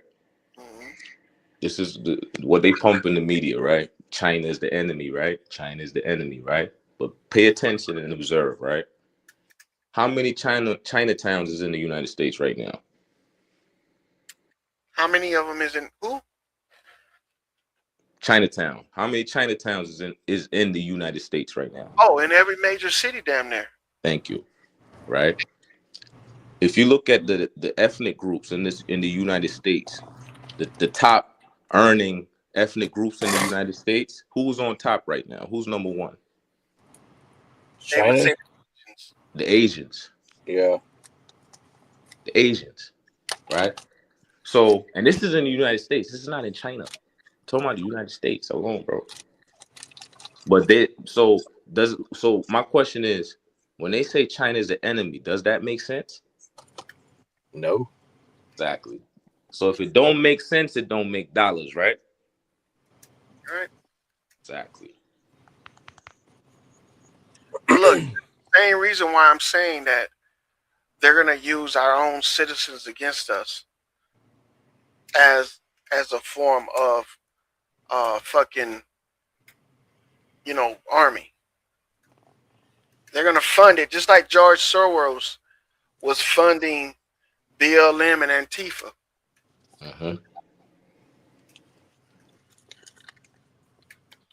And see what that does is right there, it frees up assets for them.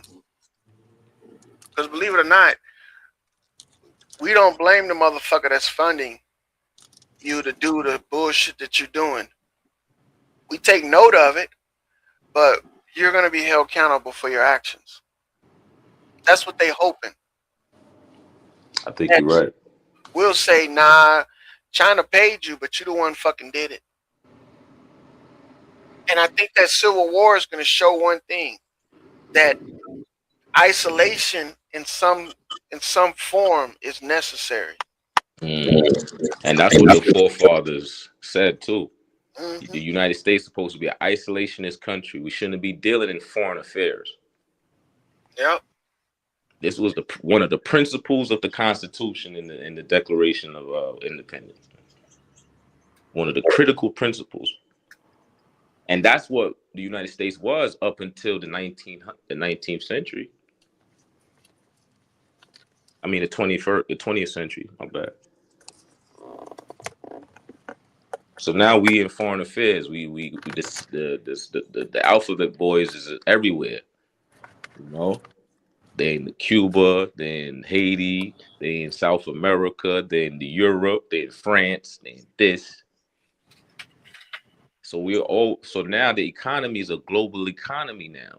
The United States economy is propped up on other people's economy or other nations' economies. Why? Because the dollar is the US, is the reserve currency of the world. Remember, it wasn't before that. It wasn't like that before World War II. So now the United States is responsible for everybody's economies, not just its own.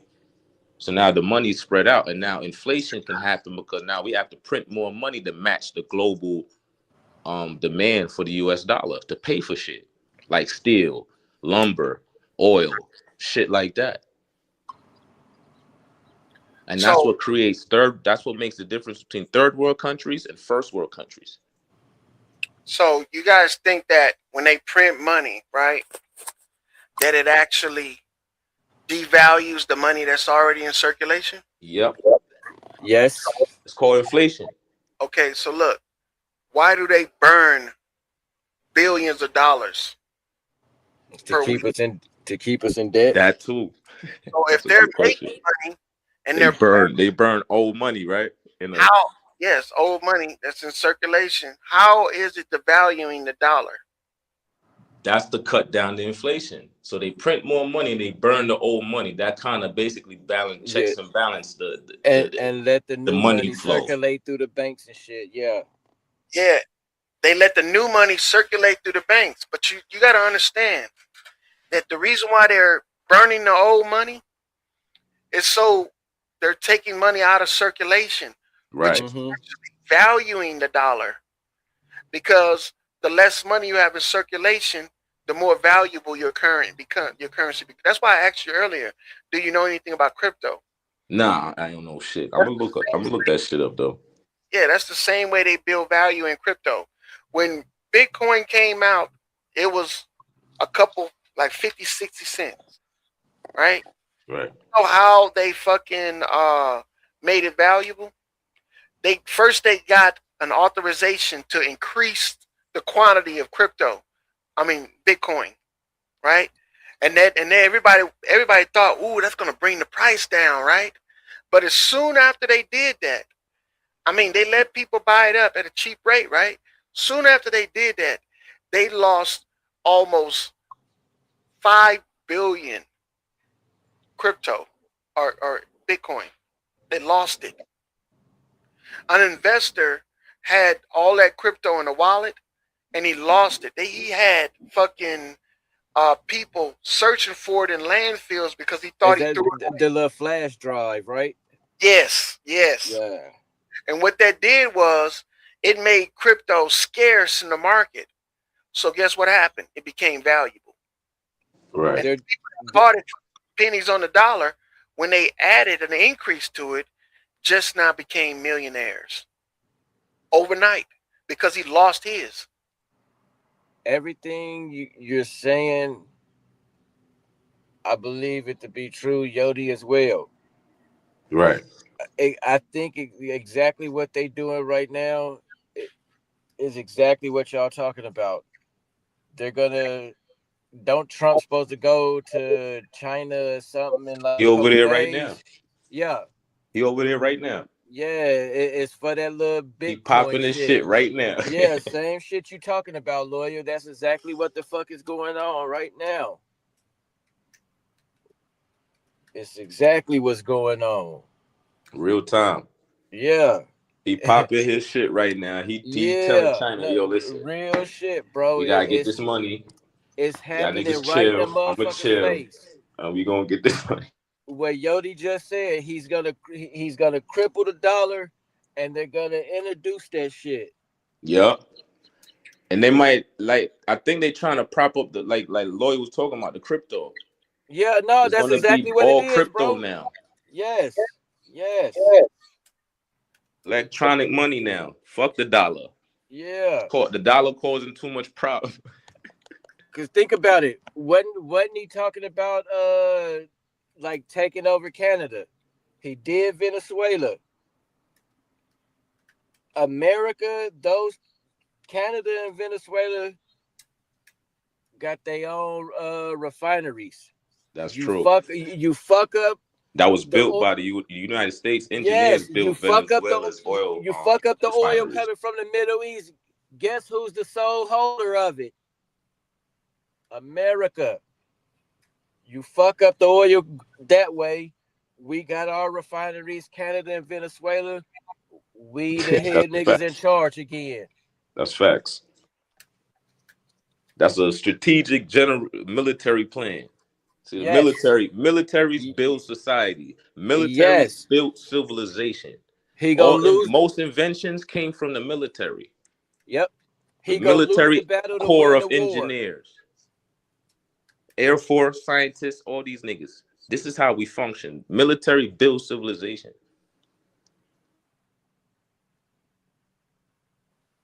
You're right. They do build civilizations because they protect them, allow Exactly. civilizations to build in peace. Exactly. And that's the reason why none of these civilizations over there have a big infrastructure, because they can't build in peace. Now, the whole thing that I'm looking at with this damn with this petrodollar is, in order to make something strong, first you have to show that it can withstand attacks. True.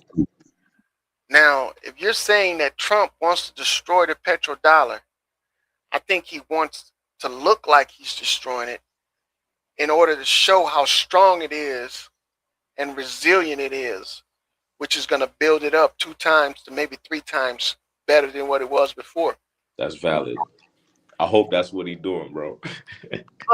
Look, the whole reason why we got into the petro biz with the dollar is because oil is infinite. Yes. So why would we allow something that's infinite to be destroyed and taken from us when it's so valuable? For the dollar. Exactly. I'm glad you said that, Lloyd. My fault. I didn't mean to cut you off, but I'm No, glad you said that. Oil is not scarce. Oil is the second most populous chemical on the planet besides water. Yep. We could never run out of oil. Never. That's facts. But they told you they told us that it's some fossilized. You know who did that? Who owns the oil? Who owns Standard Oil? Who owns Rockefeller? There you go. The same niggas that started the Board of Education. Yep, the medical and all that shit. Right. All that. The same people that started the Board of Education owns most of the oil fields in the United States. Right? Crazy. These are the people that are the gods of the planet. They run the world, gang. This is not no spooky spirit in the sky. Human beings are gods. That's why the Bible said, Jesus Christ said, "Are ye not gods?" Sure the fuck did. Are ye not gods? Proves that humans are the gods. We built civilization. We built this planet and run and rule this planet as gods.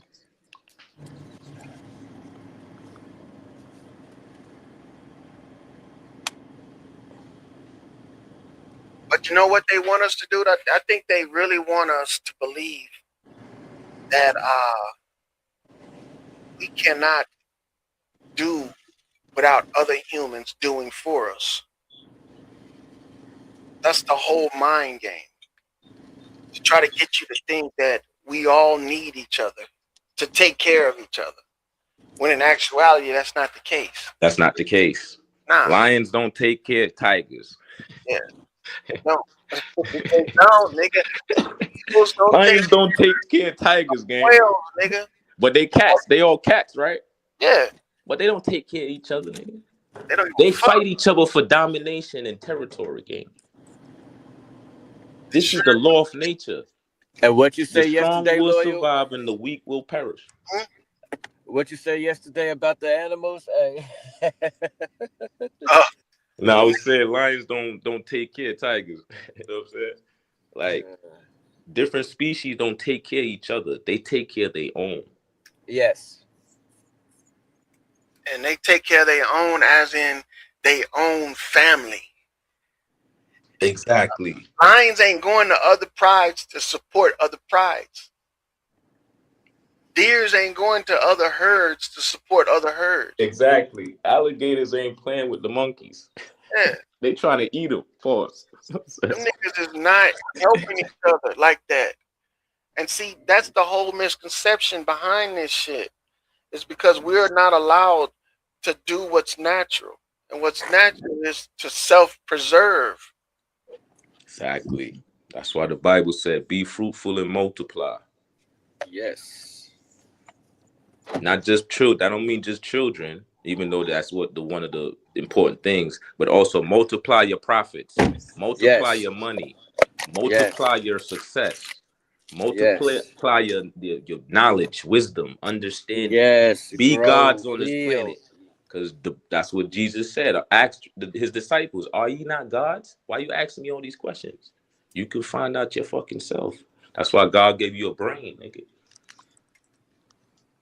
He ain't just give me a brain, gave you a brain too.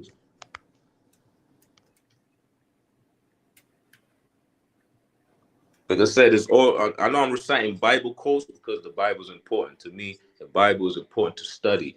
You can't just read the Bible. You have to study the shit. It's a difference. Yes. See? Yes. So you got to study the shit. That's how you understand what's going on in the world right now. Because it's about the Bible's about politics. It's about culture. It's about laws, rules, and regulations. Right? And it's about history as well. It's a history book.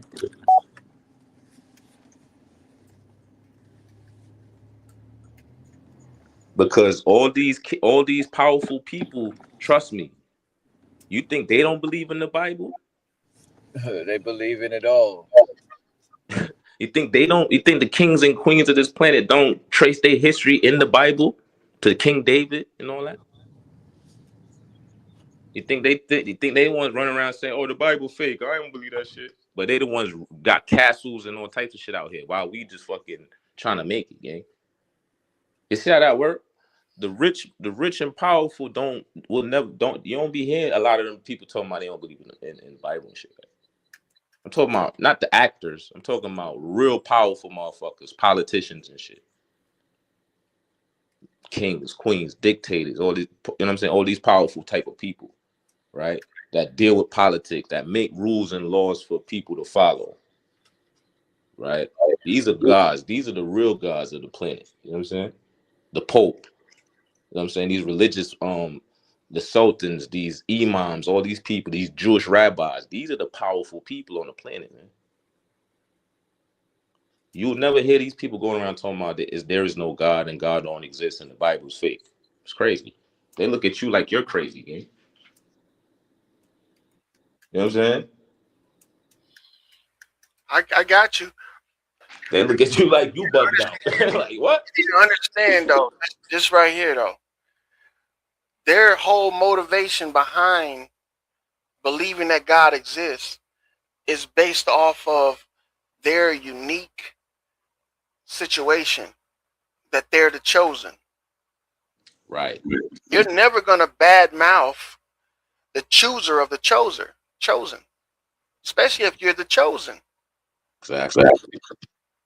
So this is what I realized becoming a Christian, right? That in order to be a good Christian or to be a true Christian to yourself, you have to be an atheist. That statement that you said, did you know that ye are gods? It's an atheistic statement. That's a blasphemous statement. Mm-hmm. That's the whole reason why they told the crucifixion story, was to show you that the disapproval of recognition of your position is what they were trying to avoid. So you have to question religion in order to be a true member of it. I agree. And by questioning it, you disown it. Like when you question religion, you pretty much say you don't trust it, which means that you're not accepted because it takes trust to build belief. Right. You know what I'm saying?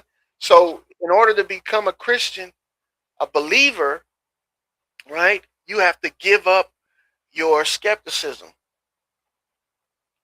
But the whole scripture is telling you to be skeptical. That's why it tells you, Exactly. like, did you not know that you are gods? Or test the spirit, or, you know, don't trust spirits and wizards and witches and pharmakias. It says that in the Bible. So it's telling you, don't trust The the scammers. yeah. Only trust the stuff that you can prove. See, and the stuff that you can prove is who you are, what you can do, and how you can do it. That's it. So Jesus proved that he was who he was, what he could do by his works, and then how he can do it. And how did he say he can do it? Through belief in what? That his Father was in him, working through him. That's the same thing we should do when we go out and we honor our mother and fathers by using their names that they gave us. Make to them proud. as a society, yeah. Make them proud and make your name live on. Immortality. Exactly. So I'm going to use the name that you have up here, Ant, Yodi, and Juice, right? Y'all, those are y'all representations. Those are the names that you have to honor, right? So when you go out there and you dishonor them, you have just become a zealot, like a religious zealot, because you think it's okay to do shit like that. I agree. There are certain things that you shouldn't do, and one of them is dishonoring your parents. It's a fact. Because you can't take it back. Because most of our parents is dead. So, yeah, you can't. The dead, nobody speaks for the dead. The dead don't have a say in this situation. So those are things that are sinful that you cannot take back. But you got to realize, though, that you are questioning religion, which makes you an atheist, which also brings you closer to the understanding of what Christianity is. That's valid. And I agree. And I see what you mean when you mean atheist, meaning like if I'm God, then there is no God above me type of ideology. Because that's part of the ideology as well. Because So if you got I see God what you in mean. you, if you got God in you, who else would be higher than you? Exactly. But there is a God though, isn't it? Whether it was you or something outside of you, there is one. The piece of God that you have in you is the part that you use to come up with ideas, manifestations, love and all that shit. Also hate, destruction, all of that stuff. But for you to understand it and control it is that's your fight right there. I can't tell you how to do it. You got to figure it out on your own. True. But this is the one thing you gotta use. I use physics, right? Physics says something don't come from nothing. Nah, it doesn't. Exactly. Right? Something don't come from nothing, gang. Has to be something before for something else to come after. But something physical comes from something physical. Right. Something etherical comes from etherical. Exactly. And that's where we go into Plato. Now, what is your mind and your spirit? Your breath is something that you draw in and draw out. Your mind is something that you manifest on a constant basis. Your mind is a constant imagination. Right? You're constantly imagining your thoughts. Right? Where did them thoughts come from? Did it come from outside or it came from inside of you, right? They came from inspiration. Right. So inspiration is external. Okay. Thank you. So it came from something outside of self. Exactly. That could have been the wind blowing. That could have been that the destroys wind the atheistic. That would destroy the atheistic ideology then. No, it wouldn't, because it's a constant searching. There's never a permanent belief. It's a constant searching. True. See, the reason why you're an atheist is because you never believe the story. There's always a constant searching. When you find one question and you find the answer to it, there's always another question and another answer. It's a constant walk. That's true.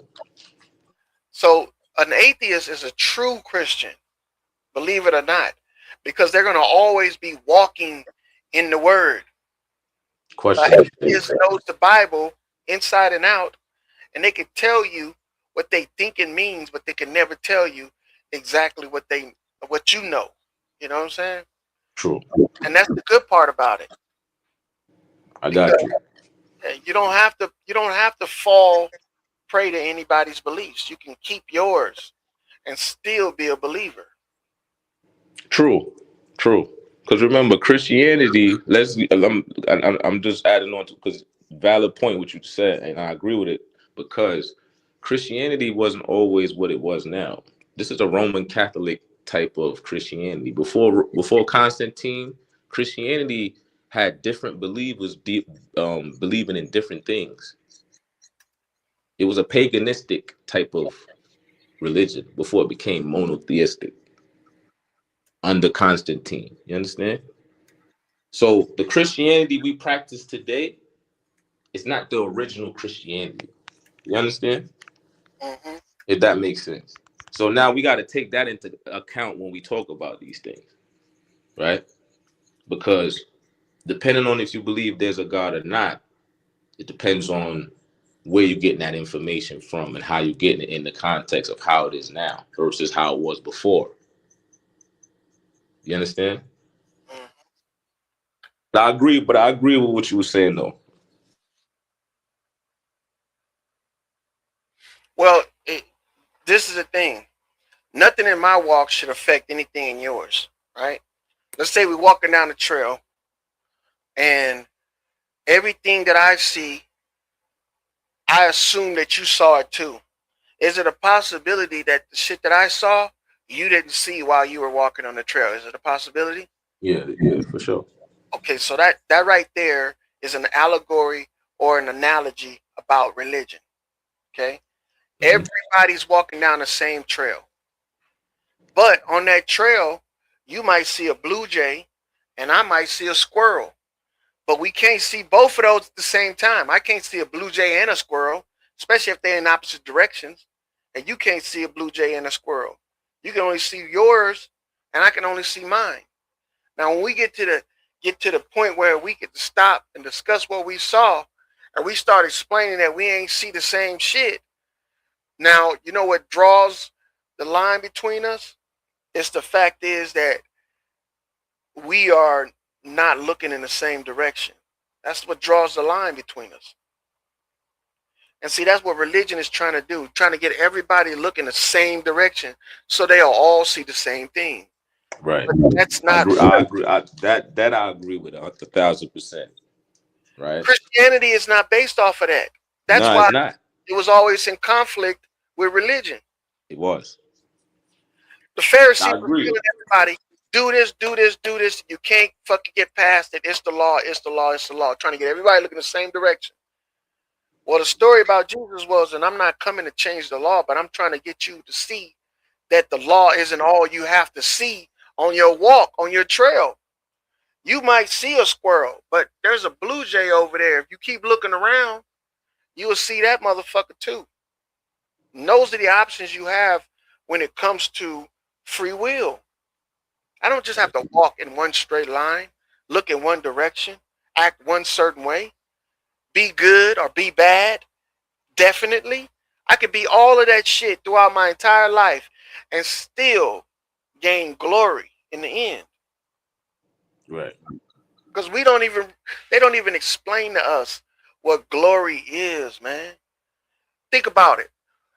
Who gains glory in the war? The winner. Yeah, the victor, right? Yeah. So who gains glory in life? People that's successful. It's people that's successful. But I'm leaning along the lines is glory comes to the motherfucker that's doing what life is meant to do. Exactly. No, I agree with that. Live, nigga. Live by natural laws. If Jesus came, so-called came to die for your sins, why do you have to die for him? If the nigga already died for you, why are you fucking dying for him? Huh? If the debt has already been paid, why are you still coming out of pocket? A good question. Because that's what religion is designed to do, nigga. There's no end to it. It don't matter how good you are, you still can't avoid fucking being damned. But that's even but that's even more why we need to study the Bible to find out the lies from the truth, to find out why they, you know what I'm saying, what it's really talking about and what's the real message in it. You know what I'm saying? Glory is for the victors, and the victors are the ones that win at doing what they're doing. Life is about living. The dead is not victorious. When you die, you lose the game of life because there's no more life. That's a fact. It's over. We got people that's giving up their life. They want to lose the game as quick as possible. The object is, it's like Monopoly. Who wins the game of Monopoly? The last motherfucker that's playing, right? Yep. The one with all the properties, all the money, and all the motherfucking tokens and buildings and all the shit. Houses. That's the winner. Not the nigga that didn't pass go. Not the nigga that ended up in jail. Not the nigga that ended up on everybody's property and fucking gave away all his money. He got kicked out the game a long time ago. See? And that's why people that are religious don't get the fact that they're not supposed to be. But what somebody might say, yo, we all die anyway. So what's the point? Right? How do you want to die? Exactly. I was about to say that, but you said it. Yeah. Do you want to die on your feet or do you want to die in a diaper, nigga? Exactly. Right. I'm gonna tell you. Right, so it's not how long you live, it's how you die, right? It's how you live, right? It's not exactly. I'm gonna die the same way I came in. It's full circle. I was once in diapers as a baby. I came in this bitch screaming, crying, shitting, and pissing on myself. I'm gonna leave out of this bitch screaming, crying, shitting, and pissing on myself. Straight up. I hope not, but yeah. Every fiber of my life, nigga, is gonna be set on living. That means the struggle is real. That means every dying breath, my boy. I am not going out in hospice. I am not going out on medicine. No way. I'm the same way I came in this bitch. That's why I work out, keep healthy, gang, and eat healthy, man. That's it, man. That's all you can do, bro. See, we got a lot of people that's scared of death, but they say they not. But they be the first ones saying, I don't want to feel no pain. Right. I don't want to feel no pain. Nigga, that means you scared of death, nigga. Admit it. Be honest with yourself at least about that. Because you're supposed to be scared of it. True. That's why when we come into life, we think we dying. When we babies and we born, the reason why we crying, screaming, shitting and pissing all over ourselves is because we think we're going to die. They bringing us out of relaxation into a struggle. They bringing us out of pleasure into pain, nigga. Same shit in life. You're not supposed to die asleep. You're supposed to die awake. You need to know you're dead. You need to know you're dead. I don't think motherfuckers die knowing they dead. Especially if they die in their sleep, right? They probably think they still sleeping. That's crazy. So when they come back to this bitch, guess what? They don't have no memory of the life that they lived before, nigga. They didn't even know they was dead. Yo, imagine having no body to support your mind and everything that your body protects you from, like hearing shit, smelling shit, tasting shit, feeling shit. That's what your body is protecting your mind from. Believe it or not. You ever been hurt really bad and your body just stopped feeling pain? Or you pass out from the pain? See what I'm saying? Yeah, no, definitely, yeah. That's the body's protective mechanism to protect the mind. If you do that purposely at death, you're not going to know whether you're alive or dead. And going into death without a body is traumatizing enough already. At least when you know you died, you know that you're being tortured for a reason. Because death is hell. There's no heaven in death. The only heaven you receive is in life. That's why you receive eternal life. So the only part of heaven that you can call heaven, or the only part of death that you can call heaven, is resurrection, is rebirth. That's it. I mean, they say lobsters live forever. A lot of shit has a They long life. right. They say lobsters don't die. They just keep growing and eating. They say Right? turtles too, don't they say that about Turtles, alligators. They certain alligators that's 200 plus years old still living. left to your own devices? Who's to know how long you can survive? Exactly. You know what I'm saying? Exactly.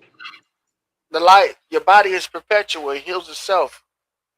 All you do is feed it.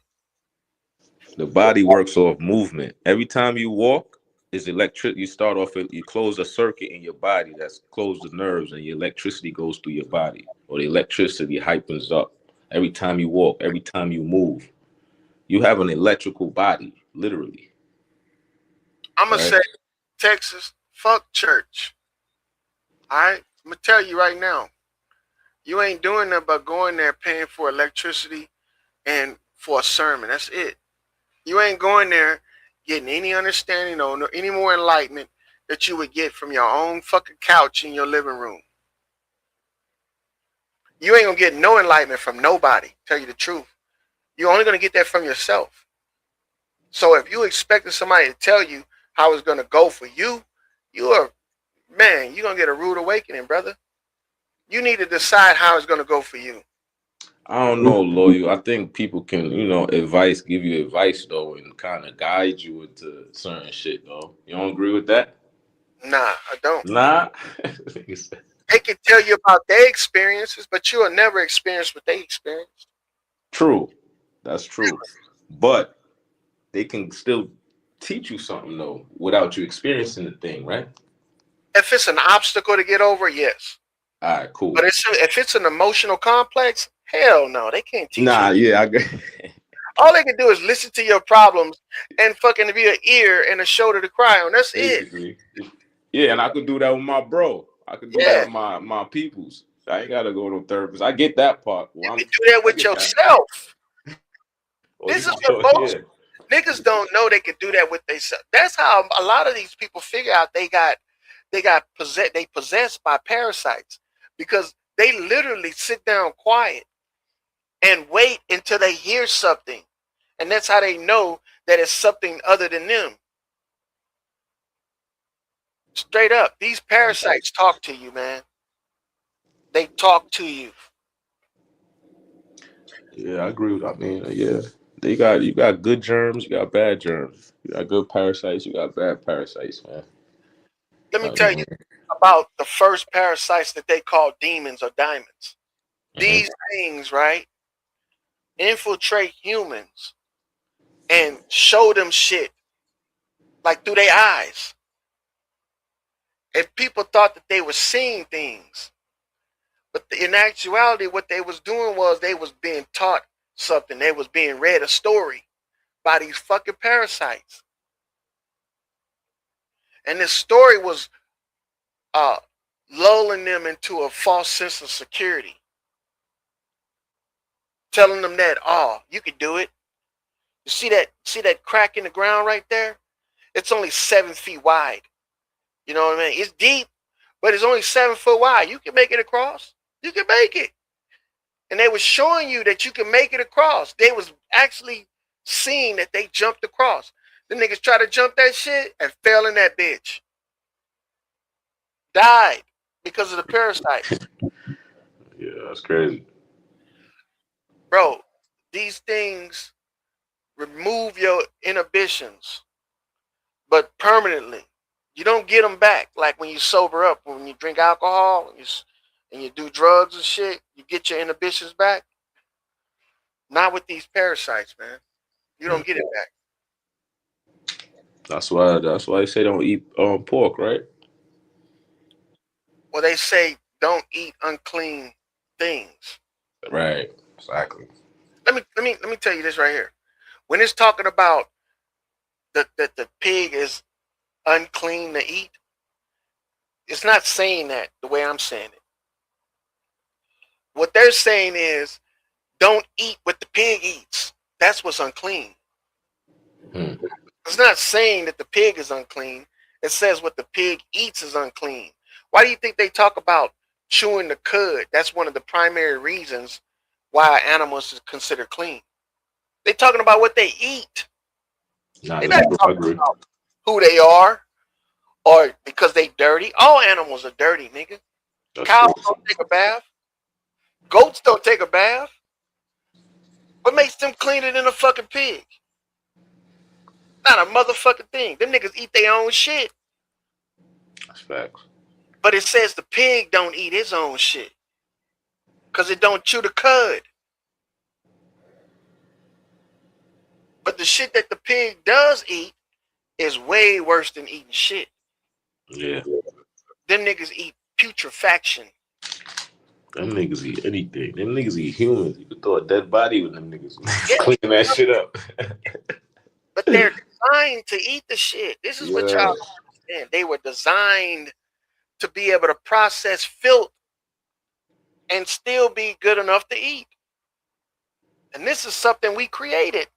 Yeah. And we don't even look at as a benefit instead of a fucking curse. They said pork was introduced to Muslim, you know, when the Crusades, when the Christians versus the Muslim armies, the Christians introduced pork into Muslim countries like Russia, Indonesia, and all the Muslim countries and shit like that. Back in the days, 500 years ago type shit. So pork was like a man-made animal type thing, like a mixture, like they mix. You know what I mean? Mm-hmm.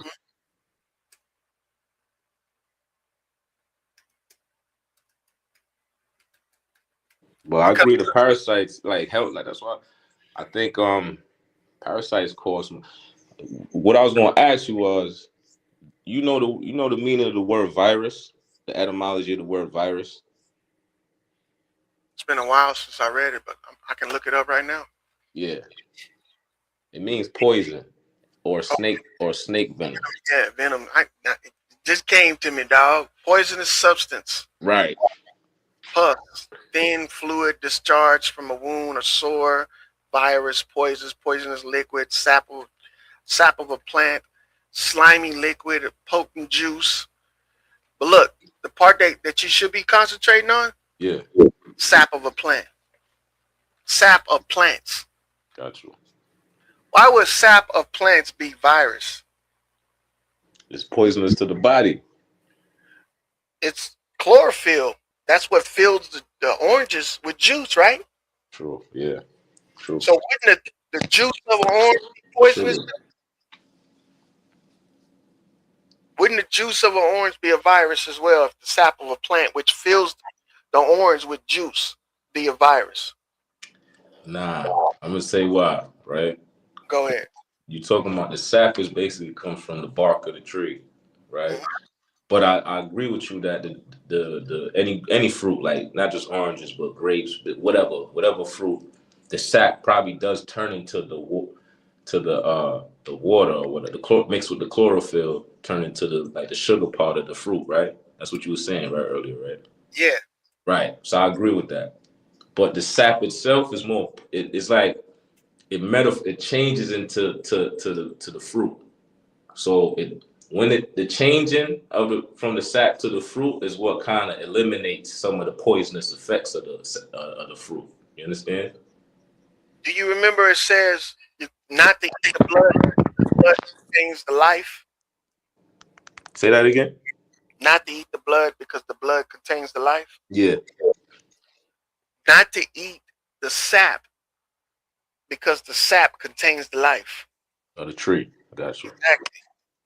So you don't eat the blood of an animal. You eat the flesh of the animal. Right. That's why they drain the blood, right? Like in sacrifices, animals, they'll drain the blood or whatever before they. You don't eat the sap. That makes sense. You eat the the flesh of the tree, which means the juice is not supposed to be eaten, just like the blood is not supposed to be eaten. The Right. flesh of the Right. fruit. Right. But look, this is the thing. There's a passage that says that what you're supposed to do with the blood, you're supposed to bless the blood, right? Mm-hmm. That means sprinkle it over the altar. The altar is where you cook the meat. That's true. So in other words, they're telling you to do what to the blood? Cook the blood. Blood. Oh, shit. What's that? Soup? Blood soup or some shit? Well, when you cook the blood, it becomes what we call broth. Right. Yeah. Right. Gravy. Right. Yeah, which is good for you. Right. Yo, so you saying they substitute gravy for blood? The Yeah. enemy blood? Yes. That's the ceremony. Yo. And you're sustained by that gravy, man. Yo. The Yeah. gravy contains the blood and the bread. I never thought of that. Drink the blood. Drink the wine. This is my blood. So the stove is the altar. This is my flesh. So the stove is the altar, right? The oven is the altar. That's where you sacrifice the animal meat, right? Pause, right? Yep. That's where you do it at. And then you ingest it, you eat it, right? Yep. It's called the ceremony for a sin sacrifice. Wow. Yeah. So we still practicing animal sacrifices to this day. Exactly. Yo, Lord, you bro, you Look, smart dude, kid. Applies to the You fruit. smart dude, kid. Word. When you take the fruit and you cook it, what do you do to it? You pasteurize it. Right. You make it into a juice. Same thing like you make the blood into a gravy or a broth.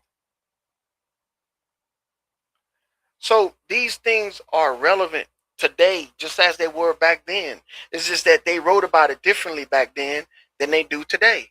Right. I agree with that 100%. That's exactly what happened.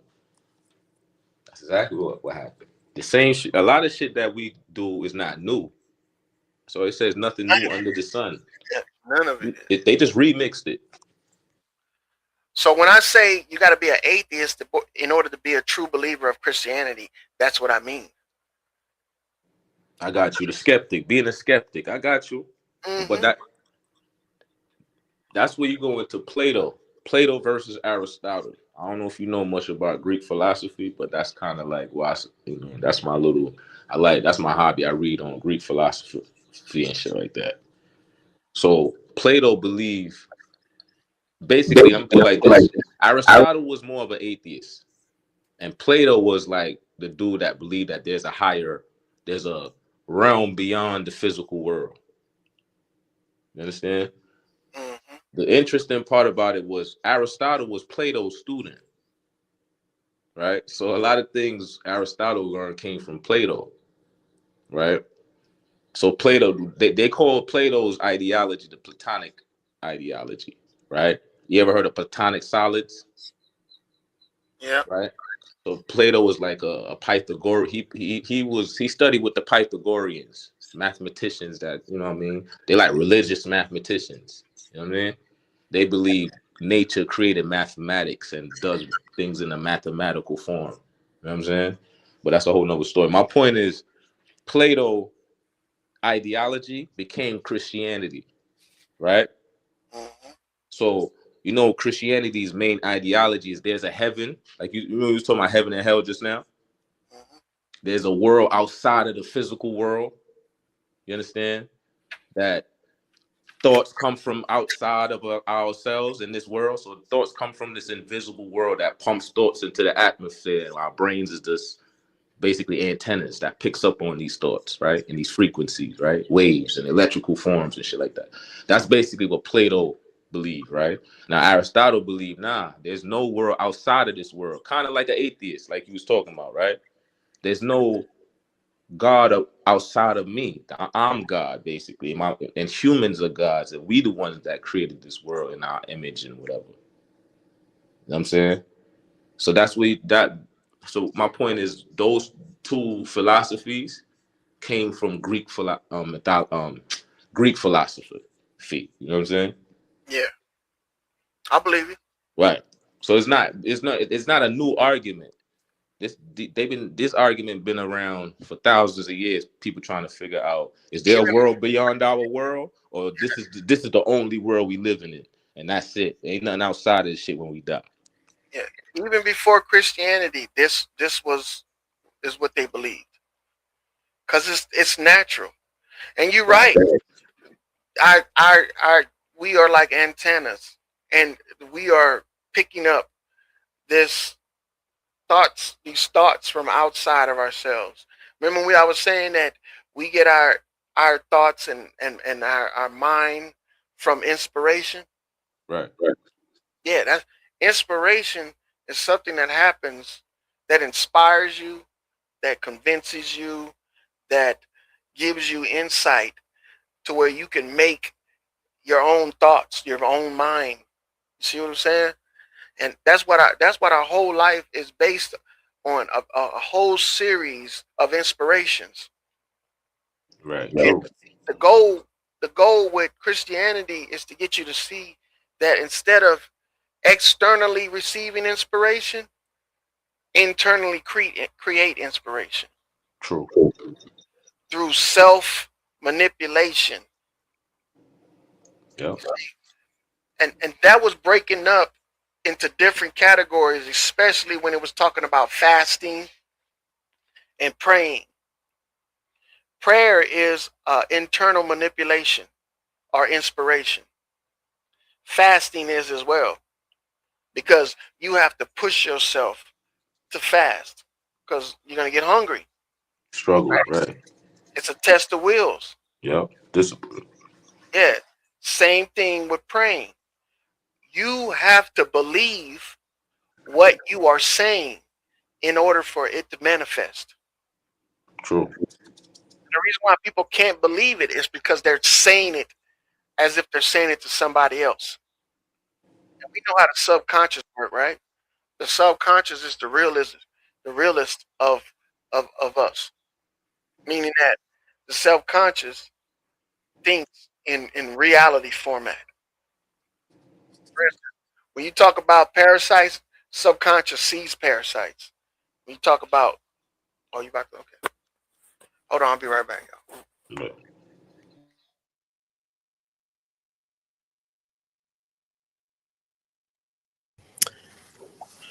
Everybody, make sure you like, share, and subscribe. Zay, what's good, bro? I didn't even know you was up here, bro. With a Yodi. With Anston and Rashad. Who else about Truzon? Sleep. Truzon, you need to come back because you know Loyal got to go to sleep soon.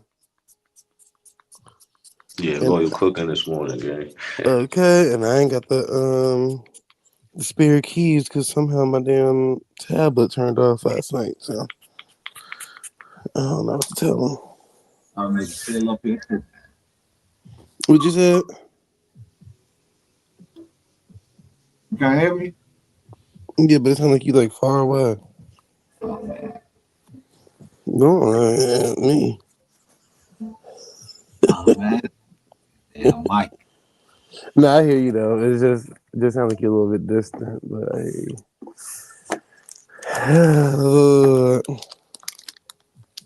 But yeah, how was work last night? You have a great night at work?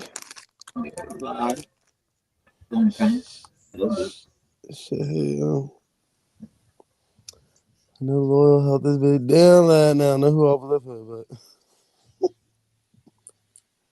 man, slid out at 11 o'clock.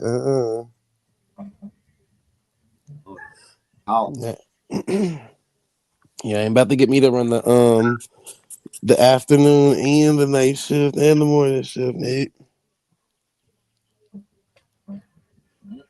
I gotta get some more damn blunts. That's a damn shit. I feel like I be running through blunts too damn quick.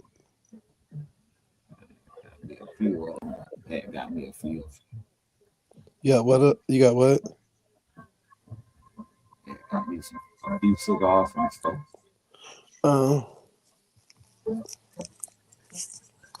Man. I think I'm down to my last three, but I should be fine. I don't know if it'll hold me over, but I doubt it because I smoke way too much. I smoke way too much. Shout out to all the people out there. I see y'all out there, everyone. I thought the live was ended early when I had came back to the damn tablet. I'm like, damn, this shit off. And the only time I usually do that is when the live is gone. But I don't know what the fuck happened to my shit. It should probably like a reset or something. The internet probably went out on it. My bad. I had to go see Miguel off. I already know. That's why I held it down till you came back. For sure. Yeah. The truth's on, better hurry up because Loyal gonna have to go to sleep sooner or later. Yeah. I did have the spare key, but I don't. Since my tablet cut off last night, it took the spare key away. At first, I thought you was on unmuted his mic earlier, but that nigga, I guess he was just. You know, the nigga gonna unmute and say, "Pass the oil." They're talking for like almost 2 hours now, man. Yeah, no, I've been up here the whole time. Yeah, that shit's cool, man. Shit. I just didn't want to interrupt whatever y'all had going on, so I was like, let me just sit back. I was up here talking about philosophy, man. Just shooting the shit. Philosophizers. Did you listen to that conversation that me and Nadi was having earlier? Nah, by the time I came back, Nadi had got. I don't know if he had just got on here and then got back off or what, but he had left. Oh, yeah, that nigga Robert Lee crazy, dog. Crazy. What he done did now? The song off of the shit. Believable. Because I was telling them that Brightmo is believable. Believable. Saying that shit for like, you ever say what he was saying, Ant? Yeah, I remember I was unmuting saying the shit. You were like, oh, so you gonna trade on me now? Yeah, good for trading on us. Believable. Nigga turn on us in a heartbeat. I ain't gonna lie, it was funny, bro. It was funny, but I just had to unmute and say that shit. That shit was funny, bro. Yeah, you know, really crazy. That nigga get on my nerves too, but that shit was funny, bro. That shit. See, I don't allow that. I don't let that nigga get on my nerves. Yeah, I get on his nerves. No, it just, you know how he just keep. Oh shit, Pastor Troy up in this motherfucker. Pastor Troy. He really cool though. Yeah, I like start arguments with him. Pastor Lord, what's up, nigga? Shit, nigga. When the fuck you come up here, man? That nigga, he better. Pastor Lord been up here having a goddamn sermon for 8 hours straight, nigga. Pastor Lord been up here since last night, nigga. I was shooting the shit with my nigga. Good thing you didn't give Demi the keys, because by the time Loyal came, I went to sleep, and Loyal been on here ever since then.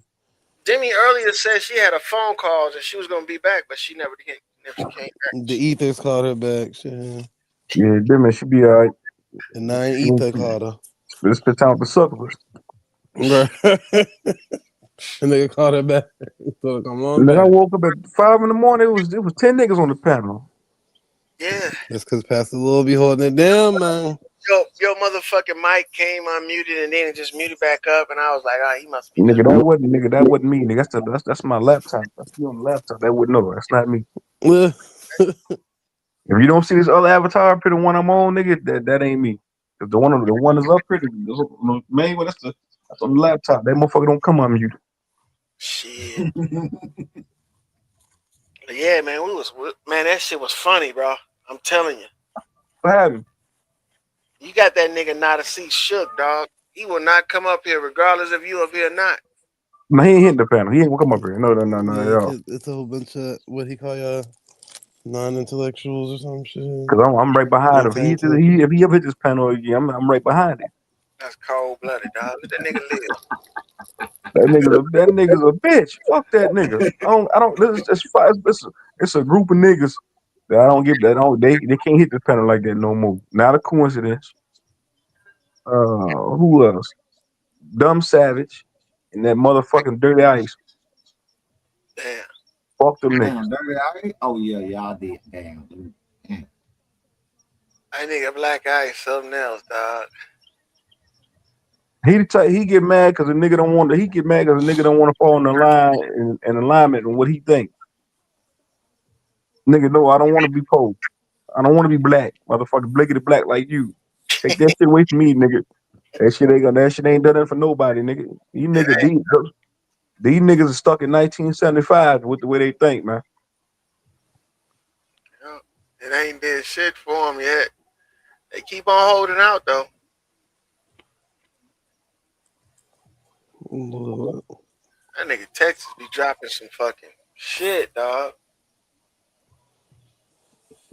Yeah, you just gotta decipher what he's saying. So, Yeah. I've been reading it. That shit's interesting. But you know what would be better? Come on up on the panel and explain that shit. Yeah, I want to see if he talk like that. Yeah. he do not. I doubt it. Come up here sounding like a Baltimorean. They're crazy to A-Ball being Discord with all pay your his 5 friends with Baltimore niggas. You niggas ain't paying no McDonald's. Period and Columbine. What was that? Period and Columbine. All clowns. Here ready killer clowns. Transmission punk nerds. Nigga, you need to hook up with Coppertone, my boy. Niggas be talking in riddles. Hey, you niggas. Like, Nigga, yo, what's up, boy? He said, yo there. What's up, nigga? Shit, Yodi is starting his day fresh, dog. Nigga, Yoda stuck in that goddamn bathroom. Click on that. What's up, man? What up? Shout out to everybody in the chat, nigga. Copper, Texas, Jazz. Shout out to everybody in the chat too, man. Yeah. I ain't but shout out to everybody. Top of the morning, everybody. I'm probably gonna start a new live stream here in a minute. Yeah, I'm probably gonna fucking go and give me something to drink. Nigga, I tapped that early last night. Nigga, I'm out this motherfucker. Nigga, I had to take a little bit of a break from this shit. Nigga, I want to go come back. I wasn't gonna come back until later today. I was now seeing Pastor Laws. I'm going up there real quick. Yeah, I was gonna hold it. You not loyal to hold it down for the rest of the day. Oh no, huh? I'm about to again. I'm about to KO. You said that? Somebody was gonna come back later in the day. Like, nigga, who was gonna be letting people on? Ain't nobody got the key but loyal. That nigga be asleep. Oh yeah, I ain't think about that. Damn. Yeah, I ain't shit. Yeah, nigga, I was KO, dog. I'll tell you. Almost some past the law. Hey Lord, tonight come back tonight, nigga. Yeah, I'm gonna be back. For sure. Yeah. Lord. My gal, she be listening in, dog. She like this shit. She listens in like on the panel? Yeah, she like it. Bro, man, my wife, she listens to all this shit. So for a minute I thought she didn't like the fact you was on this motherfucker all night. She don't like talking on here. Yeah, showing so you was right then. Zay, you was right about that shit then. You said she don't mind this nigga being on here. Yeah, I know. Lord been on this for how long? Shit. Nigga, shit's been like 6, 7, 8 years, nigga. Right, she be on here laughing with us, laughing at Lord. Like, goddamn, we know. She didn't want me to write this shit down. I'm telling you. She think that shit needs to be written down so I could try to sell it.